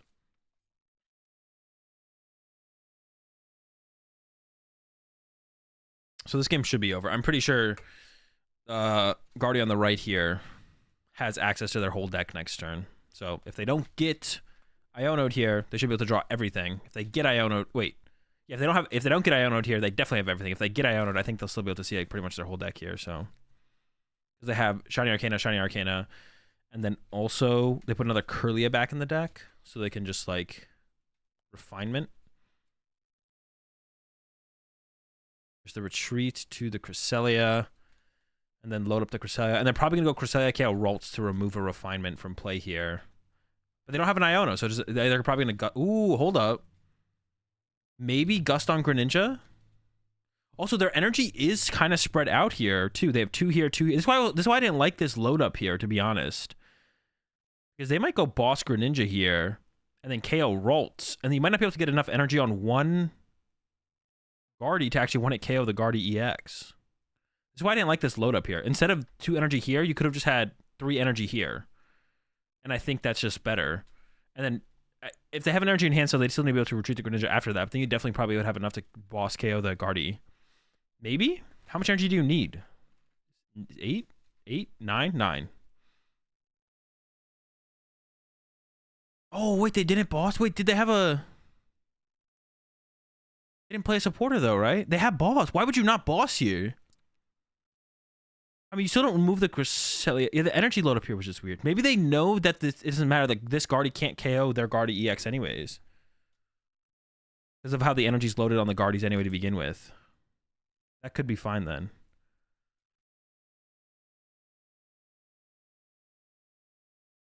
Yeah, we'll see. All right, draw. I don't know how much...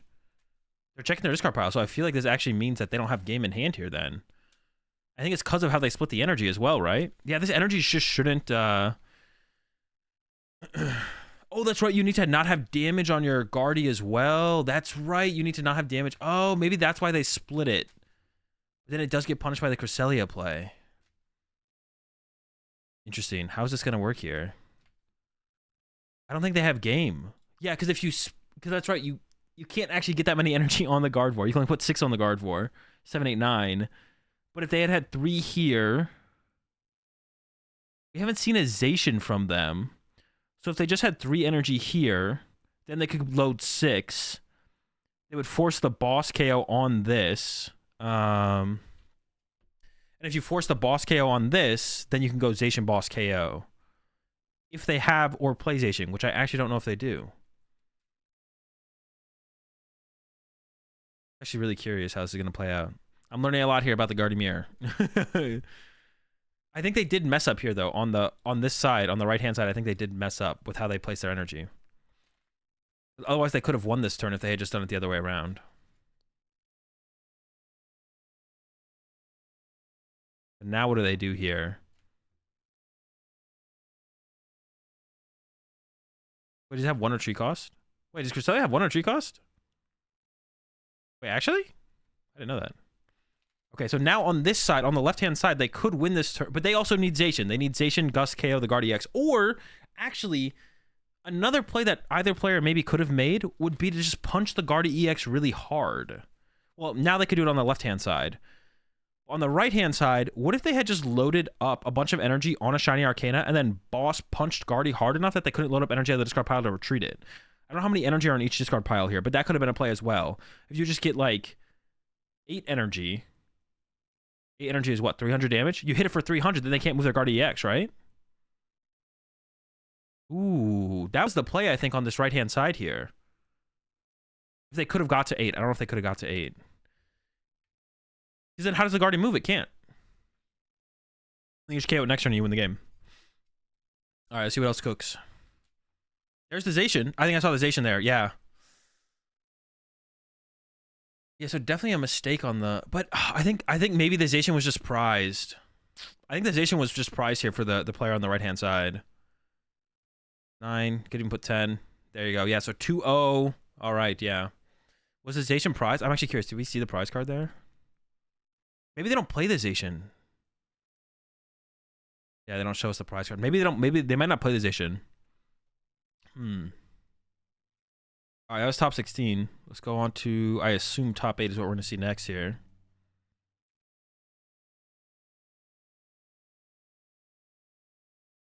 I'm going to pause it there. I got to go run and use the bathroom again. I'll be right back, chat. Dethroned the champ. Yeah, they dethroned the champ there. That was a good game. That was a really cool game.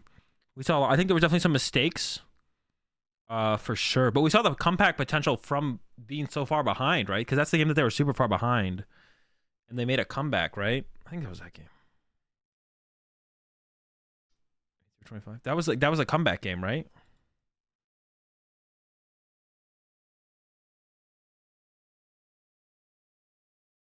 Yeah, it's where they made like a huge comeback in this one. Interesting. That's actually kind of cool. But I think there was some other ways to play the. Maybe they don't play the Zacian. That might be it. They maybe don't play the Zacian. Like I said, I think they definitely messed up their energy attachments on the Guardies because they kind of locked themselves out of getting enough energy on their Guardie to use Gardevoir EX. So they definitely messed up there. They could have played better for sure. The player on the right could have played better for sure. All right, chat. Yeah, I'll be right back. I'm going to the bathroom.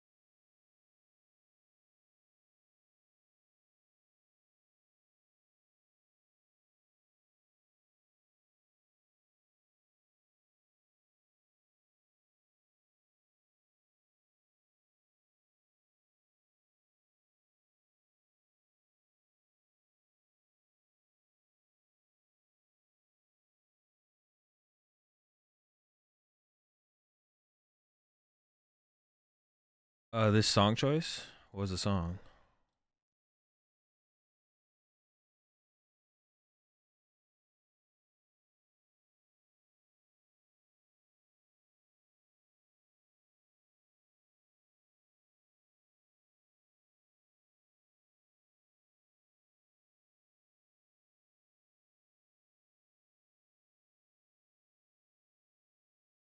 The F slur? Wait. Fuck?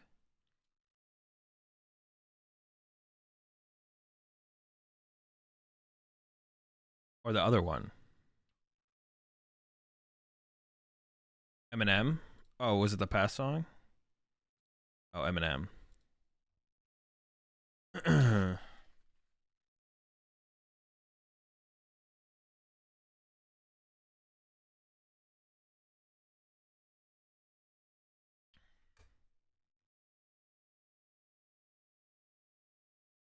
All right.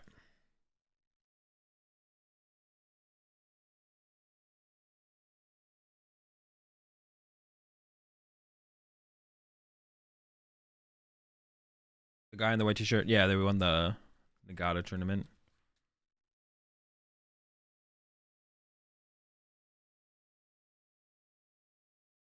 She made this far, dang. True. So I'm assuming we're going to top 8 here. I'm actually not too sure. Prize cards. The Clara being prize could be like the biggest thing, I guess, out of these prize cards that matters. Unless they only play one cram in the lost box. Like, also, I guess a recycler being in the last 2 could be a big deal as well. Also,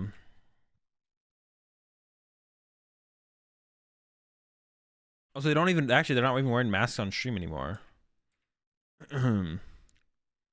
Okay. So we got the Inteleon player playing first. Or the Rapid Strike box player. Yeah, probably don't need Starmie in this matchup. The Metachamp being in the active isn't great. Especially with, actually... The Clara was in the last 2 prize cards, right? So actually, if this Metachamp gets punched and then KO'd, that could be a big deal. Or if it gets punched by Cram and then KO'd... Is this top 8? I can't... There's nothing that's telling me what game this is. What does this say? Does anyone know in chat what this is? Is this top 8? I'm like looking on the screen for like any indication. Yo, it's Billy? Yo, the squawk of Billy off the rip here. Let's go. That's the first Billy we've seen. Into the Battle VIP pass. Probably gonna get double Inteleon here. Or Remember Inteleon makes more sense. Seniors finals? It's seniors finals? Oh, what the heck? Alright, we're getting out of here. Right, back to the real action. Oh, we got the same Guardy player. Okay. This is... Wait, what is this? This is top 4 now, right? So they skipped the top 8 match. All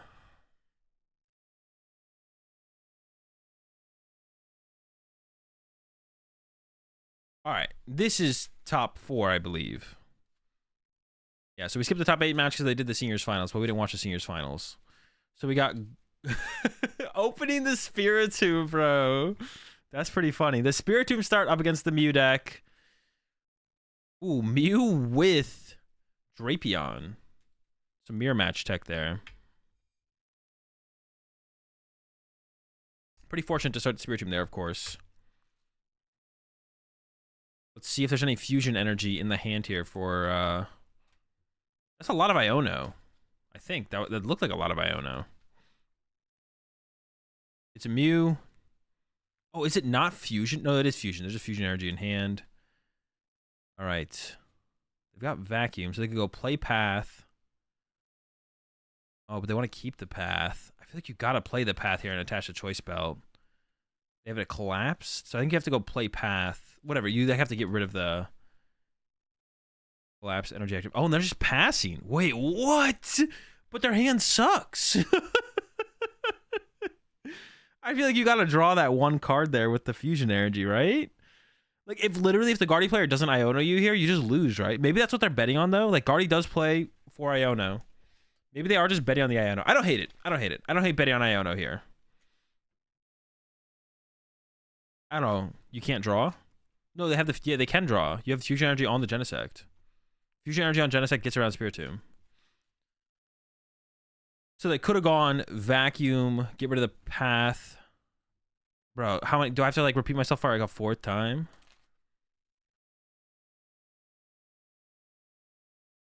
So you could have gone vacuum away. You could have gone play the path, vacuum away the path with the collapse, or judge and hold the path and then draw 1.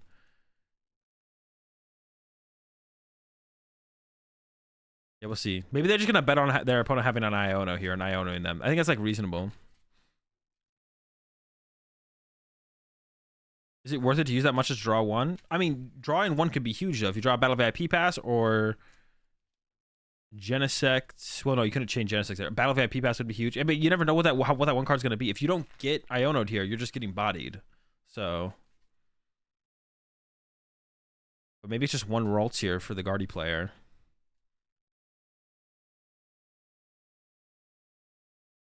The potential for draw power on the other side here for the Mew player is not very high. Let's see if there's an Iono, though. Nope, just a pass. So it's going to be a really slow game here, it looks like. There's another Genesect. That's a pretty good draw. Yeah, but if you could draw, so like if you had just drawn, like if you're like 1 card deeper into your deck, put that Genesect in play. Then maybe at the beginning of this turn, you draw 1 card deeper further. Then maybe that's a fusion energy for the next Genesect and so on. Then you can just like chain out. Yeah. So like they could make a big difference to draw that 1 card this turn. See, now they're going to burn through their whole hand anyways. So like this is the thing. So this is like the thing is if you're going to do this play anyways this turn and burn your whole hand, then why not just last turn do that and be 1 card deeper into your deck? Even if it is just 1 card, you never know being 1 card deeper is going to make that big of a difference. They could have been betting on getting Ionoed, which I think is actually fair. Like it is fair to maybe just be like, all right, I hope I just get Ionoed next turn instead. For the cost of only drawing 1 card. I would definitely get rid of the collapse here, not the choice spell. That's a little bit weird. I don't like that. They have boss. They're thinking about playing the boss. They're going to boss the Ralts. I think that is reasonable, but maybe they should have bossed the... maybe they should have bossed the Spiritomb. I don't know, actually. That's interesting. Another ball for another Mew, and then they're just going to have to pass. The rest of the hand is dead.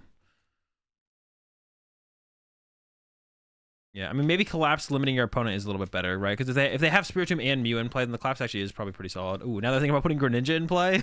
I have nothing to work with. But you're probably still fine with this, though, to be honest. Now you probably just go, oh, I don't know if I like this. Didn't they have a Ralts in hand? I thought they had a Ralts in hand. They could have gone Retreat, Refinement. I mean, they know their opponent's pretty locked up, so the currently being the active isn't too big of a risk, I guess. I thought they had a Ralts in hand or a way to get a Ralts, though.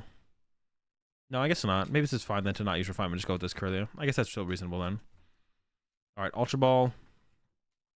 Probably just going to grab another Genesect here. You just need to draw that extra card, probably. Then hope to be attacking this turn. Oh, goes for the Mew instead. I don't know. If you get like a Sparkle into 2 Genesects instead of... Yeah, I almost like getting a Genesect here instead. The Collapse Stadium is actually doing work here, though, to be honest, and slowing down the Guardy player further. Sheesh. Is that a Serena? That is a Serena. So they could still pull off an attack this turn. They can... What? Oh, no, that makes sense. Yeah, get rid of those 2, draw 4. I thought they could Ultra Ball first and then use the Serena. I was so confused. But no, you want to keep the Ultra Ball to get the... If you get a switch card here, then you can Ultra Ball for the Mew VMAX. But it looks like they whiffed. So I think it's just going to be a pass. Maybe you put Path in play, but I don't even think you put Path in... Ooh, they go with it. Okay. I don't know about that, to be honest. Does the Collapse do more there for them?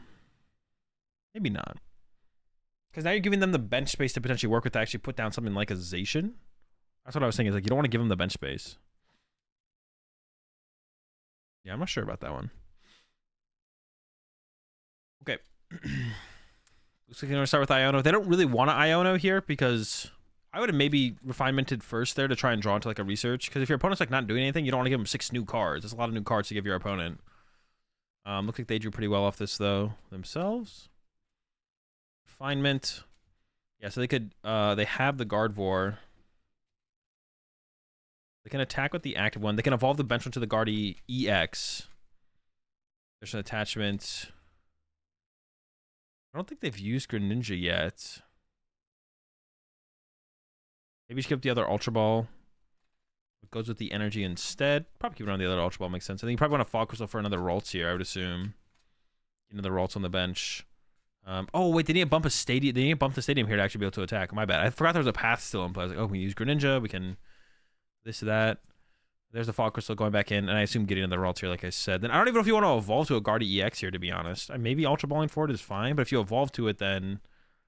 Yeah, if you evolve to Guardy EX here, then you're just kind of... You lose the refinement on the next turn, which I feel like you'd probably rather keep around the refinement initially. So I don't think we're going to evolve here. I think we're just going to attack. But it is only hitting for 150. Yep, there we go. Punch for 150. So not even getting the knockout here. Yeah, I forgot about the path being in play. And now it looks like we're finally going to see an attack from the Mew player here. Removing the only Gardevoir from play and path still being in play. So that's like not bad. Oh, wait. Actually, I don't know. No, we have the 4 Seal Stones. So yeah, we can keep the path in play and attack this turn.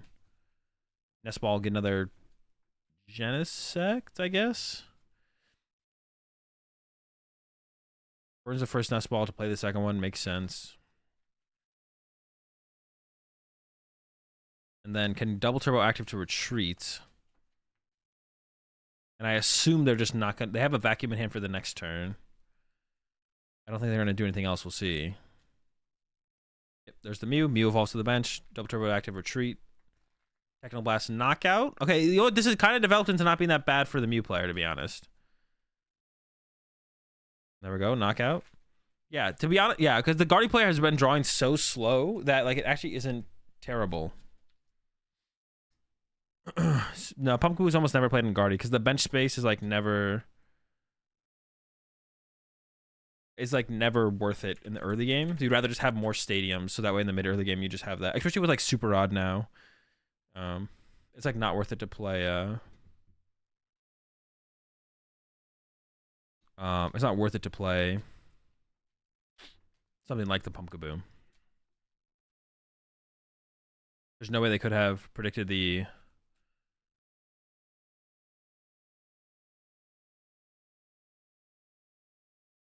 Obviously not trying to completely kill Mew. I don't know. It's a lot of heavy counter cards to not want to completely kill Mew. That's for sure. All right, they got the stadium bump. Ultra Ball here. So they could... Oh, they're going with the Cresselia. Okay, Cresselia snipe KO the Genesect. I like that. That's pretty good. I didn't even realize they had the Temple of Sinnoh in play either. But that should completely remove their draw power. This is actually a pretty cool play. 2 and 2, then retreat.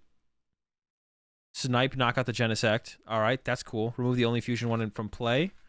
Of course, drawing into a fusion energy here is like not super unlikely. Or a Sparkle would also work.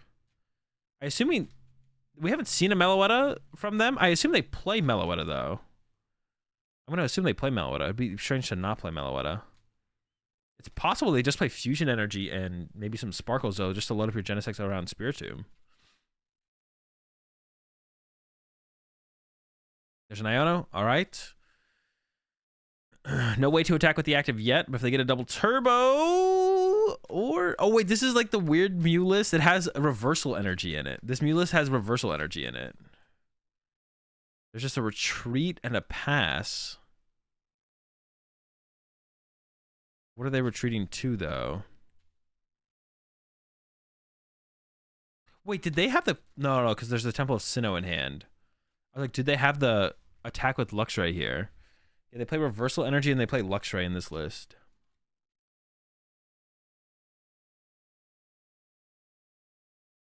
They play Luxray. I think it's just Luxray plus the one of Reversal.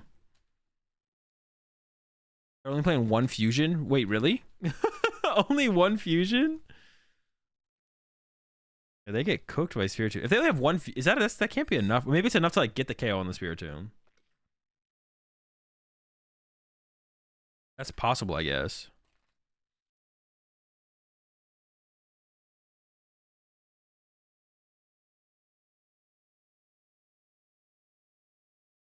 Okay, so we got the Guardy loaded up. I assume we're going to see the Guardy knockout on the Mew. Then the Mew VMAX gets to come back up, though, and knock this thing out back in response. There's the load up. I'm not sure what's happening here.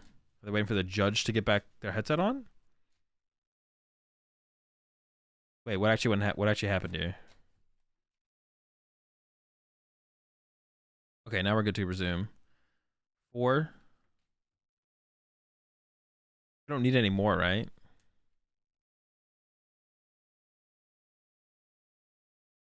I mean, that's the knockout, so you don't need to load up any more energy.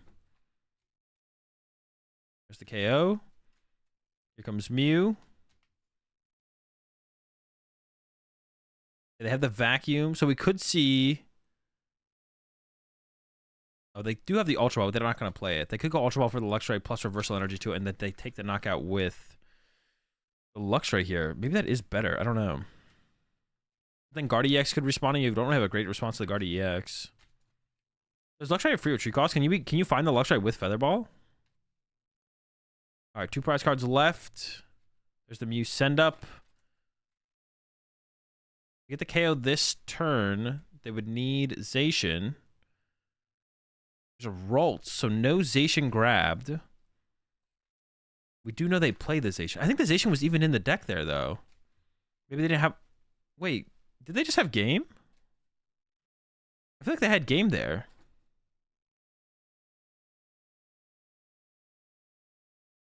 Artisan for... Luxray has 1 retreat? Okay. 2 act. Are they just gonna... Mew for 30. Maybe you should retreat to Cresselia there and hit with Cresselia for like 110. You can't take Zacian with Artisan? Oh, that's right. You can't take Zacian with... I always forget that. I don't know why I always forget that. You can't take Zacian with Artisan. I always forget. Escape rope. There's Cresselia push up. Into the Judge. I don't know if I'll ever remember that. So I shot for 30 is interesting. Maybe hitting with Cresselia seems like it might have been a little bit better. I don't know. Yeah, it seems like it might have been a little bit better to hit with Cresselia. They're still just a gust effect away from winning. I don't see it in this hand, but they do have the Greninja ability here. All right, Mew player with the Technoblast. They still have 3 prize cards to draw. So like this game is taking... Oh, there's the boss. Okay.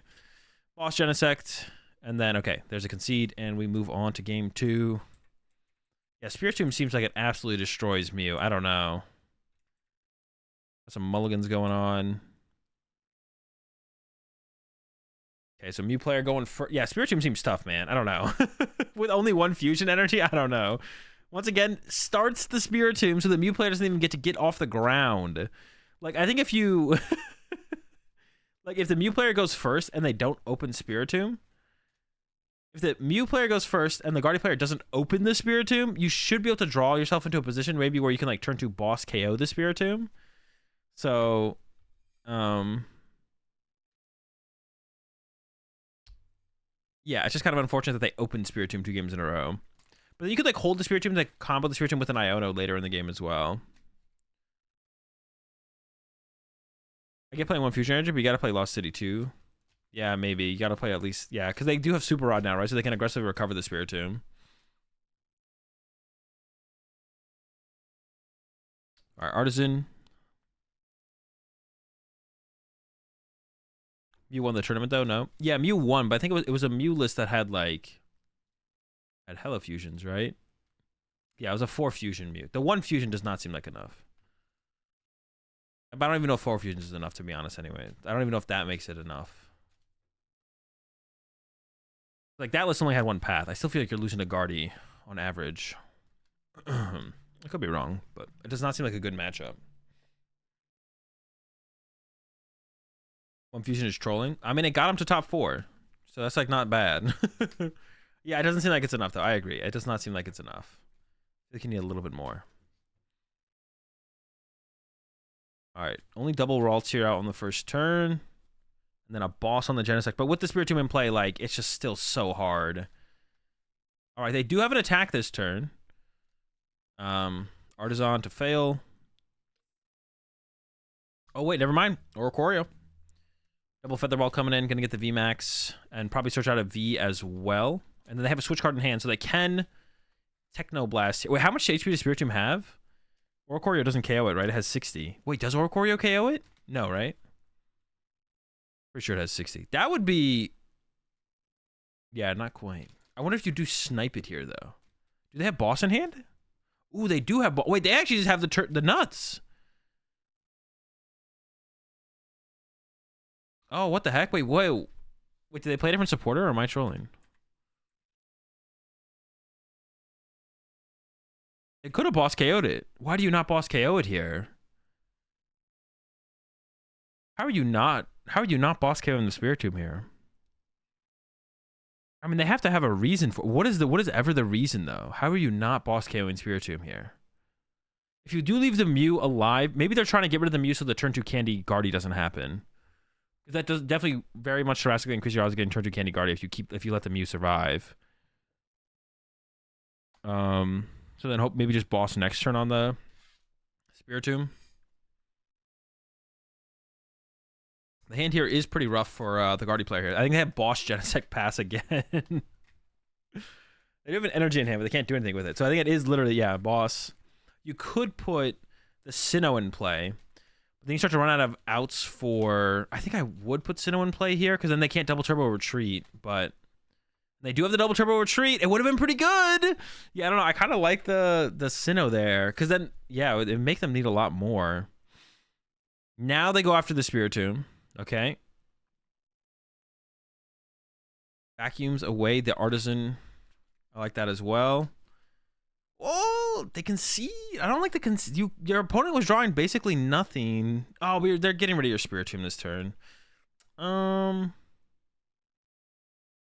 Yeah, they should have definitely Sinnoh'd last turn. You could have Sinnoh'd this turn, and that could have been enough to slow them down. But they're getting access to Genesect, so I guess once they have this KO, maybe it's like fine.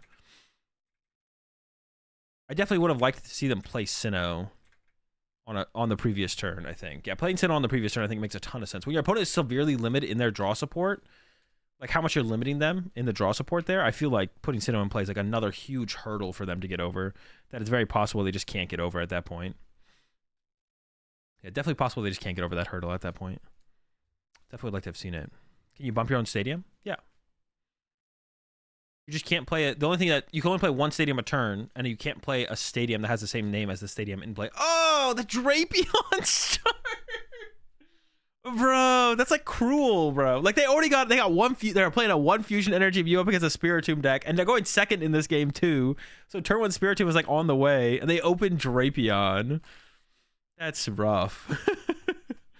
Sinnoh, Iono, Spirit Tomb just feels so strong for Guardy. Yeah, that's pretty good. Also, that's even like pretty good against Lugia. That's pretty powerful as well, because then you stop the potential for a Luminion. Like you shut off the gift energy draw. But then also Spirit Tomb in play also shuts off the possibility for Ultra Ball Luminion to make a play happen, or just if they raw draw Luminion, it shuts off that as well. Yeah, Guardy has like some insane control. This Guardy is so broken, man. It's an aggro, defensive, control, mid-range. Yeah, Guardy is an aggressive, defensive, mid-range control deck. It's so gross. Guardy is disgusting. Absolutely disgusting. Rare Candy. Okay, turn 2 Candy. Guardy got the Spirit Tomb out. And it's a little bit of a slow start here with only one Ralts, it looks like, but that's like fine. Against Mew with the... A 1 fusion energy Mew, that's like not that big of a deal. Definitely not that big of a deal. The fact that you can see your whole deck so fast is not... Yeah, it's like insane. The deck's just insane, to be honest. Absolutely absurd.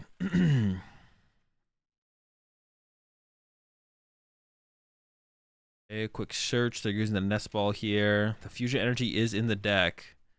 They're in such a bad spot, though. Oh, they actually did end up with 2 more Ralts in play. They got 3 Ralts in play here. Wait, how did the Ralts get in the active? Oh, they played Escape Rope. Wait, hold up. What was this sequence? They didn't want to Escape Rope a Mew into their active here? What? Wait, what?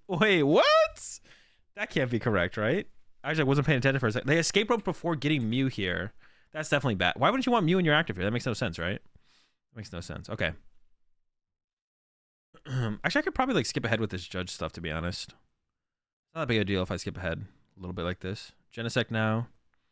Yeah, because now you have to get your Mew into your active on this turn, which makes things so much harder. You need like a switch card and the Mew VMAX and the energy without being able to draw with Genesects. Draw here. Ooh, for the Guardy player, just goes to get a refinement. But once again, the board state is so weak and whack from the Mew player, and they don't have access to Genesect draw that it should be fine. Mirage Step comes up. They did have an Ultra Ball. Ultra Ball to Candy out. No, that's probably correct. Just the Mirage Step and Chill, to be honest. Yeah, Mirage Step and Chill is probably just correct here.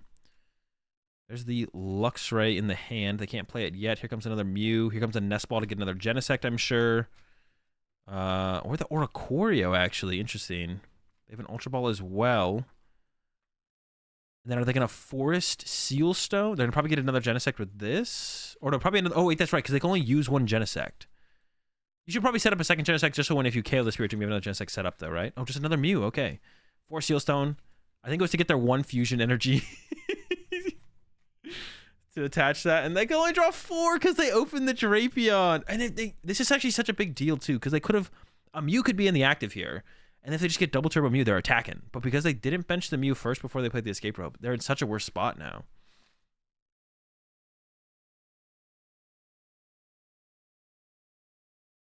I was taking L in the finals of an event like this.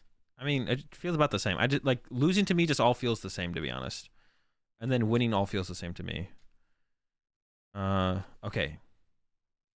They drew, got the VMAX, got the choice belt. Did it go that fast? Damn, that played out really fast. Now we're back over to the Guardy player, level ball off the rip here to get a Curlia. They have double refinement in the hand. They definitely don't want to knock out the active either. I think you want to boss KO the Genesect, to be honest. If you have a choice here of what you do, you're boss KOing Genesect every time. That'd be my guess, is as the play is what you want. You want boss KO on that Genesect with the Fusion. Just take away all their draw power. Just cripple them. Cripple their setup. Cripple their options as much as possible. Another 2. I don't see an out to the Guardy here, though, so it might just be like a pass. Attach Retreat. They maybe should have held on to that energy, because Attach Retreat here would have been... Oh, they went to go like load up energy, I think, thinking they had a Guardy EX in play, and they don't. Oh, no, they do. They do. Okay. They do. We could... No, but you can't boss KO with the Guardy EX, though, because of the Oricorio. What do you even do here? Just punch? Maybe you clean it up later with a Cresselia? Oh, they just want a prize card. Boss KO on the Oricorio. Okay, I don't hate that either. It does remove a Pokemon from play, so that's less draw power for the Genesect, potentially. Yeah, I don't hate that. Just get a prize card, because now you can go at 1, 2, 3, the 1, 2, or the 1, 3, 2 or 1, 2, 3 prize trade here. Genesect here for 4. That one lonely Genesect. Imagine if you had like a fan of waves to put the energy back in the deck. That'd be so funny if the Gardevoir player played a fan of waves and they fan of waves the fusion energy back to the deck. I guess like Sinnoh can do that as well, but they have more outs to stadium pumps, whereas like you fan of waves it back to the deck. And I think they have the KO, and that is it. They have a Collapse Stadium in hand, but it would just lead to the Mew getting discarded. So I don't know if you want to... You'd probably rather keep that around as a way to bump Temple of Sinnoh more than anything, I would assume. So now we're looking for a KO on the active, and I think I do see the Zacian in hand, but there's not that much energy in the discard pile right now. So KO on the active might not be possible, but boss KO on the Genesect is also pretty good. And this build that they're playing here, the Guardy build, they are playing double boss, so which is not something you always see. But they are playing double boss, and the boss is there in the deck. It's not prized. Ton of energy in the deck. You just haven't gotten to it. I think they have a Fog Crystal in hand. I'm not sure. They have an energy or a Fog Crystal in hand. I'm almost positive. I went away Manaphy first. Ultra Ball, no energy. Tons of Iono. Here we go again. There's an energy. 4 Iono in the hand, I think, at this point. They can evolve to the Shiny Arcanum to draw some more. Like I said, they're probably going to settle for the boss play here, though, if they can get it. Like, I don't think they're pulling off the KO on the active. That's 4, 5, 6. Yeah, I don't think they're KO on the active here. Here we go, draw 2. Oh, the boss was the last card. Okay, now we're cooking. Remove the Genesect from play with the Guardy. We've removed the Oricorio, so now the Guardy EX can take the KO on the Genesect. Another Ralt comes down. Plenty of draw power in place still. Boss on the Genesect. I assume we want a raw attach return to the Guardy EX to reduce the damage on the Guardy EX because we don't want the Guardy EX to get KO'd. So 1 to the active, 2 to the bench, 40 onto the bench Guardy. Attach return to the Guardy. Can't forget that 20 on the Mew. Then attach return, and then knockout, go down to 3 prize cards, which is now in that range for a Zacian to just win the game by knocking out a Mew VMAX. There we go, down to 3. They still need to get a decent bit more energy in the discard pile. But I don't know. I'm not too afraid of a Mew deck that can't draw cards. Man, that the Spiritomb really is something. There's a collapse. Now the collapse is coming out. Maybe we'll try to hold the collapse to get rid of their own Drapion from play. I don't know if that really changes too much. There's a boss on the Kirlia to remove the draw power from play. And there's the knockout. Okay. I mean, that seems like the best knockout to take here. Could have gone after the Spiritomb as well. I don't know. He's going after this because, like, the Guardian just coming back up and smacking your Mew VMAX feels like too much to deal with, to be honest. And you won't be able to 1 KO it if you don't have draw power to find your tablets. Maybe should have boss KO'd the Spiritomb, but their hand is so big, like, the chance of them just getting the return knockout is, like, super high. Ton of energy still in the deck. I'm pretty sure the Zacian is in the hand, so you probably want the Greninja here. You are locked up by the stadium here, but if they can draw into a stadium, they could win this turn. They don't need to win this turn, though. It's, like, not necessary. Comes a Fog, get another energy out of the deck. 1, 2, 3, 4.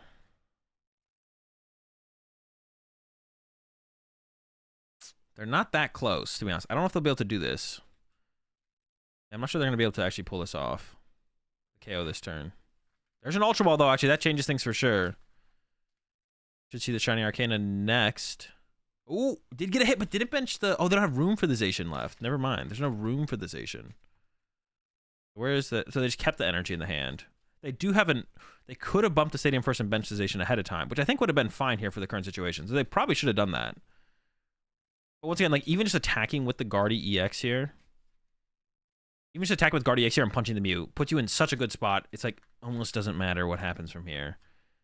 Grabbing the Cresselia. Maybe they're just going to run to Cresselia and punch with Cresselia here. That also seems fine, to be honest. Just Cresselia punch the active. But it's just the 190 punch. Which, once again, it's like... there's like nothing the Mew player can do here. Draw for turn for Mew. They do... Oh, their Luxray is gone. But does that even matter if they could Luxray here? They do have the reversal in hand. Comes the Artisan for nothing. Yeah, this is brutal, man. Spiritomb is brutal for sure. Like, you have to be... Like, watching this play out, like, you have to play Fusion Mew if you want to play Mew, for sure. I wasn't sure how I felt about, like, how good is the Spiritomb worth playing? How good is it? Ooh, Echoing Horn coming into play. Don't think it's going to change very much. Tablet. Didn't they psychically... Wait, didn't they Technoblast last turn, or am I trolling?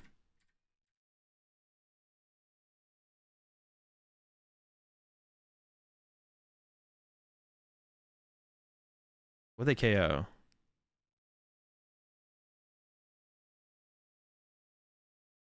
Boss. Oh, Max Miracle. Okay, okay. Dude, I always forget that's an option in Mew. Now they psychically back. Probably going to push Drapion. Yep. All right. Just punch the active. Boss KO on Genesect could be okay as well. They're definitely not getting the win. They could get the win this turn, maybe, if they can, like, mill out their deck and then Shiny Arcana hit double energy. But they already use Shiny Arcana, so I don't think that's happening. I don't know how many boss they have left. There's a Super Rod, Kirlia Guardy. I mean, punch the active once again here is just fine. You could retreat actually and take the knockout with the Shiny Arcana Gardevoir, which might actually be the better play. Level Ball, follow the Rocks of the Kirlia, use Refinement again. Refinement away the Battle VIP Pass, I assume. Just need to make sure they can keep a way to retreat the Greninja or the Manaphy if things get really weird. But they do have an energy in hand, so... Level Ball burn. Fall Crystal burn, maybe. That attachment there is curious. That might be their last energy, to be honest. I don't actually know. They have to make sure they can move Manaphy or Greninja at some point, just in case. All right, they got 6 energy. That's a knockout, 240. They have boss in hand to win the game next turn. New player's been drawing like 0 cards this whole game. 3-card hand. I don't see an option. I think this one is cooked on this turn with the boss in the hand. Also possible they maybe can get enough energy on the Gardevoir and just win the game with the Gardevoir, but there's the boss on the Genesect. Swing again, and there we go. Guardy moves on to the finals. Skip ahead to that match. Where am I? I'm everywhere.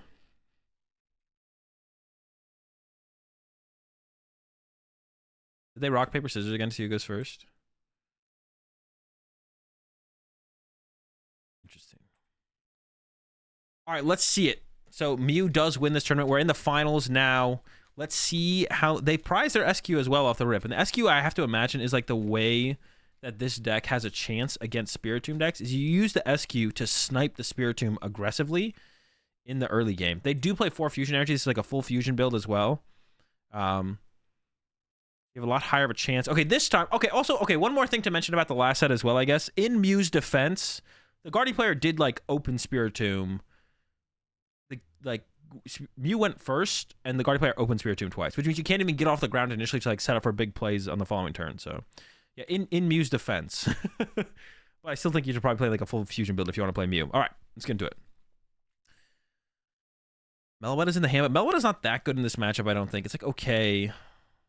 They are gonna commit it though, and pass. They're not even gonna try and draw a bunch of. Ooh, I wonder what the hand is actually there. They didn't even try and like. They had an Ultra Ball in hand, I believe, so they didn't even try and draw cards. Yeah, they didn't even. I think they had an Ultra Ball in hand. They could have drawn some cards there. Spiritomb also could be prized. That's always a possibility as well. And that might be what's happening here. Oh, there's Spiritomb. Okay, so Spiritomb's gonna come out aggressively here for sure. The Zacian start is not great though. That can put you behind in the prize trade pretty early on. Let's see though.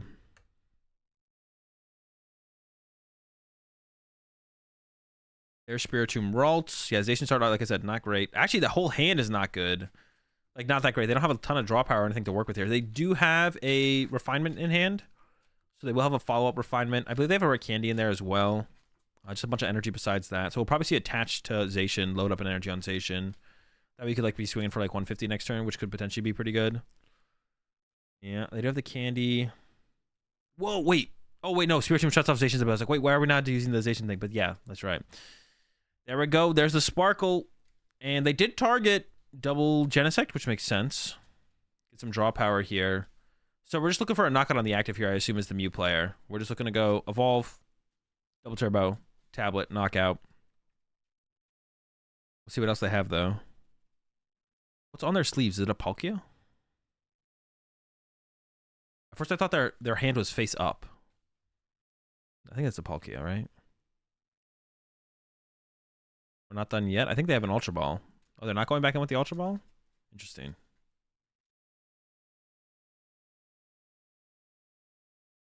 Mew VMAX plus Choice Belt. And then the last 2 cards are 2 Ultra Balls. Okay. Lost City on the Zacian actually is a pretty big deal, right? That's actually a pretty big deal. Yeah, so I'd put the Lost City in play here for sure. We're not quite there on the knockout. But Lost City, because people only play one Zacian nowadays. Yeah, people only play one Zacian in their decks nowadays. It's actually a pretty big deal.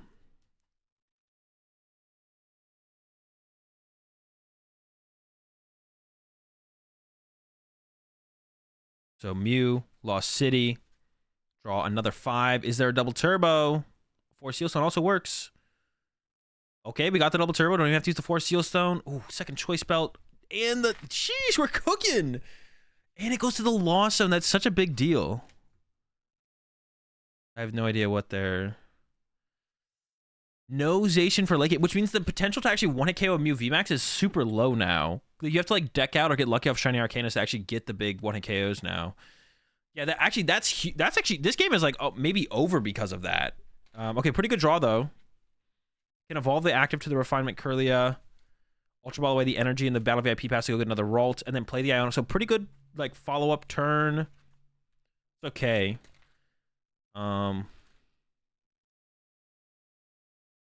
But yeah, so you literally can't 1-hit KO anything. Only one Zacian. Yeah, pretty much everyone only plays one Zacian now because now that you have Super Rod and stuff like that, you can more aggressively find it, and you don't need to like rely on like back-to-back Zacian swings. So you can just recover it in the matchups where you normally need that. And also your Shiny Arcana are more effective because you have Super Rods. So you can like basically deck out or get close to deck out, and then Super Rod 3 energy back to the deck, and then hit them off Shiny Arcana to get extra energy into play on your Shiny Arcana because you can only load up 6 from the ability of the Gardevoir. You appreciate the 19 months there, Stark. It's interesting that they chose to not evolve that Ralt. Oh, they didn't evolve the Ralt because they want to keep out on the option of the other Kirlia, probably. That makes sense. Or just retreat to the Mew like they did is also a good thing. What do you think about Zacian in Arctina? Probably not good. Could be okay, I guess. It does allow you to like guarantee the energy attachment, but you like want to put down like turn 1 path in so many matchups as well. Just don't whiff your energy attachment. So I think the game plan here from the Guardy player has to be to attack with Guardy EX early while you try and load up for a Shiny Arcana 1-hit KO. But with Quad Fusion potentially coming in play soon, like that's going to be able to get 1-hit KOs on the Guardy EXs. Okay, ooh, 2 Arcana in hand, definitely don't want that. But this is a pretty good response setup here from the... Ooh, goes with the Mew bench over the Genesect bench. I guess the Genesect just doesn't matter here because you can't... you won't be able to draw with it. Yeah, that makes sense then, actually. I take it back. You're not going to be able to use it. They did use Technoblast last turn, so they're going to need something here to get going. Tails, okay. Only 2 more cards to draw here. They could actually whiff the attack. What if there was an argument to not attach a double turbo there, so you could possibly draw into a fusion energy and then use another Genesect? You'd have to bench it. Oh, they got the double. No, wait. I think they whiffed, right? Yeah, retreat pass. Oh no, they got the switch card. Okay, yo, they're barely hanging on in this. Like every time, like it's on the last draw every time that they're getting the piece that they need. So there we go. Sparkle, or I think they attacked with Meloetta for the KO here. They're actually quickly winning this game though. They only have 3 prize cards left. The Shiny Arcana gets promoted here. I feel like we had to hit with Guardy EX this turn. The chance of Shiny Arcana actually doing anything is so low. Basically not happening. Maybe we're looking for like boss KO on Genesect here, but even then that's easier to do with the Guardy EX. I think we should have sent up Kirlia here. See, now we get the Guardy EX, but now we have to damage our Shiny Arcana Gardevoir to get there. I don't know if I like that. I don't think I like that. I don't want to damage our Shiny Arcana Gardevoir. I also don't want to attack with our Shiny Arcana Gardevoir because we want to use that to actually 1-hit KO Mew VMAX later. A boss KO on the Genesect that has, they still have the V-Star power available as well. The Mew player does. So boss KO on the tablet Genesect is really good here actually. There's a Sinnoh. There's the boss. Okay, so we are gonna get this KO, but we have to damn it. See, why did they send up the Shiny Arcana here? Because that's our way to 1-hit KO Mew VMAX eventually. They should have just promoted Ralts to hope to get the candy play. I don't think you can afford to lose your draw power on the Shiny Arcana here. But now it seems like they're gonna. Yeah, see now we're that's so bad. Yeah, that was such a bad sequence there because we could have attached for turn to the Shiny Arcana as well and start to like get it to the point where it could 1-hit KO Mew VMAX. But our chance of 1-hit KO Mew VMAX at this point is so low. All right, remove the draw power from play. We get rid of the Force Seal Stone as well. Get our first 2 prize cards here. Get the Greninja off the prize cards as well, which is a pretty big deal for draw power actually. We could see the Mew VMAX player get the 1-hit KO on the Guardy EX at this point. And if they get that, the game's basically over, it feels like. And they're actually close as well. They're actually pretty close because they have... no, they lost the fusion energy, so actually they're not that close. Boss KO on Shiny Arcana is pretty solid here, though, I feel like. Do they keep 2 Battle VIP Pass around? That's a lot of Battle VIP Pass to keep around. They vacuumed away a Genesect when they could have vacuumed away a Battle VIP Pass? I don't know about that. Seems sus.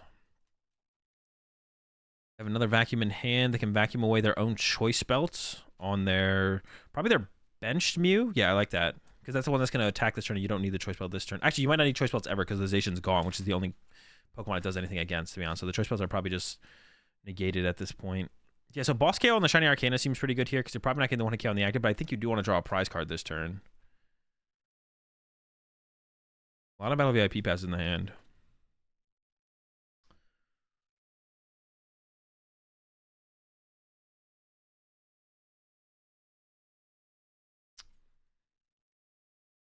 There's the V-Star power. So like I said, probably going for the boss here. Like I said, probably should KO the Shiny Arcana. They're going to go for Escape Rope instead, it looks like. That's just going to be a Ralts getting pushed up, though. Or actually, maybe you push Spiritomb here. You probably push up Spiritomb here off this Escape Rope. Yeah, you push Spiritomb here for sure. Going back in with Sparkle. Making sure that they can. You probably put it on the Genesect without the Forest Seal Stone. So that way the Genesect could attack if you needed to. But they picked the Meloetta. I guess that allows the Meloetta to attack. Maybe that is correct then to do it with the Meloetta. Being able to attack with a 1-prizer versus a 2-prizer is probably better to attack with a 1-prizer. I don't hate that.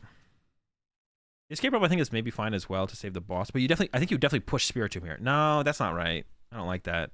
Because like they have 2 Genesects in play. They both have fusion energy.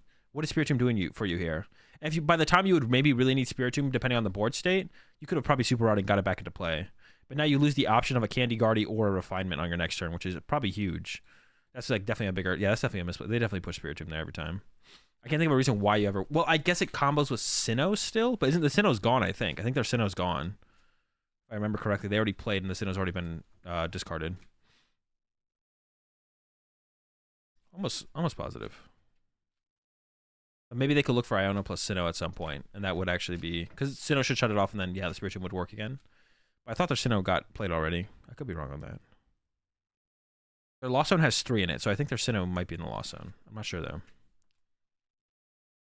Okay, Rod plus Level Ball for the Ralts. Let's see, is there a Sinnoh in there? There's not a Sinnoh in there, and there's not a Sinnoh in hand either. So yeah, their Sinnoh is definitely gone at this point. I think it is that trainer card in the Lost Zone right now. So yeah, it's definitely they definitely should ship Spiritomb there, I think. Is Fusion Energy protected from your own Spiritomb? I don't think so.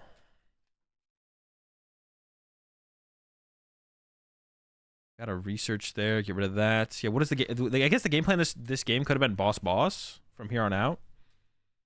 But that doesn't seem like a possible game plan now. Once again, they have no 1-hit KO potential on the active Mew. But like Iono plus 1-hit KO the active Mew would have been pretty good here. But if they didn't build up, they would have had to start building up their Gardevoir as soon as last turn, which they kind of fumbled with how they sequenced their last turn out. So definitely some mistakes there, like I mentioned. Yeah, there's the Sinnoh in the Lost Zone.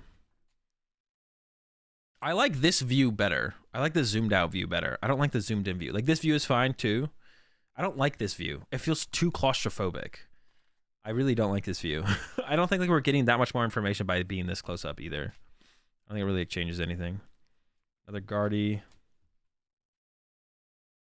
Wait, can they even evolve that Guardy? No, they can, right? Yeah, because they can't need the other one. They could have had one more refinement in play though if they'd given up the Spiritomb.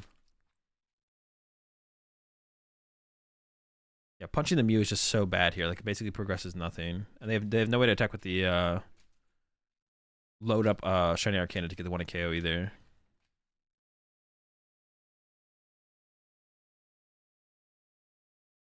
We're actually loading up that. See, I don't like loading up this. I think it's probably better to actually hit with Guardy EX here and hope they whiff the 1-hit KO than pushing Baby Guardy. Because now if you push Baby Guardy, they go knock out Baby Guardy boss KO for the win more easily. I feel like. I just like being able to more easily see the player's hands.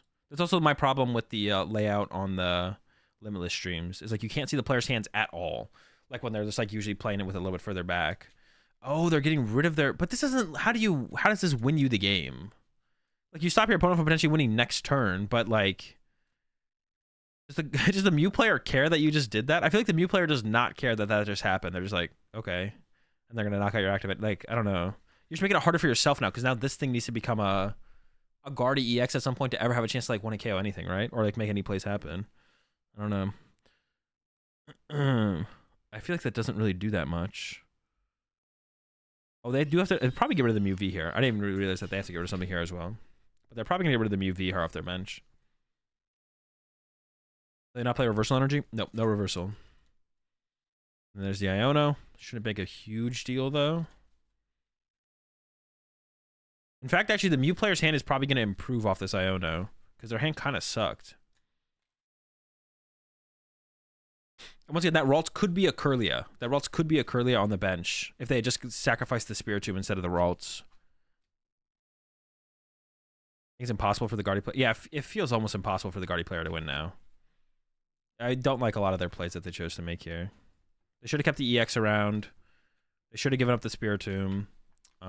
They should have sent up the Ralts to attack with Guardy X, the turn they attacked with Guardy X, so that way they could start to load up their Shiny Arcana on the bench with the potential to actually KO the Mew.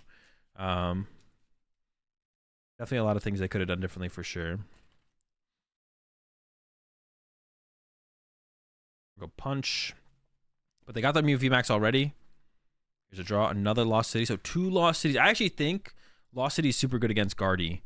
That's why I definitely think I like it in Chien Pao.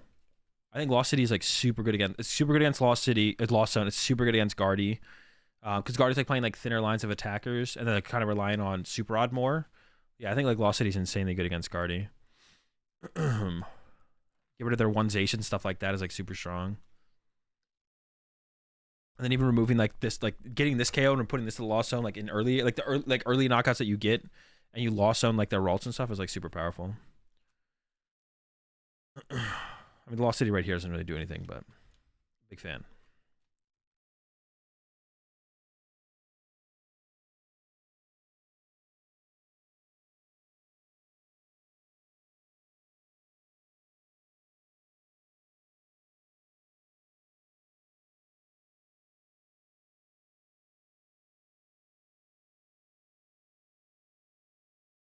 All right, down to 1. 2 Mew VMAXs set up. Yeah, I just don't think there's ever a play. You see, now they need the Guard EX. They need the Guard EX again. Now they don't have it. That's because they discarded it. 1, 2. So yeah, I think this game was a rough initial. Not that bad for the Guard. The initial draw, well, it was really just opening the Zacian that was really rough, to be honest. Boss on Genesect to stall. Evolve to the Kirlia. Make do. Attach active, and then pass, and then switch card in hand. Yeah, switch card in hand. Boom. Go to the Mew. Knockout. Go on to game 2. Mew up 1-0. We'll see the... Now we'll get to see the Guardy player go first, though, and like get out turn 1 Spiritomb. Wait, did the Guardy player... No, the Guardy player went second in this one. So we'll get to see the Guardy player maybe find turn 1 Spiritomb. Couple mulligans here, it looks like. Okay, what do we prize? A Ralts, 2 energy. Oof, and the Greninja. The Greninja's like the big... The Greninja's almost worse than one of the Ralts, to be honest. Ooh, the only Pokemon search in hand is Ultra Balls. That's not good. Ultra Ball away. What? Probably get rid of... I think you haven't searched your deck here, so I don't like getting rid of the energy here. Because you want to retreat your active, and you maybe also want to get Greninja. So in my head, I don't really like this. You're going to go get Mew here. And then Mew's going to try and get Battle VIP Pass. But then you could Battle VIP Pass for Spiritomb plus Greninja, use Greninja, draw 2 more cards, hopefully get some more Ralts, and then go from there. So I kind of like keeping the second energy around, to be honest. Yeah, I kind of like keeping the second energy around. I don't know. One Zacian does feel wild with Lost City around. But in the Mew matchup, you only need to use the Zacian once. You don't need to use the Zacian twice. That's the thing. So it's like, you only need 1 Zacian in more of your matchups now because Shiny Arcane had become such a more efficient attacker with Super Rod that you only need 1 Zacian, really, to be honest. It's just like, opening it is just kind of unfortunate. Like, opening it and then finding their Lost City on that first knockout is just kind of unfortunate. So I wouldn't say, like, I don't think 1 Zacian is really that wild, to be honest. Pricing is not a good reason either, I don't think. Not because you can just like pick up some of that, like, yeah, just the way that games play out on average. I think 1 is probably still just fine. Yeah, there's the hard treat, but now they don't have another energy for the Greninja, like I was saying. They don't have an energy for Greninja. They also need to get a battle. Okay, they got the Battle VIP Pass. And Spiritomb wasn't prized. They do know Greninja's prized now, so the thing I said before, they didn't know at that point though. They can grab Spiritomb plus probably get Ralts here. Yeah, Spiritomb, Ralts. The SQ is in the opening hand. Ice Q is in the opening hand. So I wonder if we're going to see like a turn 1 snipe on the Spiritomb. That's so cheesy, man. The problem wasn't that Zacian got lost. Yeah, exactly. The problem wasn't that Zacian got lost on it. It was that it didn't get a knockout initially. Dude, I think they have it. Dude, I think they've got the Ice Q snipe.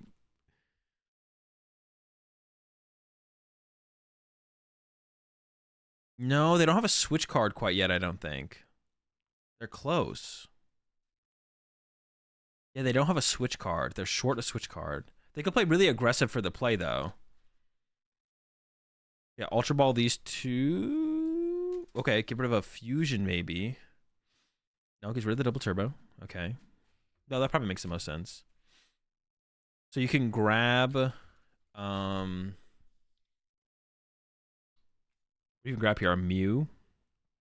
And then you could force Seal Stone. You could attach to the Ice Cube. Force Seal Stone for Sparkle. Sparkle to the Genesect and the Ice Cube. And then draw 2 cards and try and get a switch. Or I guess you could play it slower. I'm curious to actually see how they play this. They might just play this really slow here. But then maybe getting rid of the Mew VMAX doesn't make a ton of sense. They also might attach active here and just draw 2 cards and see what that gives them. But then they can't attack with Ice Cube. So they can either go for aggressive for the Ice Cube play or they can just play a little bit more passive. See what they choose to do here. The Mew's definitely getting benched, so they can at least do that. Oh, there it is. I think they're going the aggressive route here. So that means they're going to look for the Elsa Sparkle. Nope, Battle VIP pass. Unlucky. Okay. I was hoping for the aggressive play. Like super aggressive play. But so they're just going to get Mew, Genesect. They'll bench Mew, attach to the bench Genesect, and then just draw cards. They could still hit Sparkle Switch card, but that's pretty unlikely. Yeah, so they're giving up on getting a prize card this turn. For the most part, it feels like I said, they could get really lucky here. We'll see. Yo! All right, we got the Sparkle. So now we can... No, we still can't get there because we already attached return. I thought we could get there all of a sudden. But it's still pretty good. That's still pretty good. We can't attack this turn. And at this point, you don't even commit the energy to the SQ because now you can just use Mew Max to copy Ice Q. You can use Mew Max to copy Ice Q, and then you can just kind of go from there. Yeah, for some reason, I thought we could still pull off the play. I thought we were about to see the nuts, but no. And then just draw one. They do have a Cram in hand. Oh, they're just going to settle for the one draw. And the Guardian player didn't have like a ridiculously strong start, so you're probably not too worried about your opponent like popping off next turn. Because their start was pretty slow, and we can see the follow-up is not looking that good either. You really need to draw a draw supporter here. So there we go. I would like to see... So this is actually where I think it's probably correct to use Mew first to thin an item out of the deck, so that way when you use for Refinement, you increase your odds of seeing a draw supporter, I think. I think that's probably worth the trade-off. Now, if you do Refinement first and then Mew afterwards, you have a higher chance of seeing Level Ball, which can find you a Kirlia, but you have an Ultra Ball in hand already, so I think they should Mew first here. Because you need more than that. You need more than a Refinement's worth of cards. You want an Iono or a Research's worth of cards. So you want to increase your odds of seeing that. So thinning out the item cards, see, boom, if you got this Level Ball first, then you go, boom, Level Ball for Kirlia. Now you thin out the deck by a Level Ball and a Kirlia. Now you go Refinement, which now there's 2 less cards in there that aren't Iono or Research. So when you use that, you have a higher chance of seeing Iono or Research off your Refinements. Yeah. Kirliazation's in the hand again, but you probably don't want to put Zation in play. You're not trying to get your Zation lost zoned here. Let's get a pretty slow start for the Guardy player. Here we go, second Refinement, looking for some kind of draw support. What do you give up here? Probably the Ultra Ball's good. Probably the boss, yeah. Got the Research. Okay, and we can Ultra Ball. Ooh, okay, but that's fine, that's fine. We're just gonna Super Rod the Zation back. Aggressively goes for the Mana Feed. I guess that makes sense. You want to protect your Spiritomb. But I don't know, like... I guess you don't want him to like snipe your Kirlia either, though. I was like, do you really care about the protecting Spiritomb that much? It's more so to probably to protect your Kirlias than anything, to be honest, at this point. Which seems reasonable. That seems reasonable. All right. Here we go again. Research for 7. Looking for... you just want another Ralts this turn. That's all you want. They did prize 1 Ralts. Yeah, all you're looking for here is another Ralts. There's a Level Ball. Get our Ralts, bench our Ralts, and then probably attach to a Kirlia pass. We'll see. There we go. Level Ball. There's the Ralts. And yeah, probably attach to a Kirlia pass. Attach retreat to Manaphy would be interesting. Actually, to be honest, I'd preserve your Mew, and Manaphy would protect you still for this turn. So I don't hate that, to be honest. Retreat to Manaphy is not terrible, I don't think. But no, they're just going to go with the pass. And then... I feel like the Mew player probably wants Boss KO on Kirlia. That would be my guess. Boss KO on Kirlia here seems good. We can't snipe with the Q. Wait. How does... I have to read Fusion Energy. This card, as long as this card is attached to a Pokemon, it provides every type of energy. Prevent all effects of your opponent's Pokemon's abilities done to this Pokemon this card is attached to. Can you snipe through Manaphy with Fusion Strike energy? Prevent all effects of your opponent's abilities done to the Pokemon's card is attached to? No? You sure?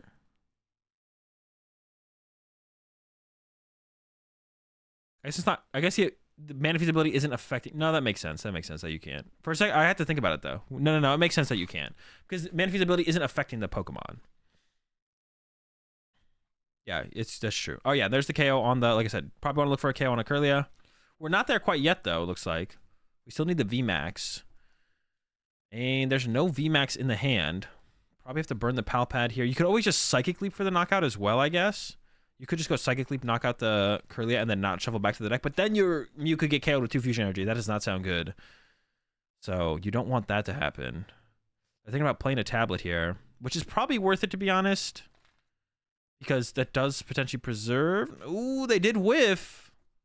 Now they have to go with that Psychic Leap. Do they want to go back to the deck ever, though? I don't think so. And there's that Lost City. Like I said, like the Lost City seems like it, like, yeah, losing a Ralton and a Kirlia for the rest of the game. Can't super rod those back anymore. Like, that seems pretty good. If they can get the KO here on, I think they're in a fine spot, though. If the Guardian just KOs this Mew, they're in like a fine spot. Especially with, you can KO with the Guardian X pretty cleanly here. And they just played a tablet. So them playing a tablet, them being down 2 fusion energy. So now it feels like they're realizing that they prize the Ralts. If you get the KO here with Guardi EXO, I think you're in a pretty good spot. And you have the Guardi. Oh, no, that's not the right Guardi. So I wonder if they're going to dig for a rare candy right now with the Mew. I don't think they've burned any rare candies yet. So they could go dig for a rare candy right now because they have the Shiny Arcana in hand. So I think that, yeah, that's what they're going to do first. And then they'll play Iona afterwards. There's a rare candy. Okay. Candy Guardi and then Iono. I've just become so used to the lack of shuffling. I'm not sure what just happened. Oh, they just broke a sleeve. Okay. They just said their extra sleeves are somewhere else, so they need to go get an extra sleeve. Okay. At first I thought it had something to do with their shuffling, but it was a broken sleeve.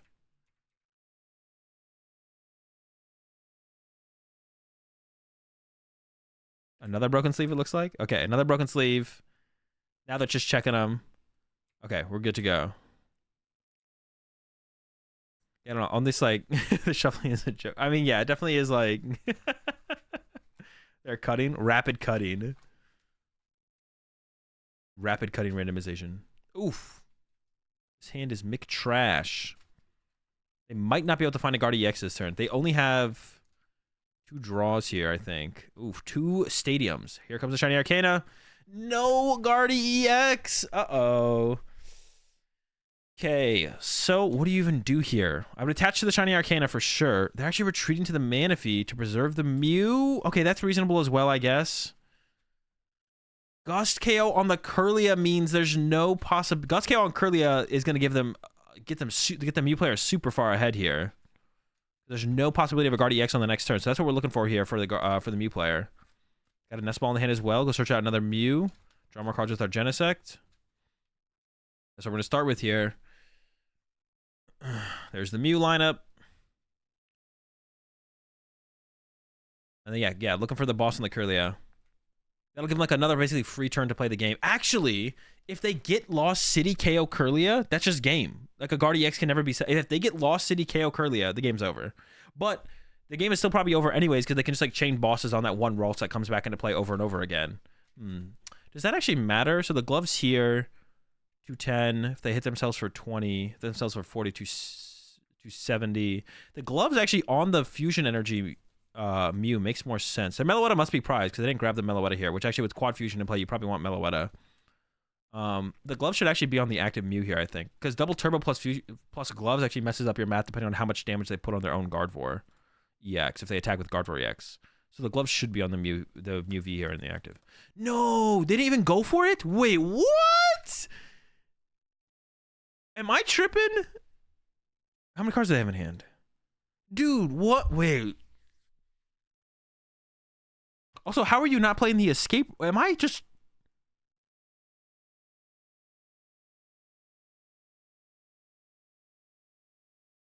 How are you at least not playing the escape rope here? Isn't Manaphy the worst thing you could possibly KO here?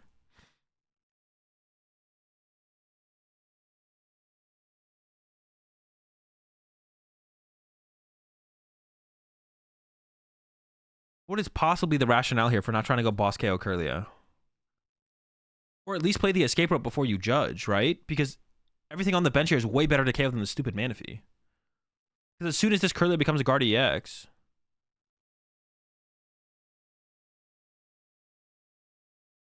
Man, this play... I do not like this play at all. This play seems terrible. I'm not going to lie. If they just get boss KO on Kirlia, the game basically is over. Why would you not go for boss KO on Kirlia here? Or at least play the escape rope. No way. There's no way this is correct. I do not like this play at all. I hate this play.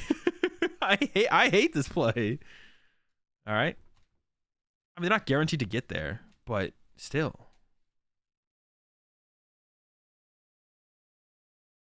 That's true. They probably should have sent up the Spiritomb there over the Manaphy. They're like, it's one of those things where they're definitely like tunnel visioning super hard on being like, oh, I want Spiritomb in this matchup, set up Spiritomb. Oh, I don't want to lose Spiritomb in this matchup. Of course, towards the later part of the game, you probably still want Spiritomb in play because they could bench like a third Genesect down in the late game and then use that one where they wouldn't have been able to. But yeah, I don't like this. I don't like that play at all from the Mew player. I feel like just digging first makes more sense.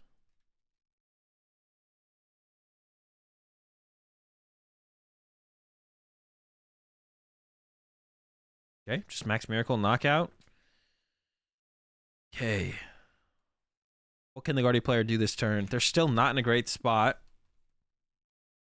A bit of a discard pile check first. Yeah, what is their angle here? What are they gonna try and do?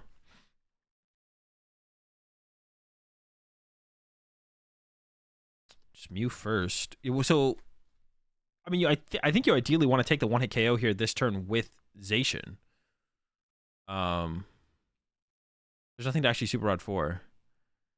I don't think it's gonna be possible, but I think you ideally want to Zacian KO the Mew. Can't Max Miracle, right? No, they have 2 Fusion Energy on their active. They can do it without copying another VMAX. The rare double psychic Max Miracle. The rare double psychic Max Miracle. It does happen sometimes. Satach and Iono. This is still looking pretty miserable. There's just like not enough energy in the discard pile right here. I think you do want to play for the Zacian 1-hit KO here, but we'll see. Got the Guard EX finally. Energy in hand as well. We can see a refinement on the... What? Give it to the Battle VIP pass? Why did I get rid of the energy? Why did we not get rid of the energy there? Trying Arcana for 2. Okay, well, they didn't get to play anyways. Are they going to have to settle for... They have to settle for Punch with... How much HP does SQ have? We could actually KO... We could KO Ice Q this turn, actually, with the Cresselia. I like that, actually. Well, that's a little bit weird, though, because then you open up the bench space for Meloetta. I don't know. It does open up the bench space for Meloetta. Then you're just a tablet Meloetta plus boss away from getting the KO. And you spread your energy... No, this is terrible. This is terrible. You spread your energy so thin here as well that it's going to be impossible to get enough energy to get a 1-hit KO for the future. No, this is bad. This is bad. Your energy is spread so thin here. You're never going to be able to 1-hit KO a Mew VMAX. It's just never going to happen. And you're drawing a single prize knockout, which means as soon as you take this Ice Cube knockout, your prize trade from here has to be a 1-2-3 prize trade or a 1-3-2. But you have 5 energy spread out. You're never going to get to the point where you can KO a Mew VMAX anymore. Well, not never, but like it's going to be a while.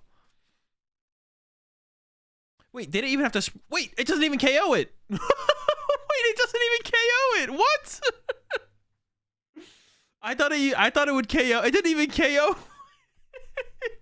Dude, why is this thing such a tank, bro? The 110? Did they realize they weren't KOing it? Can you like ping it later with something? No, right? I thought I had 70 HP. Okay, they thought they had the KO for sure. Yeah, I thought I had 70 HP. Yeah, they're laughing it off now.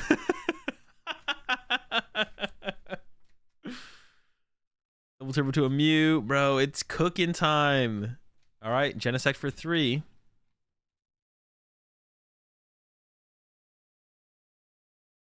Got a couple Crammies. Heads on the first one. Lost City is getting lined up in the hand. We have the boss KO on the Guardy here, plus Lost City. That would be pretty good. Nope, just got the Lost City to start with. I think boss KO on that Guardy is so good here. You should definitely go for that. Ooh, wait, we can snipe it. Oh, we're going to snipe the Guardy. Yo, that's sick. Let's go. And it goes to the loss. Oh, no. Oh, the Meloetta is in the deck, actually, unless it got discarded earlier. So their Meloetta is actually still around. You have to make sure you try and remove some fusion energy here from play as the Guardy player. Because otherwise the Meloetta is going to allow them to 1-hit KO your Guardy EX. Looking tough. Almost looking impossible here for the Guardy player. Looking tough. Almost impossible. See what they can put together here. Fog Crystal. So how could they play this? They can go Zacian 1-hit KO. If they can get the Zacian 1-hit KO here, okay, so that's gotta be the play, right? Zacian 1-hit KO, the active, into Guard EX Boss KO, the Genesect, right? Oh, but they haven't drawn a prize card yet. They can't even do that. No. Okay, so maybe Guardy Boss KO Genesect. Hope you don't get 1-hit KO'd. Okay, I'm down with that. I'm down with that. Guardy Boss. But yeah, with the energy spread so thin like this, I don't even know if that would have been possible. Oh, you already attached return. Yep, got to do that. That's fine. All right, we're chill. Now, Boss KO on the Genesect. Removing a fusion energy from play. There is already like a tablet gone, I believe. Triple tablet does still get the win here, but there's a tablet prize. I think there's one tablet played, one tablet gone. We could just see another snipe with the SQ, though. We could see, like, Iono plus snipe the Mew. I guess there's no draw power on the board, so Iono's hit the Guardy player pretty hard here. Starting with the Cram, that is a heads. KO the active would be pretty good as well, but I don't think they have the tablets for it. They have 2 tablets. So they are no, but they have the gloves. Wait, hold up. With the gloves, they're doing, how much damage are they doing? 20 to 8. They're 10 damage short. Wait. How much is 210 minus 190, 220? Dude, if they had put the gloves on the right Pokemon, the gloves should have been on this Mew. They actually would win this turn. If they had put the gloves on the right Pokemon, they actually would have won this turn. I love it when, like, I mention something in a game and then it comes true. Do you even snipe the Pokemon, keeping the energy put? Well, you could, like, snipe the Cresselia here and, like, leave the other energy where they are. Ooh, gets rid of the boss. Gotta get the Mew VMAX, of course. So, yeah, maybe just go... Well, you can't snipe Cresselia with this one, but you could retreat to the other Mew and then snipe KO the Cresselia. Actually, how do the punching gloves work? Maybe it does? I don't think it does it? You could at least bench the Genesect. Yeah, I like that. Vacuum. Get rid of the choice belt off the SQ. Plays the tablet, and then draw 5. Why would they play the tablet here, though? They don't have to play the tablet. Maybe they don't need it for the rest of the game. Why would they play tablet here? That's interesting. That's curious. They also got rid of a boss. I don't like them getting rid of boss there either. Another tablet play doesn't matter, though. Still short on the win. They burned through all their resources now, though. Are they just going to punch the active here? I was thinking Snipe Cresselia made like a little bit more sense. They are just going to punch the active here. Okay. 10 damage short from the win. Not that the way. Well, this would effectively win the game if they got the KO here. But if they put the gloves on the other Mew, like I had mentioned earlier, they would have actually got there. Smacking Guardian for 280 essentially kills it too. It doesn't really though. What do you mean? Them having a 2 KO here is really bad. This could. Well, I mean, I don't think they can still get the KO with the Zacian though. Bench snipe with SQ? Yeah, but it's still a 2-hit KO as opposed to a 1-hit KO. You want to 1-hit KO it. Like, not 1-hit KOing this Guardy effectively makes the game go +1 turn. Like, why would you want the game to go +1 turn? The game is guaranteed to go +1 turn now. Because the Mew player has 3 prize cards left, not 2. If the Mew player had 2 prize cards left, then it would be like, okay, and then they always win then. But that's not the case. They found this Zacian. They do have a lot of energy in the discard pile, but off the left. They also found the collapsed stadium, though, so you can get 1 more energy in the discard pile by discarding the Mew, probably. You probably keep the Spiritomb around to limit them to just 1 Genesect for the rest of the game. You want to KO the Mew VMAX, but now you can't reload up your Guardy because it only has 10 HP left. Oh, why are they running to Cresselia? Wait, they maybe didn't have the... I want to know how many energy in their discard pile. They maybe had it. I don't know, though.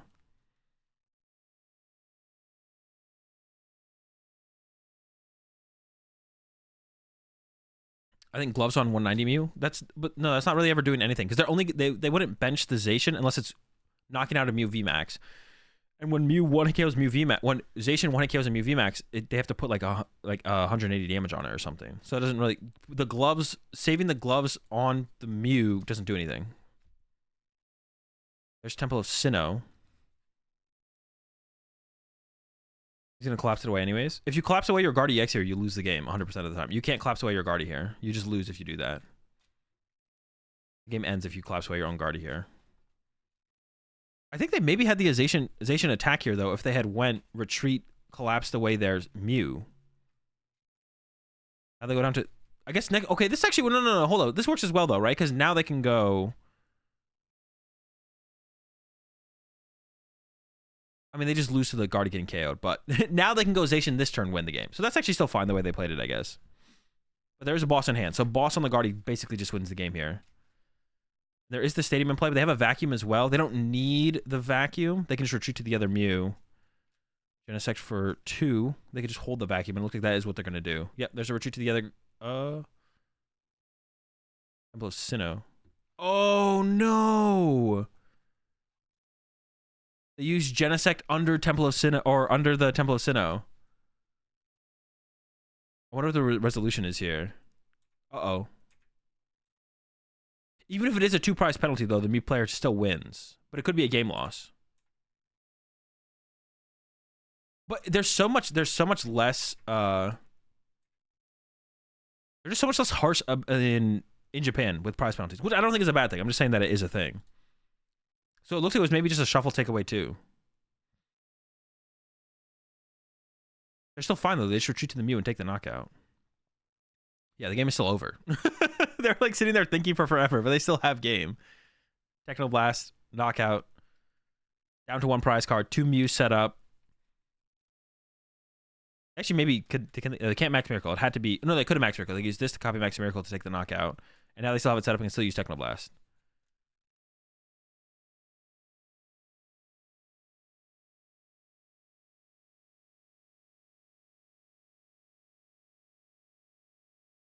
So they're going back over...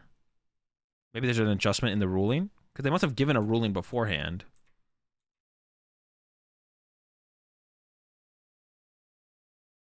Or maybe because they attempted to try and use Max Miracle with the active one. I don't know. I want to know what is happening, but... So it looks like... There's no... I don't... Do they ever indicate if there's a prize penalty? I don't know if they do prize penalties in Japan either. Do they ever indicate it if there is? I actually don't know how it works. Over in Japan.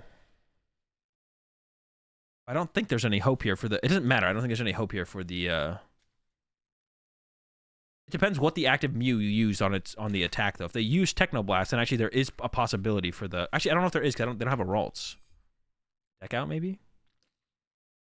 There is an escape rope in the hand here, though, for the Mew player. Oh, they do have the Super Rod for the Guardy and the Ralts. Okay.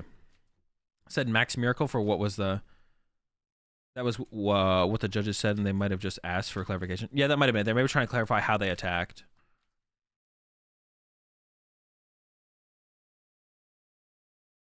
Yeah, it just comes down to the escape rope. They do have the escape rope in hand, so they're just waiting for them to pass. They could Iono here, though. Retreat to the Zacian. Okay. There's the escape rope. Send up and Technoblast for the dub. Yeah, Mew wins. That was a... Those are some interesting games. I think... I have to go back and watch game 1 again. How did game 1 develop? I mean, the Guardy player drew pretty slow. Like, yeah, it doesn't feel like this is a good matchup for Mew. It doesn't feel like this is a good. It doesn't feel like this is a good matchup for Mew at all. The Guardy player drew pretty slow. Yeah, it definitely feels like it's an unfavorable matchup for Mew still. The Guardy player just drew really, really bad. Like, like they just weren't doing anything either game, to be honest. They were like almost getting there. The Mew player played well, but yeah, it definitely still feels like this is still probably a bad matchup for Guardy. I'm just trying to judge if I actually think Fusion Mew is actually like a thing. I don't think it is. Would you bother with Tomb and Guardy? I maybe would. It depends how popular it's going to be. It's kind of like Cal playing Drapion in Guardy at Fresno. It's like if a deck is popular enough or enough good players are going to play it, then teching for it is probably worth it.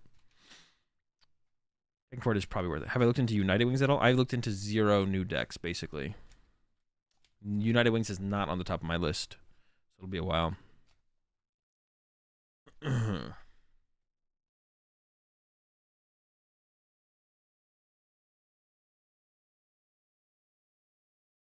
They do prize penalties. If I recall correctly, they changed the TPCI style instead of taking the prizes directly. I know they did that. Yeah, I remember them doing that. But they're definitely not as harsh as giving out prize penalties. Because there's been multiple things we've seen in this tournament so far that in a TPCI ran tournament would have been a double prize penalty, and instead it was just a fix and resume, basically, which I don't think is bad.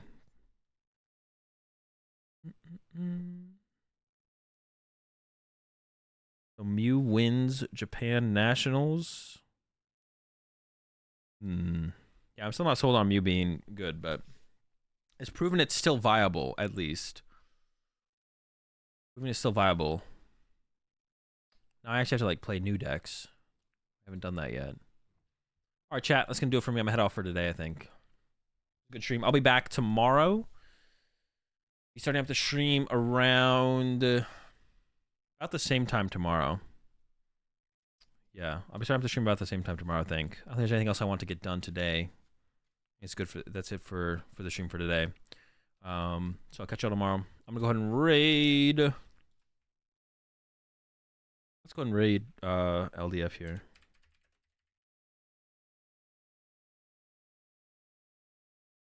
Have a good one, chat. See you tomorrow.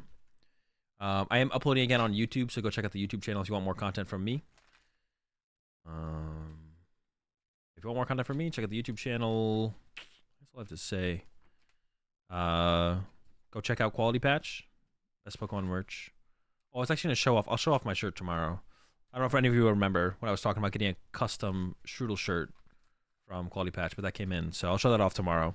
The custom Strudel, and I'll catch you all tomorrow. Peace.